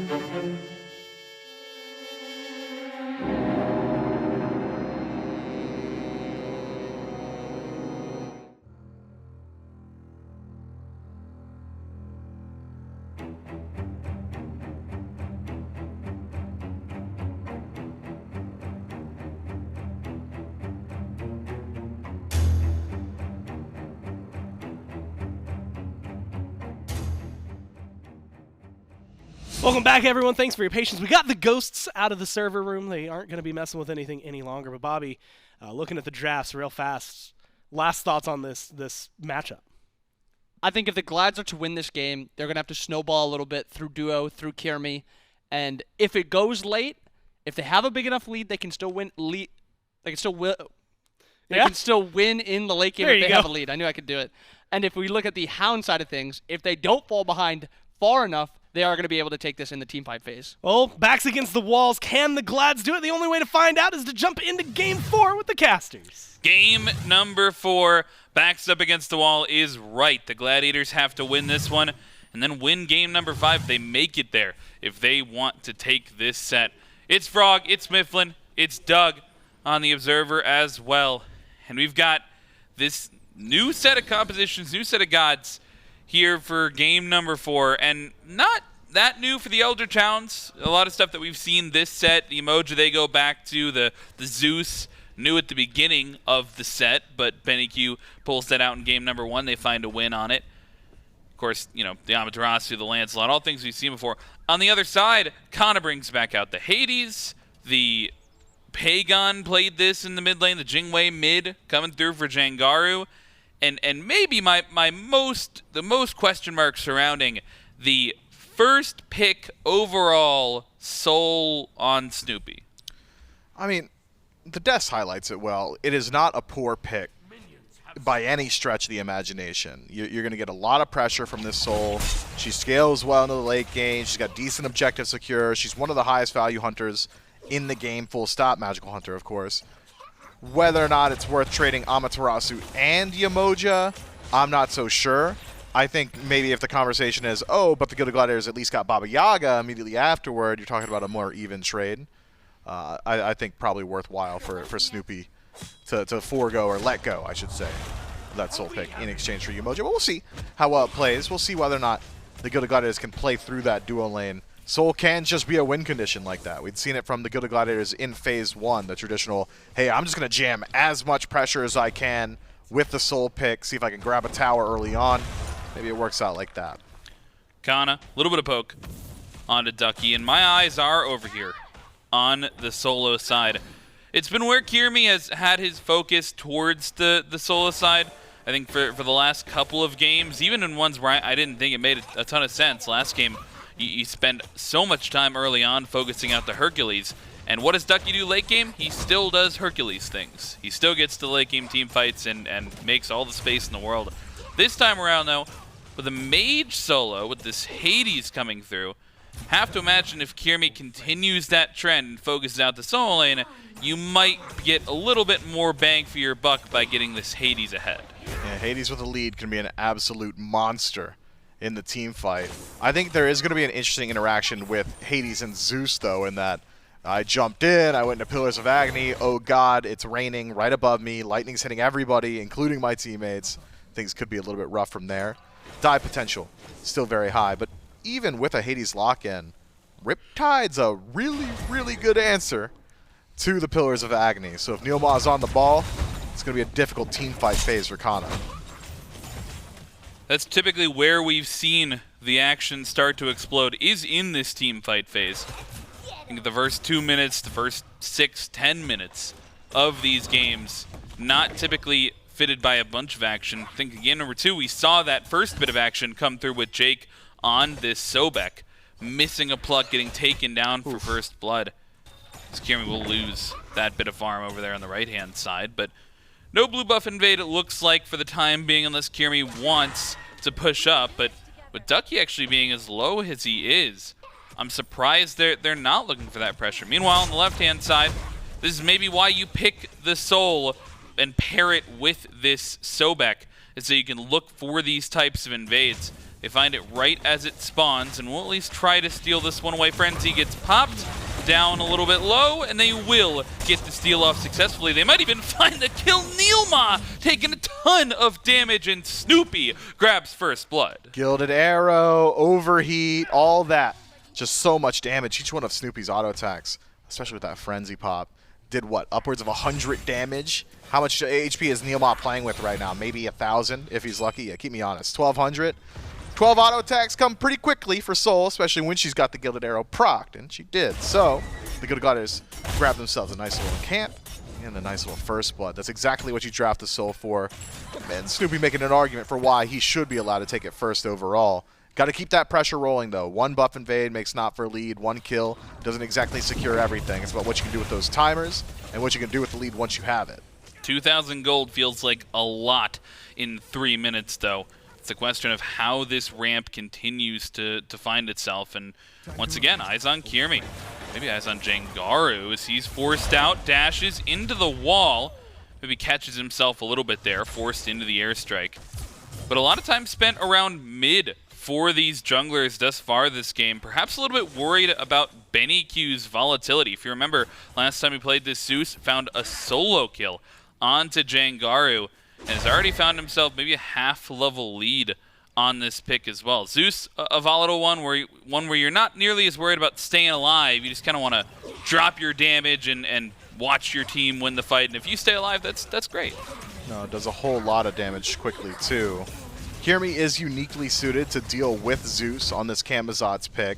It's similar to the Sanctified Field conversation. Oh, it's not hitting me because I'm off the playfield. It can do the same with Lightning Storm. Zeus is so apt to just drop it on his feet and run in circles and say, well, you're going to kill me, but you got to take a whole lot of damage to do so. Not exactly going to be an issue for Camazotz. So we'll see if Kyrmi adjusts his playstyle a little bit. Has been a lot of solo focus, as you've said.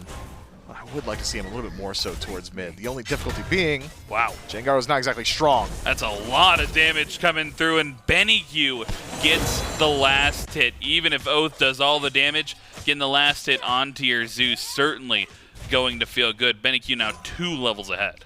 Yeah, I mean, that's tough. Kyrmi wants to play up against this Zeus, but if he rotates in towards him, best follow-up you're getting is from Jing, and that's not exactly good follow-up. Fortunately for the Gilded Gladiators, they've got their silver lining in the duo lane. Snoopy having a field day over there. Still looking for the pressure, and we'll find the purple buff invade once again. I got a little bit worried when I saw the flashback there. Jake off the mark with the pluck, but they don't have enough damage in the tank to punish him just yet.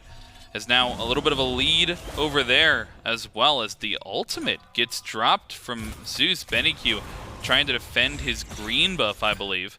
It looks like he did do it successfully, but I mean, no pressure really anywhere from Kyrmi. He has not been able to get involved thus far in the game. Was a little bit late to that gank onto Jangaru and got there after his mid laner had already fallen, but he's a little bit behind. I'm just surprised we haven't seen him get involved. Yeah, I mean, it's not exactly easy considering Cxnnahh is controlling his lane very well at this point. Ducky, for the most part, in his tower or fighting right outside tower range. Snoopy and Jake are absolutely dominating their lane, so it's not as if Kyrmi's going to walk into a tier 1 tower on left right now. So instead, tries to stay as involved as possible in mid, but you don't exactly want to play through mid overly so because Jingwei is drafted for safety and late game scaling, not exactly for PvP at the 6-minute mark. So, you know, it's neither here nor there. Could Kyrmi maybe get a little bit more done? Maybe. But I can understand why we're not seeing the over-aggression from him. Stuart, maybe under some pressure on this left-hand side. We'll get the beads forced out early on. This may be Kyrmi on the left-hand side trying to be the first to make something happen, but will instead just be Stuart. A little bit too safe with the horse in the game. We haven't even gotten to this point. They have 2 horses. They have Oathhh on the horse, on his horse. They've got Stuart on his horse as well. They're missing a couple of them, right? No Guan Yu, no Chiron. Does Chiron count as a horse? Sure. But they could have had more horses, which Bobby and I talked about this at length. I think more horses makes you more powerful. Yeah, that does sound like something you and Bobby would wax poetic about. I ain't him though, I'm me, so I'm gonna talk about something else. Fight on the left side about a brew, purple buff respawning soon. Kyrmi may be in a decent position to put some damage into Stu. Plucked back, no beads available Got the for the dash. Hachiman. Has to use the ultimate. The batter to hell, not enough for the chase. Instead, Kyrmi uses it for the escape, and all the while, purple buff still waiting for that spawn. The plucks are off. Cooldown, no. And this time it's Oathhh who has to ult away. They'll steal the purple buff once again, and they burn 2 ults in the process. Gold Fury pulled and burning. NeilMah, Benny nearby, but you gotta get there quick. Looking for the steal. The Gladiators secure the Gold Fury. Despite the ultimate getting dropped, BennyQ not able to take that one away. And the Gladiators, they turn that dual lane pressure into a neutral objective. That's exactly what you want to see. If you prioritize that soul so highly, you need to be willing to play around it. And so far, the Gilded Gladiators have done so very well. High pressure in the duo. Duo, of course, the most valuable lane to have that pressure in, has net them the first neutral objective. Can't let off the gas, though. Not a whole lot Snoopy can do for the next few minutes. Mitigated in what he can get done. Maybe knock down a tier 1 tower, but this early in the game, bit of a double-edged sword. Would make it easier for the Eldritch Hounds to just go ahead and farm up at their own tier 2 line. And considering how much pressure Stu's been under, I'm sure he'd be very happy to do exactly that. So now, where do the Gilded Gladiators go? Where do they put their pressure? You could start rotating over towards the solo lane, perhaps. Ducky has gone for a pretty aggressive build with Vital Amplifier and Death's Toll. Little bit of defense with Shoguns, but not exactly going to help him out the most with the physical magical damage split between Cxnnahh and Kyrmi. Maybe could look to shut down this Amaterasu. We're still also a ways away from Pyromancer spawning, so if the Gilded Gladiators just want to rest on their laurels for a few minutes, it's on the Eldritch Hounds to figure out how to close up that gap. A couple of these item spikes coming through as well for the Gladiators with a very notable gold lead. You finish up the Executioner, you finish up the Typhon's Fang, that second item for Jake coming through as well. This feels like the time that you would maybe want to start something, but with that Gold Fury being down, 2 minutes before Beacon, couple minutes before Pyromancer spawns.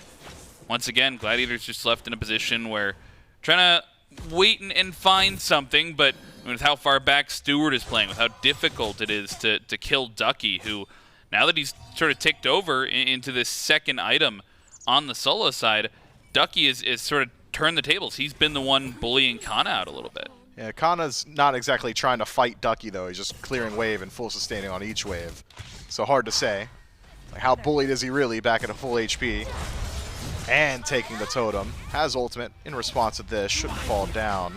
Can't exactly just sit there, though. Yeah, has to find the dash away.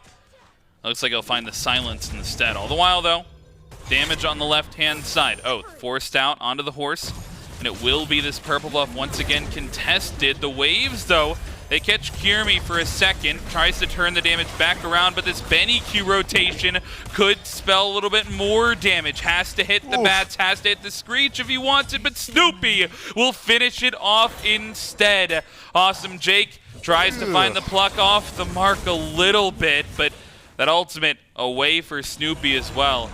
In all the chaos, only one falls. They don't get the purple buff, but they do find NeilMah. Nice movement from Oathhh. Does secure his life. Still had the ultimate if an HP shield was really needed. Could have got out of there with that. Instead, though, it's the Eldritch Hounds' big rotation to defend the purple. Successful in that. Do grab it for themselves. Do also lose out on the fight. And putting another kill in Snoopy's pocket, a dangerous thing. We've seen now a few times the Gilded Gladiators push in. Awesome Jake and Snoopy walk into the tier 1 tower up against Stu. And they don't push down the tower. They just force Stu out of it and say, all right, man, here's 6 minions you're going to lose. No experience for you. And Stu really starting to suffer for it. Hasn't quite stacked up his Devourer's Gauntlets just yet. 2 levels down. No second relic. Cxnnah, pressure onto him. He will not have the ultimate back up yet. And Oathhh finds the second kill for the Hounds on that right-hand side. As the beacon spawns as well, Gilded Gladiators, they're trying to find pressure onto this one, but it's Jangaru and BennyQ that are here to deal the damage. Meanwhile, a 2-level lead for Jake, keeping him topped up and safe around this beacon. But now the neutral objectives back on the map. Oni Fury up and available if they want to try and push this lead a little bit further. And Pyromancer just a couple of minutes away. Where is Ducky, dude? Ducky is behind the tier 2 tower, farming all the while. And I think it's because he wants to rotate over, but he's going to be late if he wants to be here for this Oni Fury. Was already down to half HP, but the Hounds, they force the Glads back. Yeah, Hound's in a really good position now. NeilMah can hold it for a little bit, but with his team also weak, Stu down to half HP, gotta be careful. Blink in from Cxnnah, pulls 3 with the ultimate for the beads from BennyQ and turns around the damage. Meanwhile, Jangaru gets NeilMah in the back of the fight. And Cxnnah, he's low.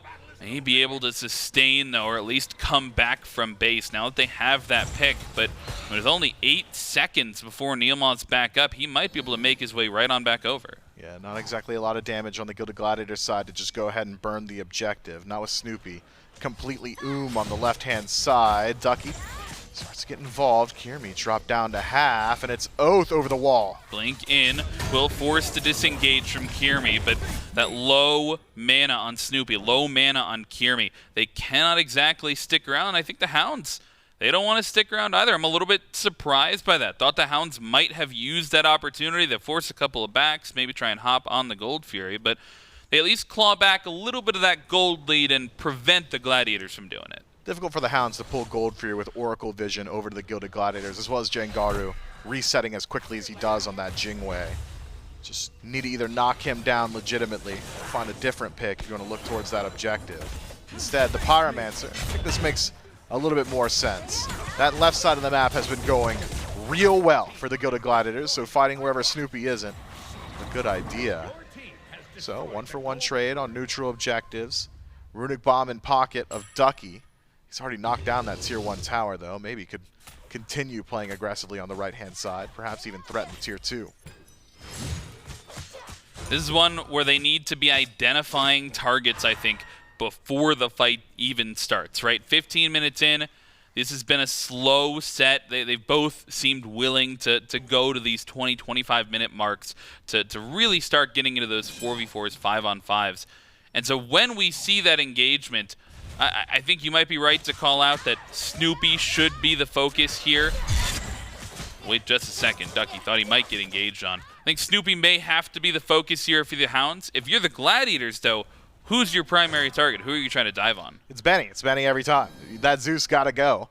Sure, he can drop his damage and then die, and he's already done the damage, but if you don't kill him, he'll do it twice.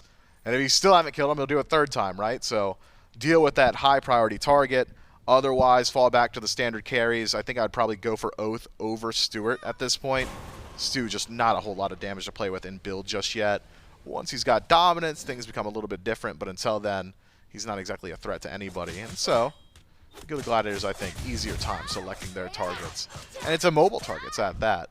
The only issue I can see is that Cxnnahh has gone for a very aggressive build, Book of Thoth in second slot, doesn't have any magic defense just yet, so it's almost entirely reliant on starter items, and the defense is inherent to the kit from Pillars of Agni. If we're seeing blink Pillars of Agni onto Benny, or onto Stu, or onto Oathhh, imagine there's just going to be a lightning storm dropped on his head. And I mean, Cxnnah's got enough resources just yet to just be able to tank that up. Last time it was Ducky as the playmaker for the Hounds. Once they started rotating out of lane, this Hercules able to make just a ton of space for the entirety of the Hounds. And this time, they're able to do something similar with the Amaterasu. Pillar of Agni early on channeled, but a great Grand Joust prevents the dash away. And they find an easy pick onto Cxnnahh on the right-hand side. They'll use 2 ultimates for it. They'll even lose this tier 1 tower, but continuing to provide Ducky a little bit more of this lead, feeling good on the Sama. Yeah, Ducky's getting a very good treatment so far this game. It's the Eldritch Hounds taking a play for the Gilded Gladiators book. When duo's looking bad, I'll play somewhere else. And the Hounds have decided that somewhere else is the soul lane, much to the chagrin of Cxnnahh on this Hades. But I'm still concerned with BennyQ's scaling. The Gilded Gladiators have done a great job on the left-hand side. You need to spread some of that winning towards the center of the map. And now with Jangaru hitting some of his power spikes, Executioner, and Dominance finished up, maybe you can start to play around him a little bit more so. Get Kyrmi involved there. Try and force some of these resources out of Benny. If we get to next round of neutral objectives and Benny's still sitting on beads, Aegis, and ultimate, I mean, good luck to the Gilded Gladiators dealing with him from there. Whoa, this would be an early pickup here, and Jangaru is actually the one tanking this. I think Ducky knows that it's going on, certainly does now with the Fire Giant ring. Awesome Jake finds the pluck, but an early beads onto BennyQ, and that tickles the dive. They're targeting out the Zeus. They're looking for the damage in the back, but Oathhh, he finds Snoopy all the while. A 1-for-1 trade as NeilMah will be the second one to fall. A bait for the Gilded Gladiators brings in the Hounds, and they find 2 to boot. Benny's dead for 30, Neil for 20, and Oathhh still licking his wounds. The Gilded Gladiators, a lot of damage to play with. If it were anyone but Snoopy, I think they'd just go back to that Fire Giant pool, but because it's the core of their DPS, forced to go ahead and reset that one. Good dive from the Eldritch Hounds to take out that target, but it comes at a cost, and Benny, left alone, clearly cannot withstand the brunt of aggression from the Gilded Gladiators. That's beads, it's Aegis, it's ultimate, and it's no problem for the Glads, who are healthy after killing him. Primal Fury picked up. Primal Fury will fall down here for the Gilded Gladiators. They'll continue to buff up that gold lead now at around 5,000 here. Maybe closer to 4,000. Either way, though, 18 minutes in, Gilded Gladiators, maybe for the first time this set, have really felt like they've got the reins on this game. I say that, though, it's the Hounds that are picking up the Pyromancer. Nobody from the Glads there to step in quite yet. Once again, perhaps satisfied with trading the neutral objectives. But now, we talked about how valuable the Pyromancer is. It's all about these runic bombs. You've got 2 in the pocket and a committal onto Fire Giant. Frenzy pop, Zeus ultimate drop. Jake's the only one, but it's the Hounds who secure it. He's there, and they're looking for the fight afterwards. BennyQ will fall, and Cxnnahh forced into the Pillar of Agony, but it's the full-on disengage. The Hounds shred the Fire Giant and get out. Fire Giant on 4. I love that call from the Eldritch Hounds. Just go ahead, pull it, dump all your damage. Benny, I don't need you for the PvP at all. Lightning Storm immediately. We are shredding this objective, and we're getting out. And Benny gets plucked by Awesome Jake, and the rest of the Hounds say, well, it was good knowing you, man. Sorry you didn't get to enjoy the Fire Giant like we will. The Gilded Gladiators now get to spin their fingers, twist their thumbs as Kyrmi narrowly escapes with his life up to the bat out of hell. Eldritch Hounds have essentially bought themselves 5 minutes of just hanging out on map and farming, or with Fire Giant on 4, could even potentially start up the siege. Stu was real behind. Operative word was. Now, parity between these ADCs. ADC's the better your team on the siege. I'm thinking tier 1s. Sure, tier 2's going to be a little bit more difficult. Only one tier 1 up for the Gladiators. That'll be down the left side, as Snoopy has had a particular amount of control in this dual lane. But 3 group tier for the Hounds. I don't think they'll receive much resistance, at least if they continue to stay disciplined, stay together, maybe perhaps wait for BennyQ to join them on that left-hand side. All the while, on this right-hand side, Ducky solo pushing a little bit on that tier 2, but with teleport available, and looks like they're actually not going to push. Thought they might start that push a little bit earlier, but I mean, with 2 minutes on this Fire Giant power play, they don't necessarily have to rush. This feels almost like a, we guarantee ourselves a couple of extra minutes, we slow the game down, improve our builds, and then we're ready to come at the fight next time. I think they can still keep up that siege, though. It's just the Eldritch Hounds weren't quite grouped up just yet. Oh, in some trouble. Forced to use those beads. Wants to hold the Grand Joust, but I'm thinking he might have to use it. Might have to. Kyrmi under some pressure. Oathhh tries to turn around a little bit of damage, but he just lets himself get plucked. He has to know that that's coming from Jake. But Oathhh, he gets Watch picked out. in the mid lane. Have to be careful on the backs here. And BennyQ and Ducky left alone. The rest of their team made it back to base. This would have to be a chase for the Gilded Gladiators if they want to continue this. An awesome Jake. He has eyes for the mid laner. You slow down BennyQ enough, and Jake doesn't. He stops the back. He'll trade out his life for the life of the mid laner, and Ducky is onto Snoopy in the back as well. He'll waste as much time as he can. All the while, the Hounds, they're trying to make it back to help in the fight. Ducky, uncatchable at this point unless he decides to go back in himself. Locks eyes with 3. Does decide to go back in. Probably shouldn't have. Eats the CC and loses his life. Benny got a lot of value, all things considered, in that team fight. Forces out the ultimate from both Cxnnahh and Jangaru. Thought maybe the Eldritch Hounds would have the chase down potential, but spotted out on their rotation in by Kyrmi. Saw those pings, saw the Vampiric Bats slow things down. From there, an easy disengage for the Gilded Gladiators with a little bit extra, a little icing on the cake. Ducky just walked back in. Eldritch Hounds certainly trying to find their way back in from this deficit. Gilded Gladiators, they've stayed around that same mark for now a couple of minutes. And I think it's because they are having these maybe not necessarily favored fights for them. You get a 2 for 2, a 3 for 2 in these small engagements, but they've really kept their eyes on these neutral objectives. Another Fury in favor of them, another Pyromancer falls the way of the Gladiators. This time they don't allow those to be traded out. It'll be in the pocket of Kyrmi. And now that the Fire Giant's coming back up, right? Thinking for the Gladiators, last time the Eldritch Hounds, they stepped up, they shredded it. Looks like they used both both Runic Bombs in that effort to do it the very first time. I don't know that they have the same amount of shred to do it a second time, but whether they do or don't, I am not allowing it to happen if I'm the Gladiators. I'm warding up. I am making sure I'm there when it spawns. Yeah, the Gilded Gladiators do have every bit of the advantage insofar as resources, as well as map state at this point too. Pushed up a majority of these waves. So imagine we see the Gladiators there first. They've got more vision in pocket. They'll have more vision on map. They'll have more damage to play with. Eldritch Hounds, it was a sneak away last time. I don't think they're walking in. The Gilded Gladiators would love if the Eldritch Hounds pulled the Fire Giant from here. Ducky's got teleport, so if things get dicey, he'll get over. It'll still take a little bit longer than you might think. Teleport immediately channeled, shows himself on tower. So the Gilded Gladiators know Ducky's nearby. Fire Giant picked up, though, by Snoopy. And the double ADC shred here. This might be a committal. Popped is the frenzy. Ducky's in there looking for the steal, and they find it! The Hounds! They take the Fire Giant away!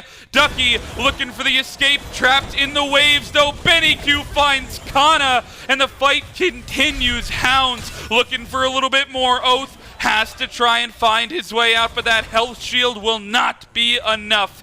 a 1-for-1 trade, but the Hounds steal away the FG. Egg on my face, I couldn't quite see what took the Fire Giant away, but that is one gifted to the Eldritch Hounds. Great play by them. Oathhh losing Fire Giant, not a big deal. Gilded Gladiators lose once more. 5 minutes worth of their time. The Eldritch Hounds, they've got decision of, okay, we can either just turtle up and the Gilded Gladiators can never siege on us because we've got Fire Giant and a Zeus, or maybe you start to push forward a little bit. I've been noticing a continuing trend now. Kana just not tanky enough just yet. It's only really the one dedicated defense item, call it 2 now. He's upgraded his starter, but Lightning Storm in response to Pillars of Agni plus Chain Lightning in the pit, and all of a sudden, that Hades, who had 3 locked down, is no longer there, a disappearing act. Tier 2 tower taken by the Gilded Gladiators. We need to play safe. Kyrmi, not a whole lot of resources left to him. Mana low, ultimate still on cooldown. He's got enough damage to hurt Ducky. Ducky finds 3 in the jungle. I don't know how caught out they are, though. He runs back to his team, gets plucked right back where he came from. The damage here from BennyQ, though, and that's a huge no-play zone. The Gilded Gladiators, they cannot push back through that ultimate. They managed to help Ducky survive. He's just healing up. Man, that is crazy sustain there, just on the buff. And already, Ducky's back to full HP with this Fire Giant. Yeah, Death's Embrace must be nice. Wish I was allowed to build that in the jungle. Ducky re-sustains on the, what are they called? The masks? The totems? The totems, there you go. Eldritch Hounds, now healthy once more. Fire Giant still on 4. Would love to knock down this tier 2 tower. Keep your eyes on Jake. His plucks have been detrimental here. The Eldritch Hounds struggling to survive off that first bit of CC. Riptide pulls him forward a little bit. Kyrmi as well, not under this tier 2 tower. Oathhh, in fact, going to find him in the jungle, so they won't necessarily get the flank off that they were looking for.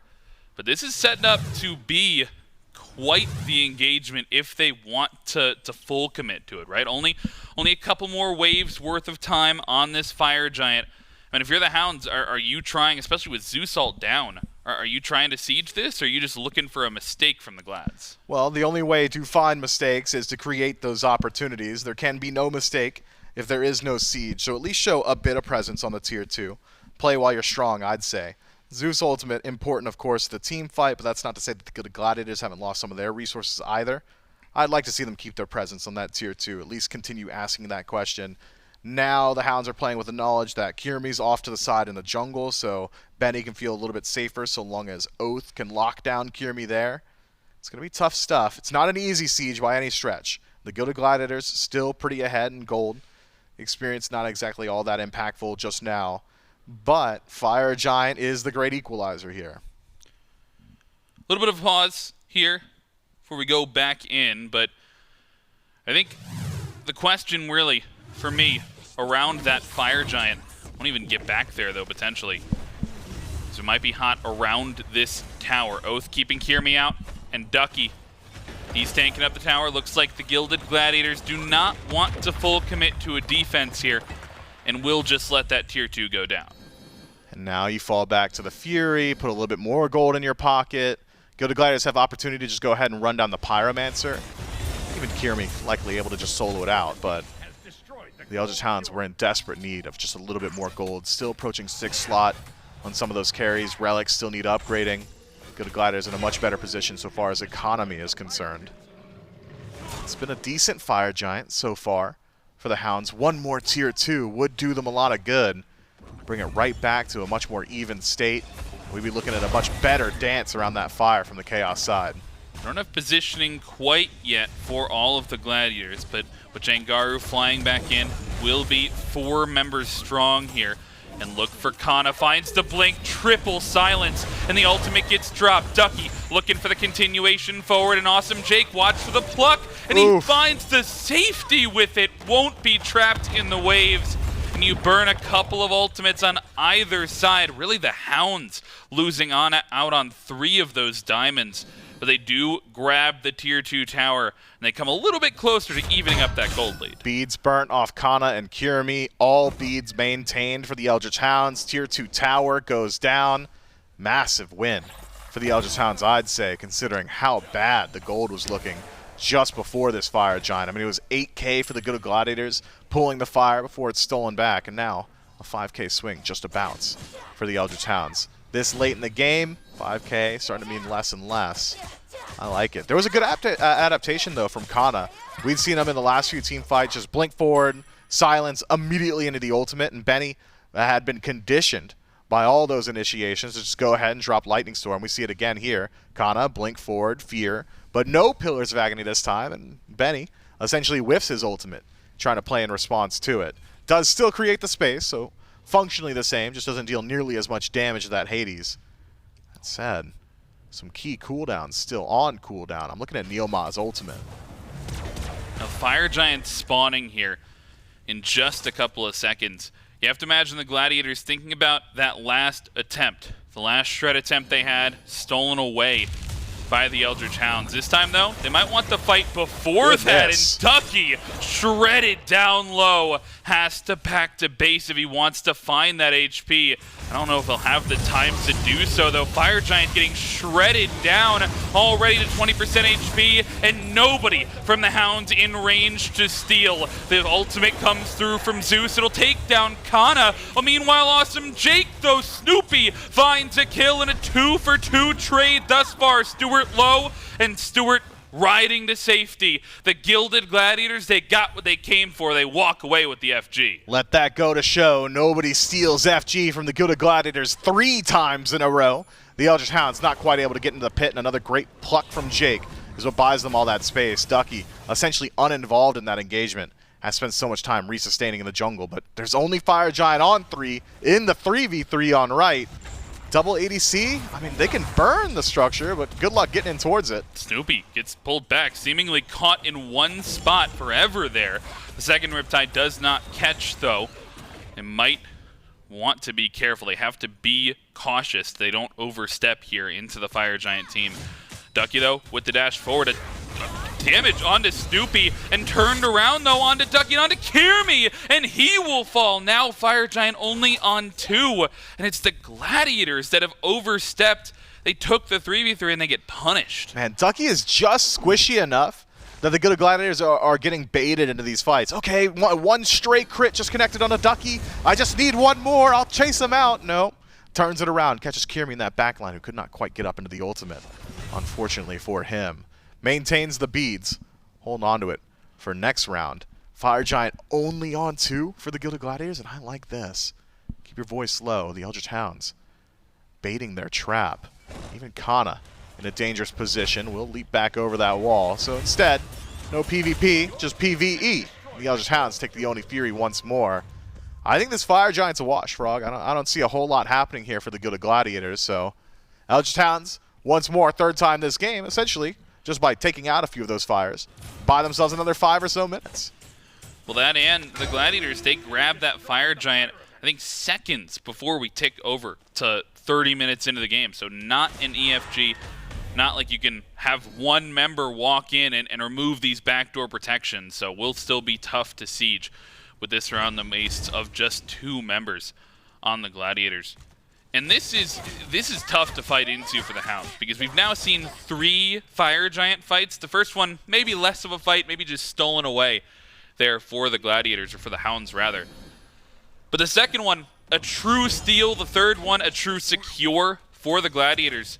And each time, the Eldritch Hounds just are almost fighting in from the outskirts. They're not allowed to move out of their own jungle. And it's the threat of these plucks from Awesome Jake. Like, what has to go right for the Hounds for them to be able to step up more confidently to this next Fire Giant? Well, you could either initiate the fight yourself, have NeilMah in first. You could have someone with beads be the recipient of that pluck. Jake has been very happy to just hunt down Ducky every single time, and he's right to do so. Ducky, pretty squishy. Tier 2 tower. Wow. Not exactly easy to knock down, is it? The Gilded Gladiators try their best with a 3-man core. Kyrmi holding it down in mid. We'll have the 1v1 up against Oathhh. And the Runic Bomb, Oathhh takes it. Yeah, it knocks it down so low. BennyQ, he does not get here in Kyrmi time. And Kyrmi finds the 1v1 and finds the middle lane bird. A bit of a min-max there from the Gilded Gladiators jungler. And once again, bit of a distraction on the left-hand side. Kyrmi comes away with a huge win for the squad. Yeah, it's a really difficult 1v1 for Oathhh to take, just knowing I can box them, but if either one of us is dropped to 50%, and we both will be because they've got similar damage output, I need, on Oathhh, to get a fully channeled ultimate before I get to play with an HP shield that goes away the second I use some more damage. Whereas Kyrmi, oh, we're both at 50%, I'll just ult and finish you while you can't hit me back. It is a very, very difficult 1v1 for Oathhh. I think if anyone's going to be the guy to stop Kyrmi, it'd probably have to be Ducky, just because he's the only one that can really match sustain. Pressure here in the jungle around the Fire Giant. Just a minute or so before the spawn, and we're all back in the same spot, looking for the same dance over again. And the Eldritch Hounds, they have to be keenly aware of how this has gone the last couple of times, and now even more important, it is the enhanced Fire Giant that will be spawning here in just a couple of seconds. BennyQ, my eyes are on where he uses this ultimate. It's been to punish Cxnnahh time and time again. Maybe you could drop it on the Fire Giant, maybe you find a carry with it. Right now, the Gilded Gladiators, they're just trying to find a pick. Oathhh has awesome Jake on his heels, with Jake forced to reset here. Small difference, Ducky has sold the Vital Amplifier, now Spirit Robe. Won't be nearly as easy to kill him off Pluck. Anytime he's affected by that hard CC, will become just a little bit tankier. The Eldritch Hounds now do have a spearhead they could utilize to work their way into the pit. The Gilded Gladiators won't be leaving it to a coin toss, though. They want the fight. It's very split up. Oathhh reveals himself in mid. Gilded Gladiators try their best to find an opportunity. Oathhh just trying to clear out those waves. Won't clear out the entirety of it. Last couple of times have been off the back of a Jake Pluck. This time, it's looking for the Hounds positioning. They're the ones around the Fire Giant. They have not hit it just yet. A step up there to try and see if they could find a pick, but unwilling to pick up the Fire Giant despite the great shred that both teams seem to have. Nobody wants to coin flip. Everybody wants to see if they can find a pick, and with Jake looking for it, he's in. Let's hop into a listening with the Glads. We got Yemo. I'm doing Pyro. Maybe we just back up, we do Pyro, back up. 80%. It's half. Thought it might have been more of a committal onto Jake there. At the very least, you get the ultimate out of NeilMah, and you lose the ultimate out of Jake, but that River's Rebuke feels a lot more valuable. It does. River's Rebuke, such a massive part of the team fight for the Eldritch Hounds. Now going to have a much harder time locking down any individual target from the Gilded Gladiators, especially considering there's no Phantom Shell pickup. I mean, you'd really like to see a little more value than that. Here goes the Fire Giant, though. Let's go to a listening with the Hounds. Nice. Stay together. Help Benny in the back. Help Benny in the back, please. Please, please. Heady's one. Heady's dash. I'm here with you, Benny. Carries with me. Hades. Nice. Stay together. Yeah, carries it for here. We your team chasing. Yeah. We do FG. He's one shot. Come beats. Point fire, okay? Heal. What do they have? Do they have Soul still? Yes, it should be better. Can you look? Fire Giant picked up now for the Eldritch Hounds. They get two. It's a good position to be in, but not a guarantee. Jangaru looking for a miracle steal and will not find it. The Hounds, despite no River's Rebuke, they find two, and they find EFG on 5. And they'll get back in time to defend their mid Phoenix. EFG on 5, as you said. Only one Tier 2 tower still standing on the side of the Gilded Gladiators, and it should be an afterthought. At this point, the protections afforded to the Titan by a Tier 2, not exactly going to stop the damage output of the Eldritch Hounds. But the Eldritch Hounds are now in the position of, can we siege? It's a question they haven't had to ask themselves for the last 37 minutes. I'm thinking the answer is almost just a resounding yes. I imagine the defense from the Gilded Gladiators is best defense is a good offense. Cxnnahh, get in the back line, we're going to blow him up. That's the entire strategy. But you got to be concerned about Benny separating the engagement with his ultimate, or NeilMah doing the exact same thing. And it's a very slippery backline that Cxnnah's going to have to make contact with. Stuart, CC immunity and ultimate. Ducky, very tanky now, as well as CC immunity available to him. I wonder where the Gilded Gladiators really keep their pressure up, where they decide to draw that line in the sand. First Phoenix might just be about trying to burn some of the resources from the Hounds. Put up a slight defense here, maybe save the brunt of your battle for the mid Phoenix, or if the Hounds decide to go all the way across the map on right. Every ultimate available for these squads, and they're gonna waste no time in stepping in. Jake, Dangerous. He plucks in. That is dangerous. He's caught in the waves, and the damage will look to be there. A pick onto awesome Jake to start the fight, and the Eldritch Hounds, they grab the support, they grab the left side bird, and a man advantage now for the siege. That's the danger of Sobek. If it hits, he's a genius. If he misses, he looks the fool. This time, it's the fool as Snoopy dropped to 10%. He might get collapsed on as he comes out, but it's Oathhh and Cxnnahh making the space. Jangaru finds one, and the damage is good thus far, but Ducky finds his way into the backline, and the middle Phoenix will fall as well. Kyrmi down into the gray screen. It is only Jangaru alive for the Gilded Gladiators, and a 4 versus 1 defense would have to be a miracle for the Jingwei, and I don't know that he has enough in the tank. Game number 4 goes to the Hounds. The Hounds didn't even really need to play the Fire Giant dance, did they? That is the knife's edge, the trapeze act that a Sobek has to play. Did I hit my pluck? If yes, awesome, I got beads. If no, I'm just gonna die. And unfortunately for him, without Phantom Shell, he finds himself on the second. The latter half just falls down, and without their frontliner, the Gilded Gladiators cannot maintain the base. Good things to take away from this one. If you're the Gilded Gladiators, a very hard-fought set. Game 2, of course, comes away with them. And Game 4, this leaves a bad taste in your mouth after maybe that Fire Giant steal on the second Fire Giant. So certainly still some positives to take away from this one. But if you're the Eldritch Hounds, you're very pleased with this win. You've said it a couple times. This was their worlds. They put it all on the line. Wasn't me, that was Oathhh. Yeah, Oathhh says it. He puts it all on the line. They like do week 6, day take 2 for me. the set. No, fair enough. Week 6, day 2. And there's still more matches to play for the Eldritch Hounds. This gives them a chance to go up in the seeding, try and make that 3rd slot in their own division. Either way, though, that'll do it for me and Mifflin on the cast. We'll throw it back to Gore on the desk. I wonder if Miff is going to feel better or worse when he realizes week 6, day 3. He is lost. He's lost. He's so man. lost. You know who's not lost? The Hounds. 3-1. Play it well.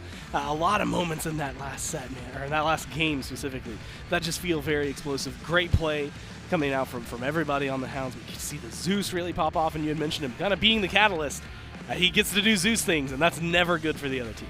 Yeah, and it's tough because that Fire Giant steal, that early game that the Glads actually had was they played really well through duo. The Soul got a lead, but 7 minutes into the game, you've got a 3K lead. You look 10 minutes later into that game, that lead has not grown. That is a problem. You have to be able to push these leads beyond 3K in that 10-minute span. Fortunately, they're not able to, and then they're slowly able to kind of maintain a lead, gather a little bit more of a lead, and then you throw in that Fire Giant, and on that point, the siege is just so free for the Hounds. 31,000 damage, and you can take a pick. That's Stu and BennyQ in that game. 3, 4, and 8, maybe not the prettiest look in terms of slash line, although the 8's real nice.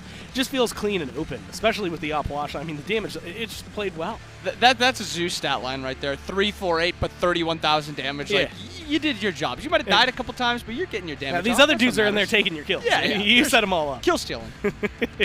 Look, I'm not going to point fingers, but Ducky's 5-1 as a solo laner. Like, yeah, we got to talk. saying. We might have to start a conversation about that. Although he put up 27,000 damage himself. And even if you take out some of the fake solo lane damage, that's still a pretty good amount of damage that was out there. It just feels, again, like they really stepped up this time. Some of the fights were a little left me wanting, which I'm sure the Hounds did as well. But they really were able to find that consistency, and that's something that both of these teams, the Hounds and the Gladiators, had struggled with coming into this. But this was a really good example for the Hounds to say, you know what? We're here, and more importantly, still in it as far as things go, because I know that was especially, I think, seeing BennyQ on Twitter sometimes, like, they were finally winning, they were doing really well, and it was like everybody keeps leaving. They need to find that stride again. This one, I think, is a huge step in that direction, but you don't got to take it from me. We got BennyQ standing by ready for an interview. That's right, we do have BennyQ from the Eldritch Hounds. Congrats on the set win today. First thing I want to ask is about the energy in the booth. Miff kind of talked about a quote that he came in and talked to Oathhh a little bit, and Oathhh was maybe joking around, said that this is your guys' worlds. Like, you really were feeling important about this matchup. How was the energy in the booth for this set? I think we're just we were just all really confident, and it did kind of mean a lot because I feel like if we lost, our morale would have been really bad. So kind of put all of our energy into it. It's felt like we didn't kind of just show up and go through the motion. Definitely, it looked like you guys had a pretty high energy set out there. I got to ask about the Zeus as well. You kind of pull it out. It's been a pick that feels like fits your play style pretty well. You pull it out in Game 1 and Game 4. What's the idea behind it? You think it fits in pretty well with you guys? He just kills FG, so that and damage for free. It's out damage for free. Well, thank you so much for coming out. Congrats on the set win. We'll throw it back to the desk. They win it, and, you know, they were a little mention of, oh, was this one the Hounds Worlds? Maybe that's just the way that they have to look at every single set from this point forward. Because, again, we were talking about it coming into this, but standing's still pretty important because the way things are going for them, a 3-1 victory here is success, right? And that's all that matters is in the win column. That one's going to stack up. That is not the only set today. We are going to be watching Leviathans and Ravens. That one as well going to be a very interesting one for what it could imply. Mostly, I think, locking things in place, depending on who wins between the Ravens and the Leviathans. But this win for the Hounds, well, inbound, it gets real important when you start to look at the standings and specifically look at where they are. So 2-7. You'll notice that right above them in their group, 3-5, with 2 sets to be played for the Dragons, 1 set to be played for the Hounds. So Dragons, next, whatever day November 5th is, I think that is Saturday. Saturday is the, 4th. The 4th is their first one. The 4th is Saturday. They will play the Ferrymen. Now, I'm just going to say Ferrymen are 8-1 right now. Very good. We're going to be looking at it real good. If they lose that set, then the last set they play in the phase becomes way more important all of a sudden. You had pointed it out. November 5th in the morning, it'll be the Dragons and the Hounds. And so if the Dragons lose against the Ferrymen and then lose out against the Hounds, they're going to swap places. And that is going to change a whole lot in that dynamic or in that division for what it could mean over the next few weeks, over the next couple of months. Yeah, I mean, I guess Oathhh is right about this being their worlds because this is the big difference between them, you know, having to go through that play-in tournament or going instantly into that top 6. Because if they win their next set against the Dragons, that is a 2-0 that they have over the Dragons. That is 2 of their wins. Then they leapfrog the Dragons drop down, and the Dragons then have to go with the Gladiators into that play-in tournament. So, exciting final couple days, but we still got one more set today. Exactly. Next week, by the way, it's only Saturday and Sunday, right? Dragons have a doubleheader up against the Ferrymen and the Hounds. Warriors have a doubleheader, Kings and Gladiators. Those are the only teams that you're going to be seeing next week, which means what's coming up next is the last chance this regular season to see the Ravens and the Leviathans. And for those of you who've been watching all year, it's also the second time all year that we've gotten to see them play each other. I'm real excited for it. But we're going to kick it to a quick break, and then when we get back, it's Ravens and Leviathans.